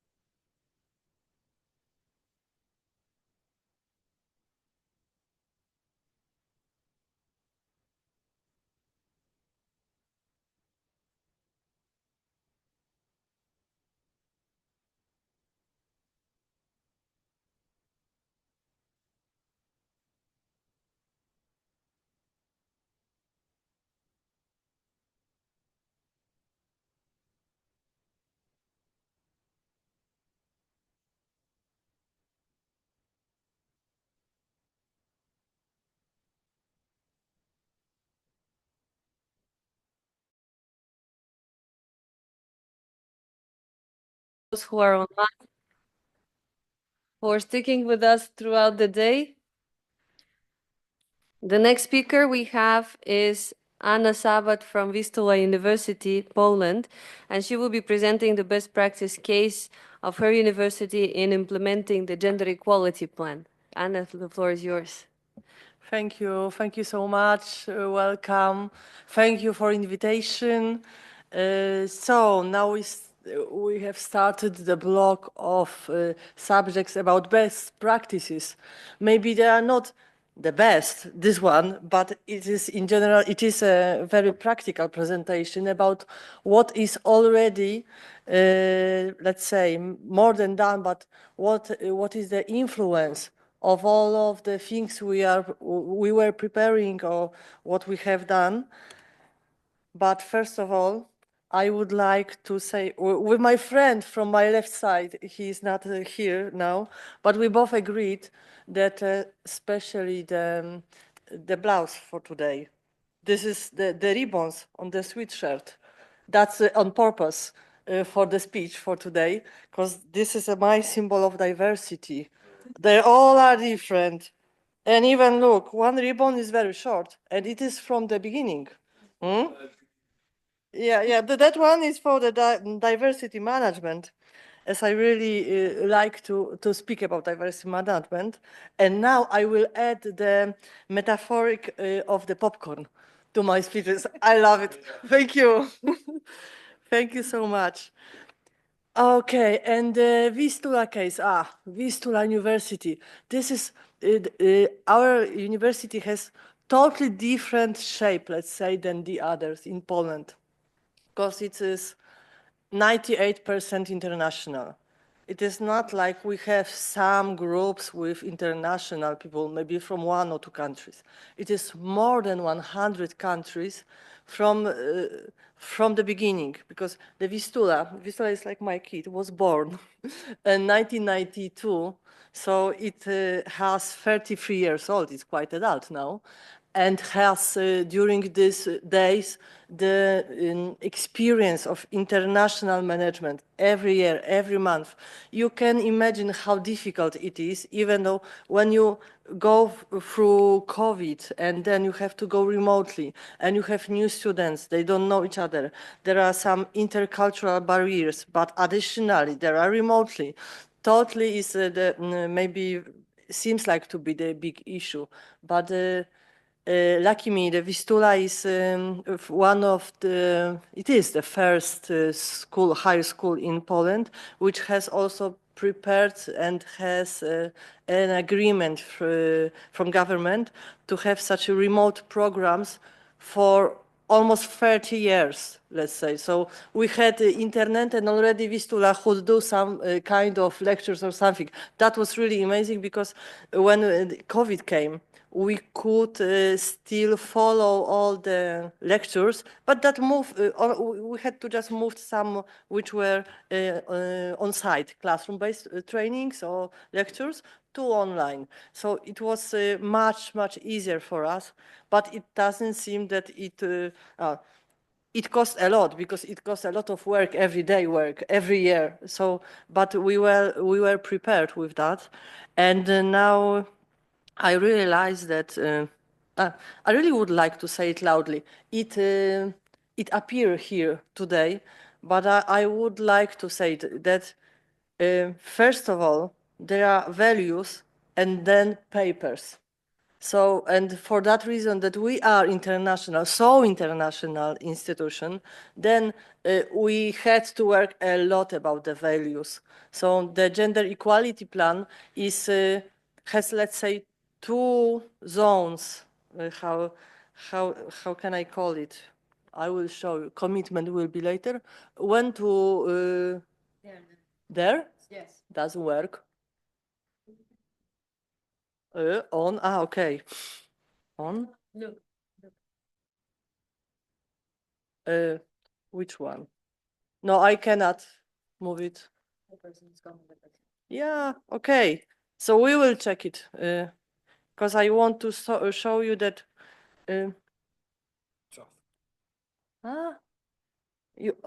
It is always, It was off. I'm sorry.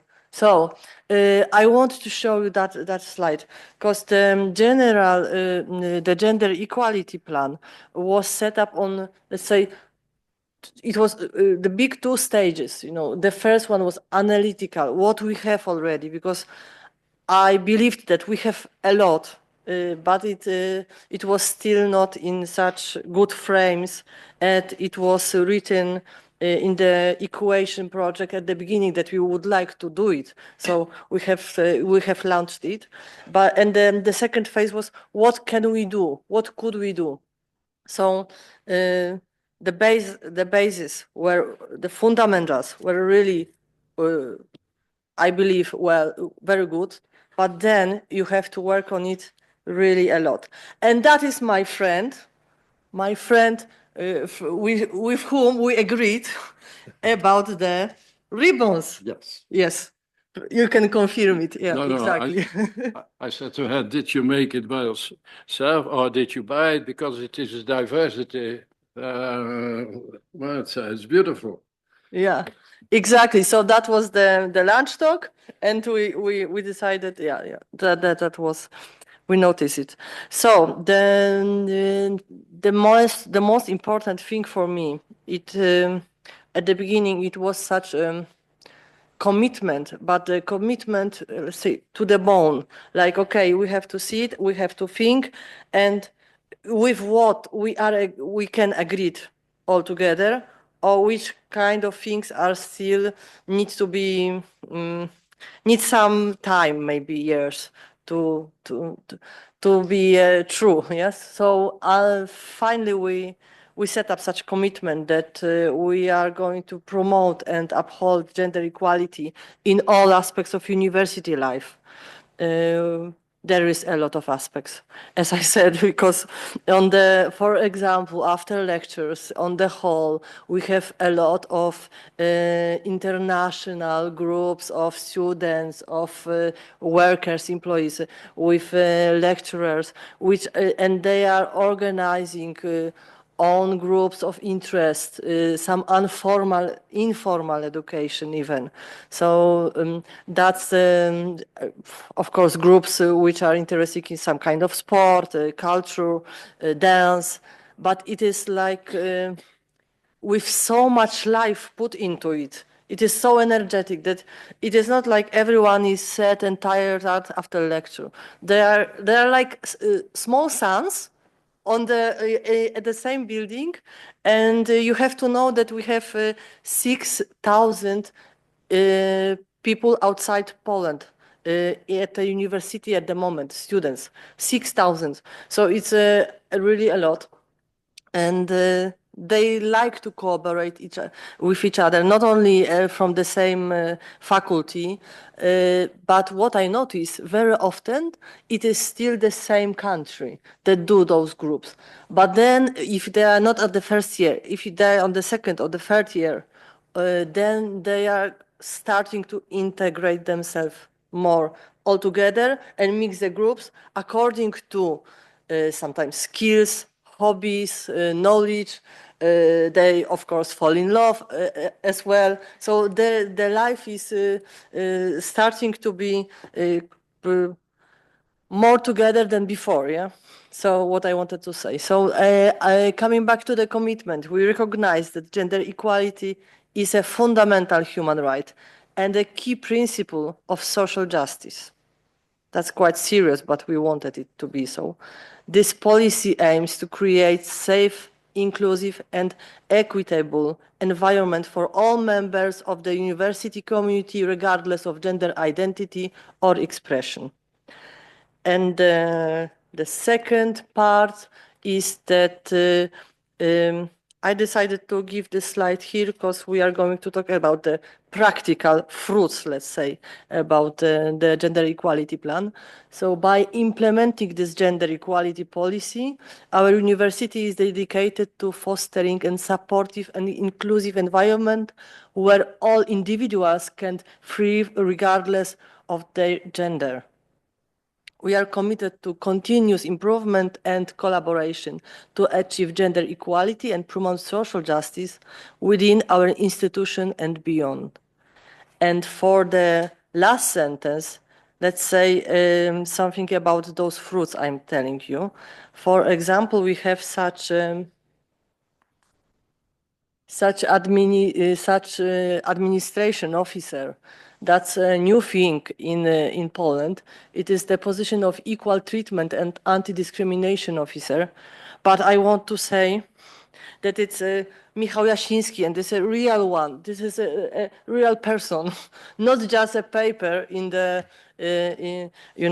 with all documents, but it is really fantastic person, and he's really into it and know a lot about the project, about our GEP, and also is very active with the cooperation during as well employees meetings and meetings with students. There, of course, there are some issues, and he is solving them. So but I want to say that he is a recognizable person. If you have thousands of people and almost everyone know who you are, that means something.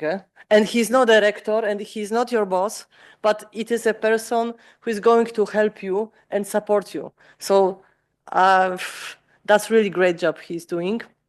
So that's one of the most interesting fruits. Of course, there are a lot of different kinds of fruits about implementing gender equality plan, but I have chosen some of them, and I divide them to the inside practices and outside practices for the environment, let's say.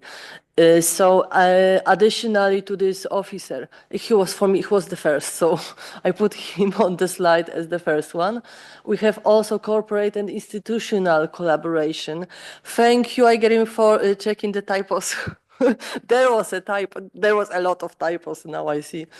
So thank you so much. So the very interesting thing, because Schneider Electric, that's a new cooperation with our university. That's the big business. This is a company with whom we are doing now some workshops and additional something more than faculty, but some meetings with students about diversity management, project management, and some about energy, energy management. Yeah, and this is the company which has such symbol with the leaf. It means that it's impact company and has a very strong DEI program involved in the company, and that was one of the reasons we decided to notice that this company is here, that is with us. And also now the stronger collaboration is also with the two of the big four companies, PricewaterhouseCoopers and KPMG, and the London South Bank University. It is about double ways of studying, and foundation of the Warsaw Institute of Banking.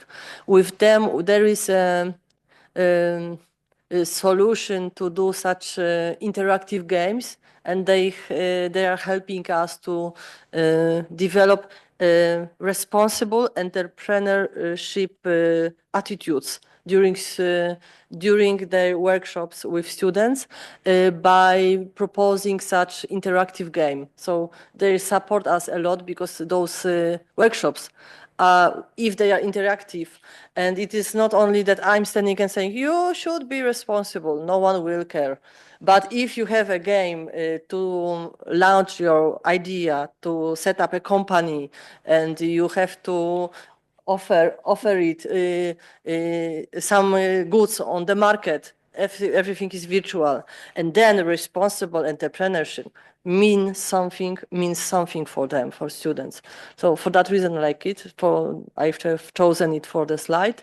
And also the Project Management Institute, Global Accreditation Center, for us it's very meaningful because there is not a lot of universities in Poland which has this accreditation of PMI.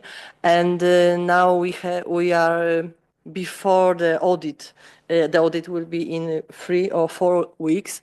And in this, for example, in these documents for the PMI, which is about project management, it is still dozens of questions about our attitude with gender equality, with diversity. So, and for that reason, I added here as well, because they don't let us to forget that the end of the project is not the end of the story, but just the beginning. And from the other side, because that was the big companies, but from the other side, we have also cooperation with small and medium enterprises.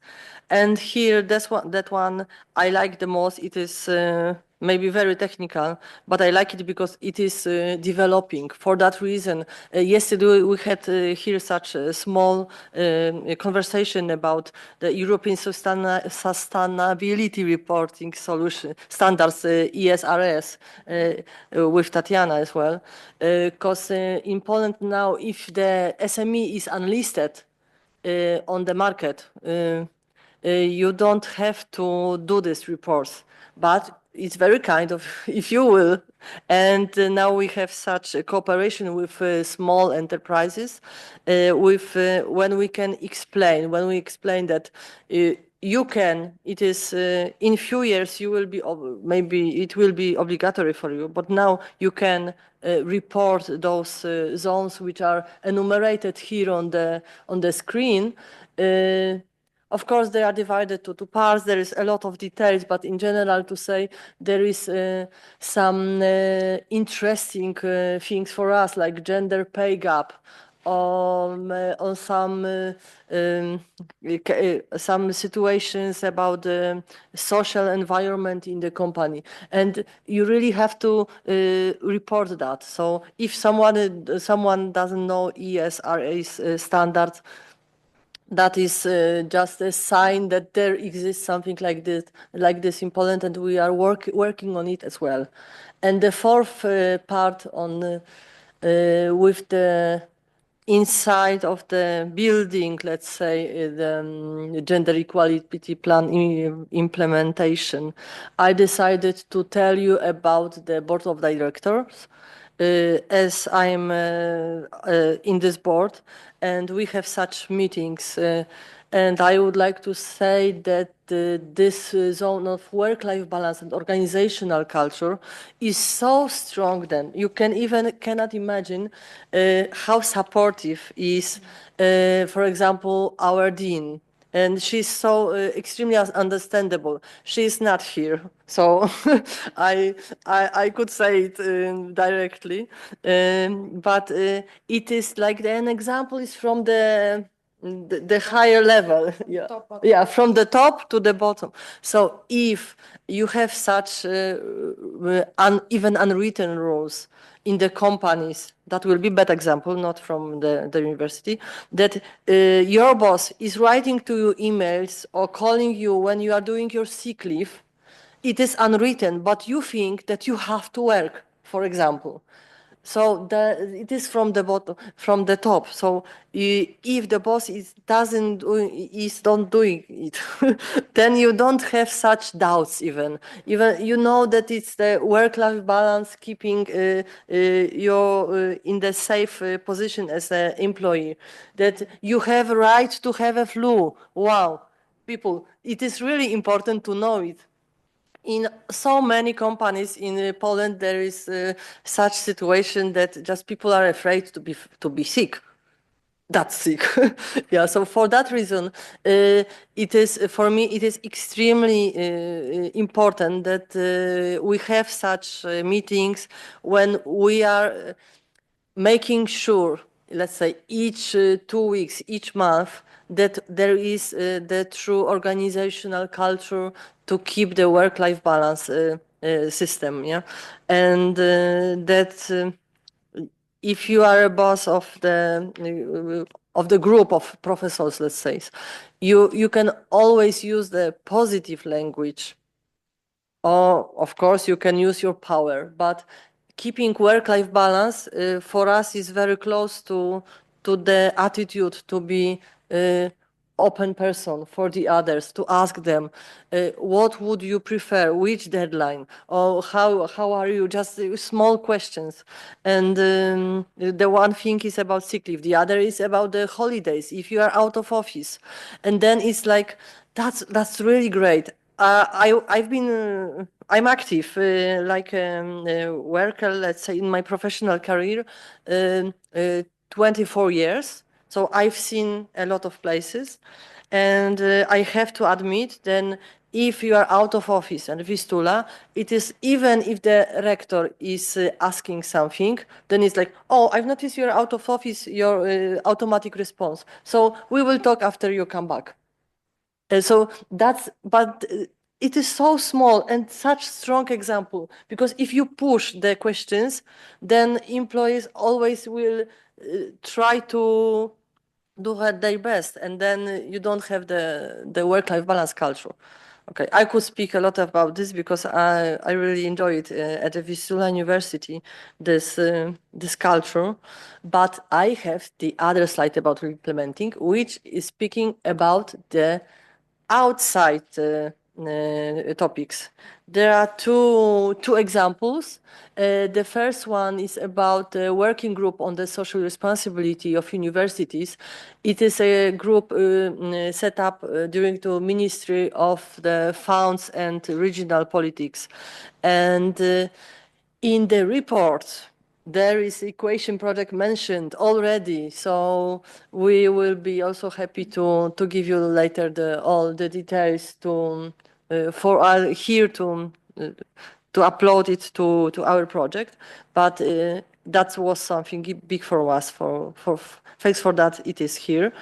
And the other thing, the other example is, I really like it. It is the pink mermaid. In original in Warsaw, this is a symbol of Warsaw, and mermaid is our symbol, but the pink color was put in virtually, of course, and that means the project is equal space.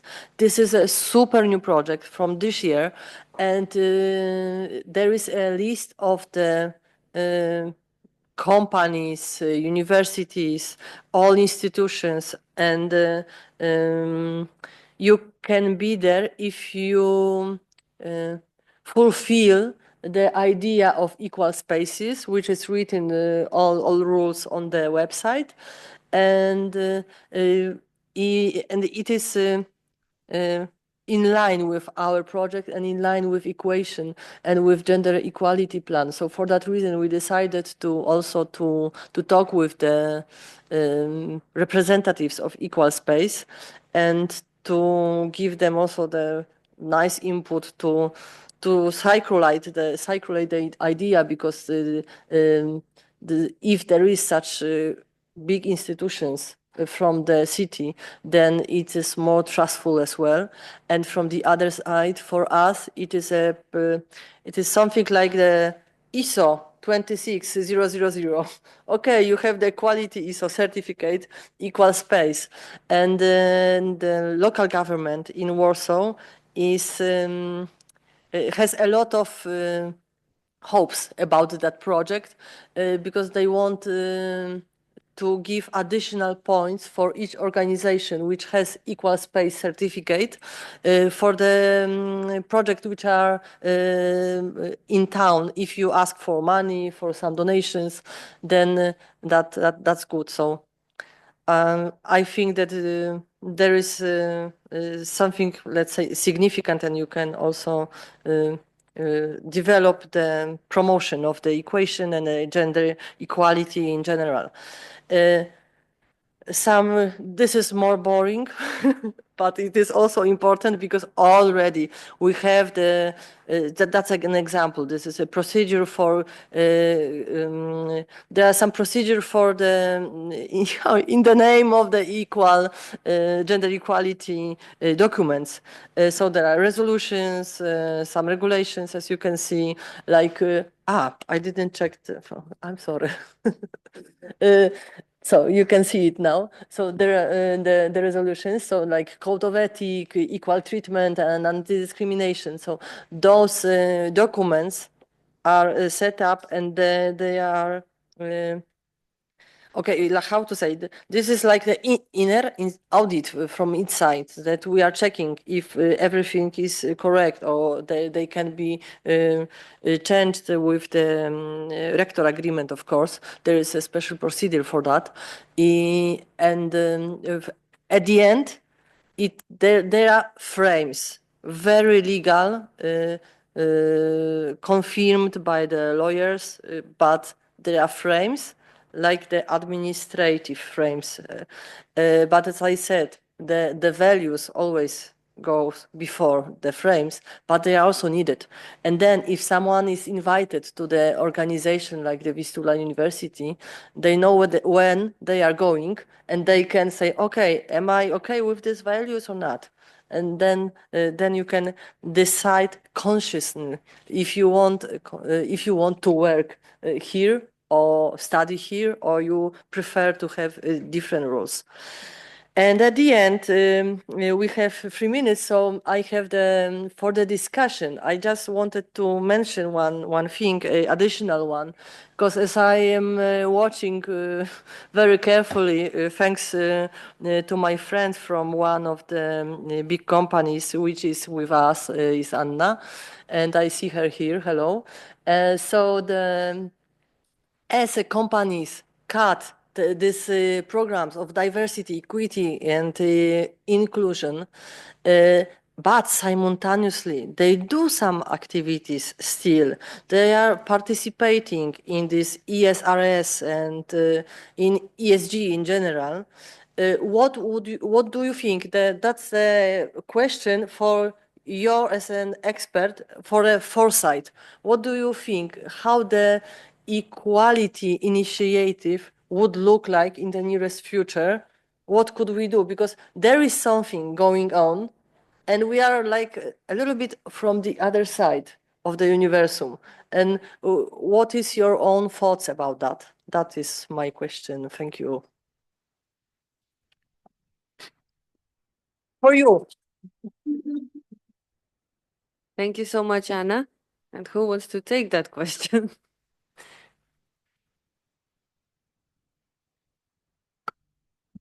I guess that's $1 million question regarding the diversity initiatives.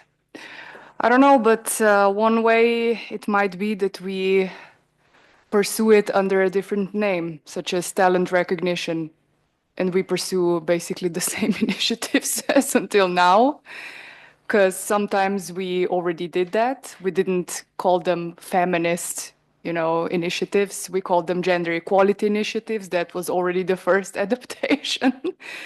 We call it diversity management, let's call it something else, but continue the same work. I mean, sorry, I'm not being serious enough. I know that this is a very serious question. I don't have the answer, and I struggle myself a No one lot with has, but it's like we don't have the glass ball to foreseen. Yeah, I just wanted to say that perhaps you were half joking, half not, but I also would like to support this idea, because I've been reading a lot about how the expression DEI is so stigmatized. Yes, just change the name and proceed. I think that is, yeah, this is, I think actually, I've been reading a lot about this lately, and quite a few people have actually suggested this. So this is actually a really good idea, I think. talent recognition.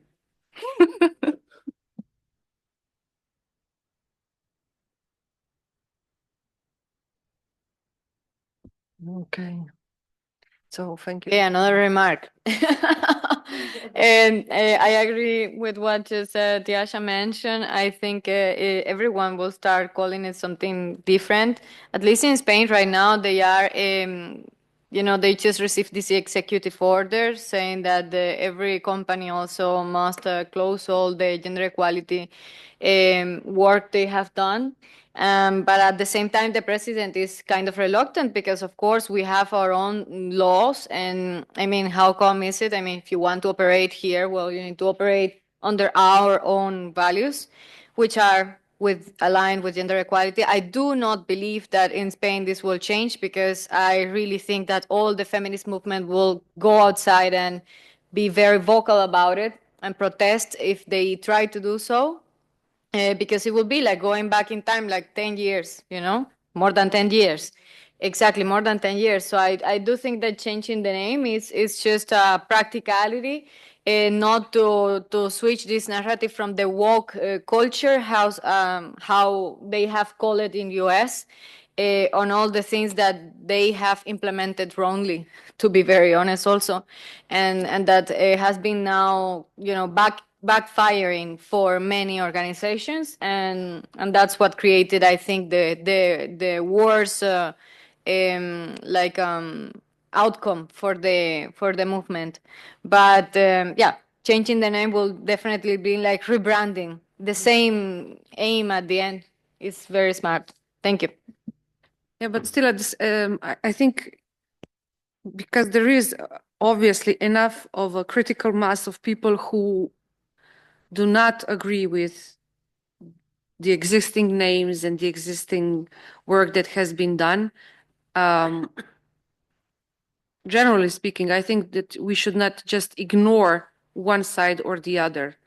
Obviously, there is something that on both sides, there are some things that we should be discussing jointly and try to find some common sense and common language, I think. So this is my opinion. Yeah. As I understood, your university is a private university. Yes. Does the fact that you came so far has to do something with that? Because you would expect that a public university would take such an initiative. But so that means private, it's owned by people who understand this problem. Really? I'm happy. Well said. Makes me well happy. said. Yes. Maybe you have some experience when it comes to private and public universities and the differences between running things. Exactly. I think you had a point, really. Thank you for that.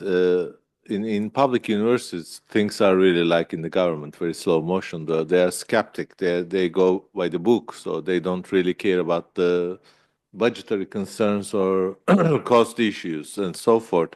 Their priorities are different in different countries. Of course, yes, they have to show that they are doing something for the society and for the students, but at the end of the day, wherever or whoever they are responsible, they are trying to please them as well, and they don't have much accountability or pressure as the private university presidents, rectors have.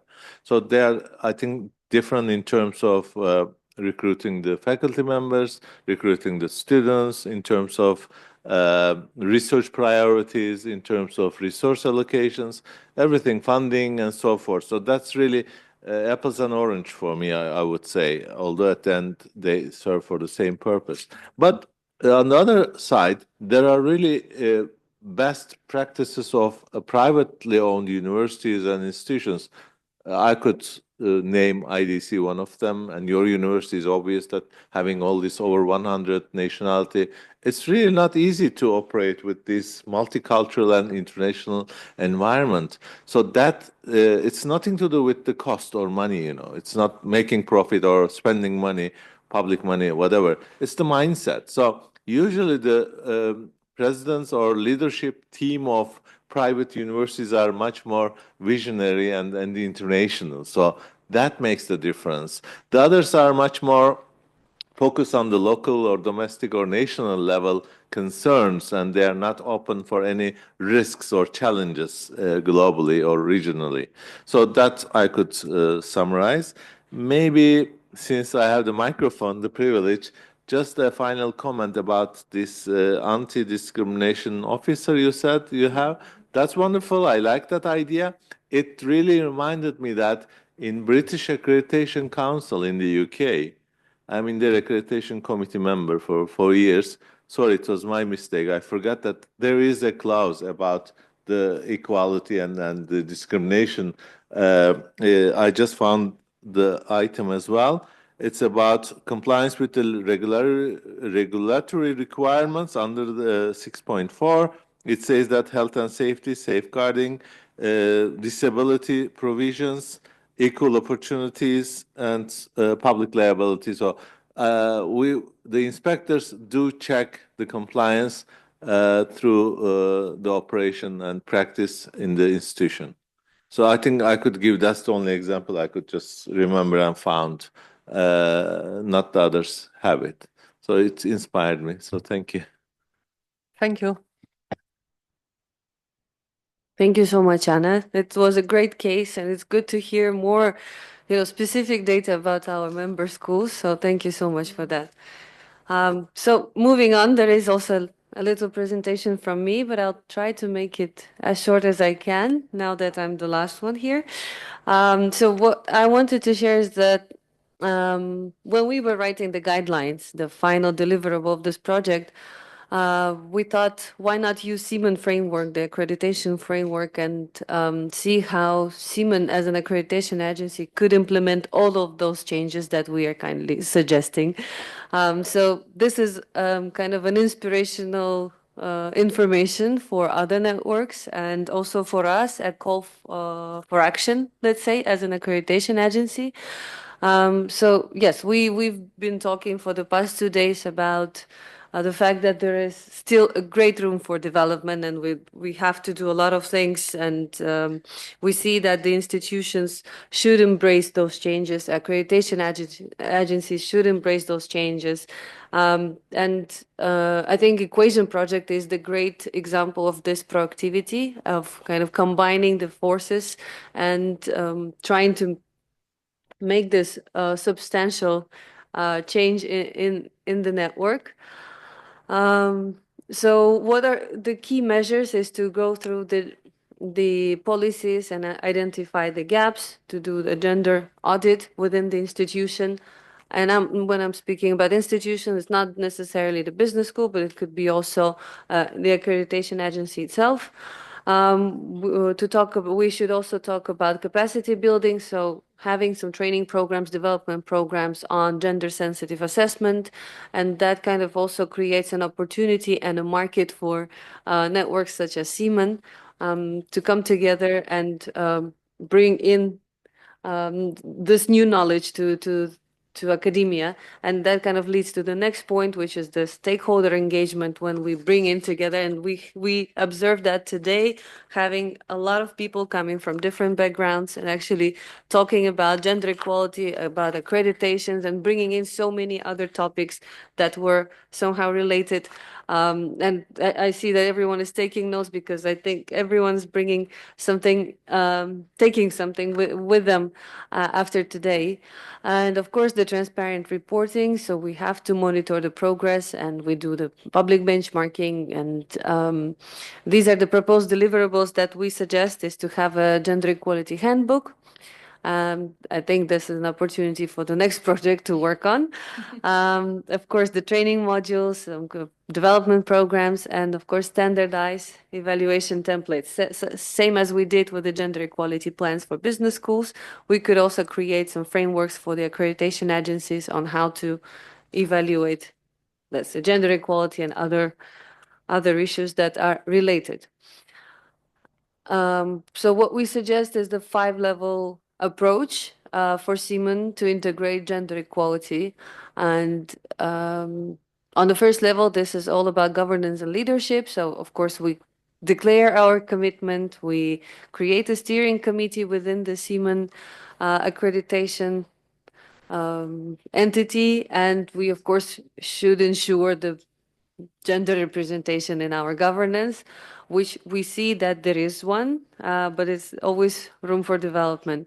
On the level 2, we have to look into accountability and transparency by revising the standards, including the gender equality metrics, and requiring institutions to report this data, and of course to implement gender-sensitive curriculum and generally gender-sensitive activities in order to promote this gender-inclusive organizational culture. On level 3, it's more about educating people and creating those modules to prevent certain discriminations that come along gender equality, and to create that gender equality handbook, a new goal set for us for the accreditation agencies to discuss. Oh, and on level 4, it's of course about social responsibility and community engagement to provide further dissemination to what we are doing today, and also to bringing in the best practices on gender equality and partnering with different organizations, not just those that are mentioned on the slide, but with other institutions, the other agencies, quality assurance networks, and maybe even speak to the governments, you know, the ministries that ministries of education, and bring them to the discussion.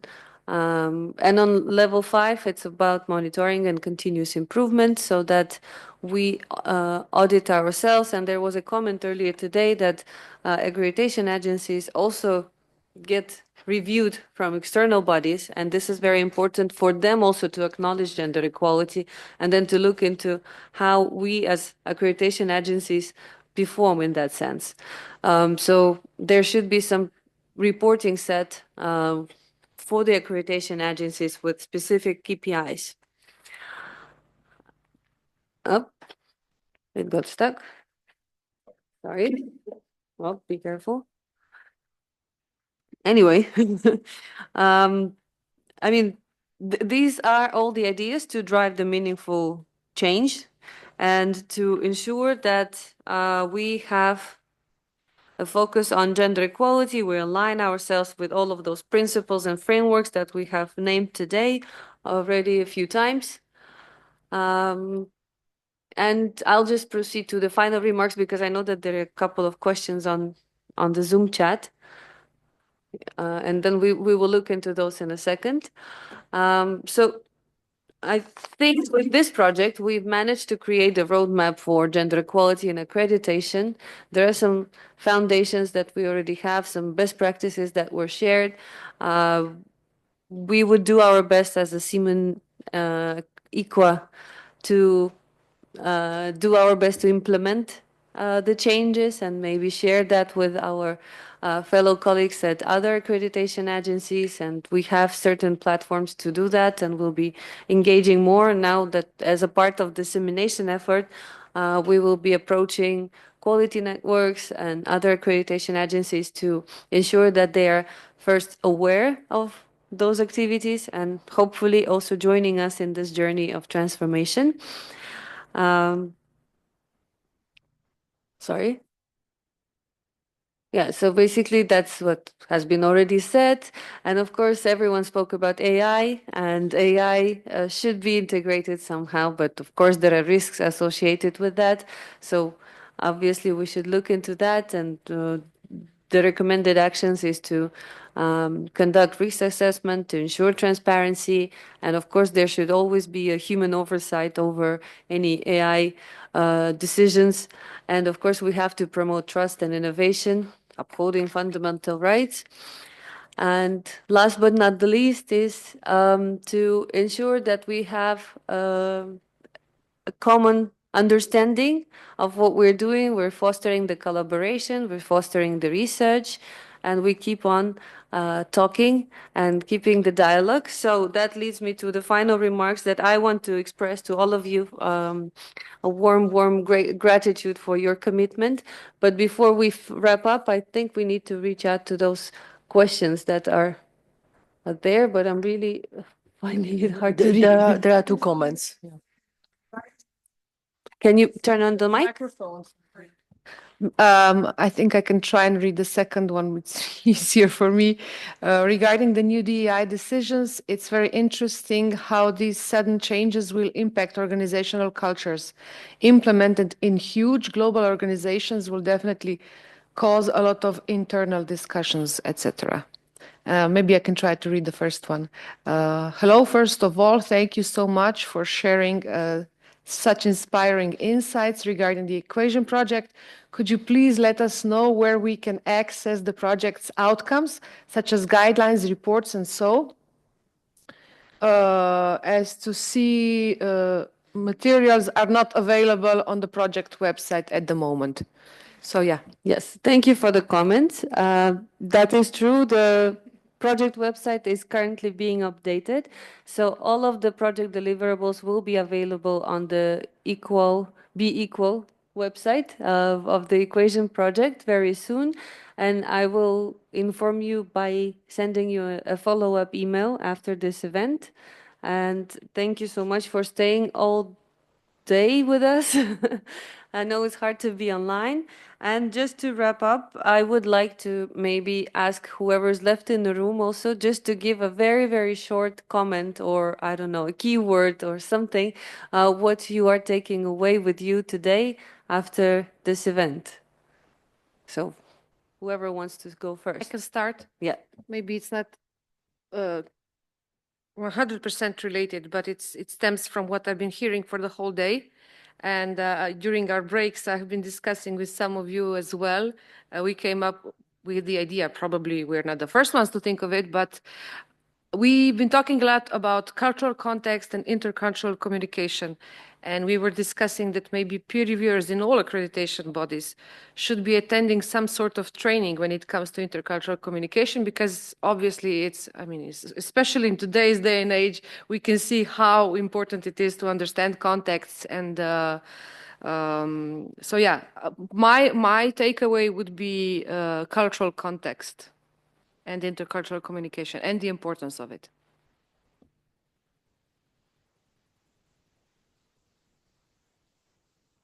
Anyone else? Yeah. Awareness and promotion. I think it's needed to give more awareness and to create a culture. I do support that. So in order to do that, we have to have more practice, one way or another, whether it's training, whether it's promotion or so.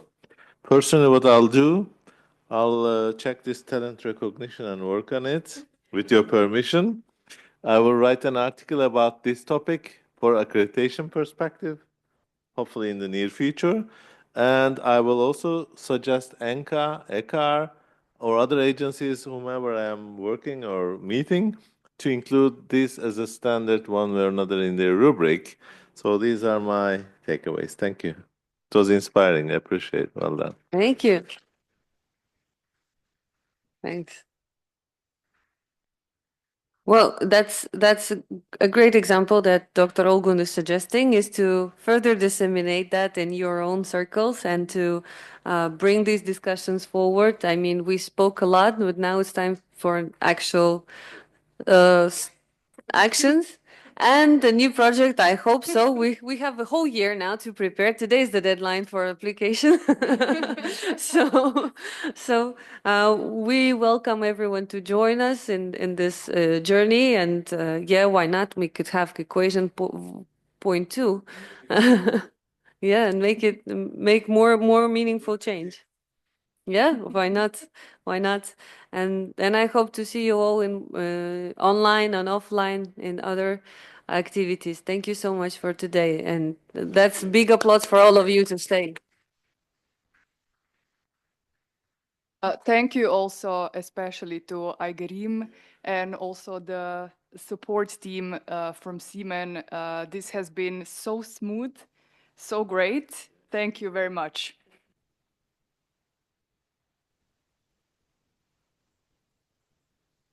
So now we have, I wish we could invite the online participants to join us for dinner, but we have a nice dinner, and then maybe we could have a little walk around the lake.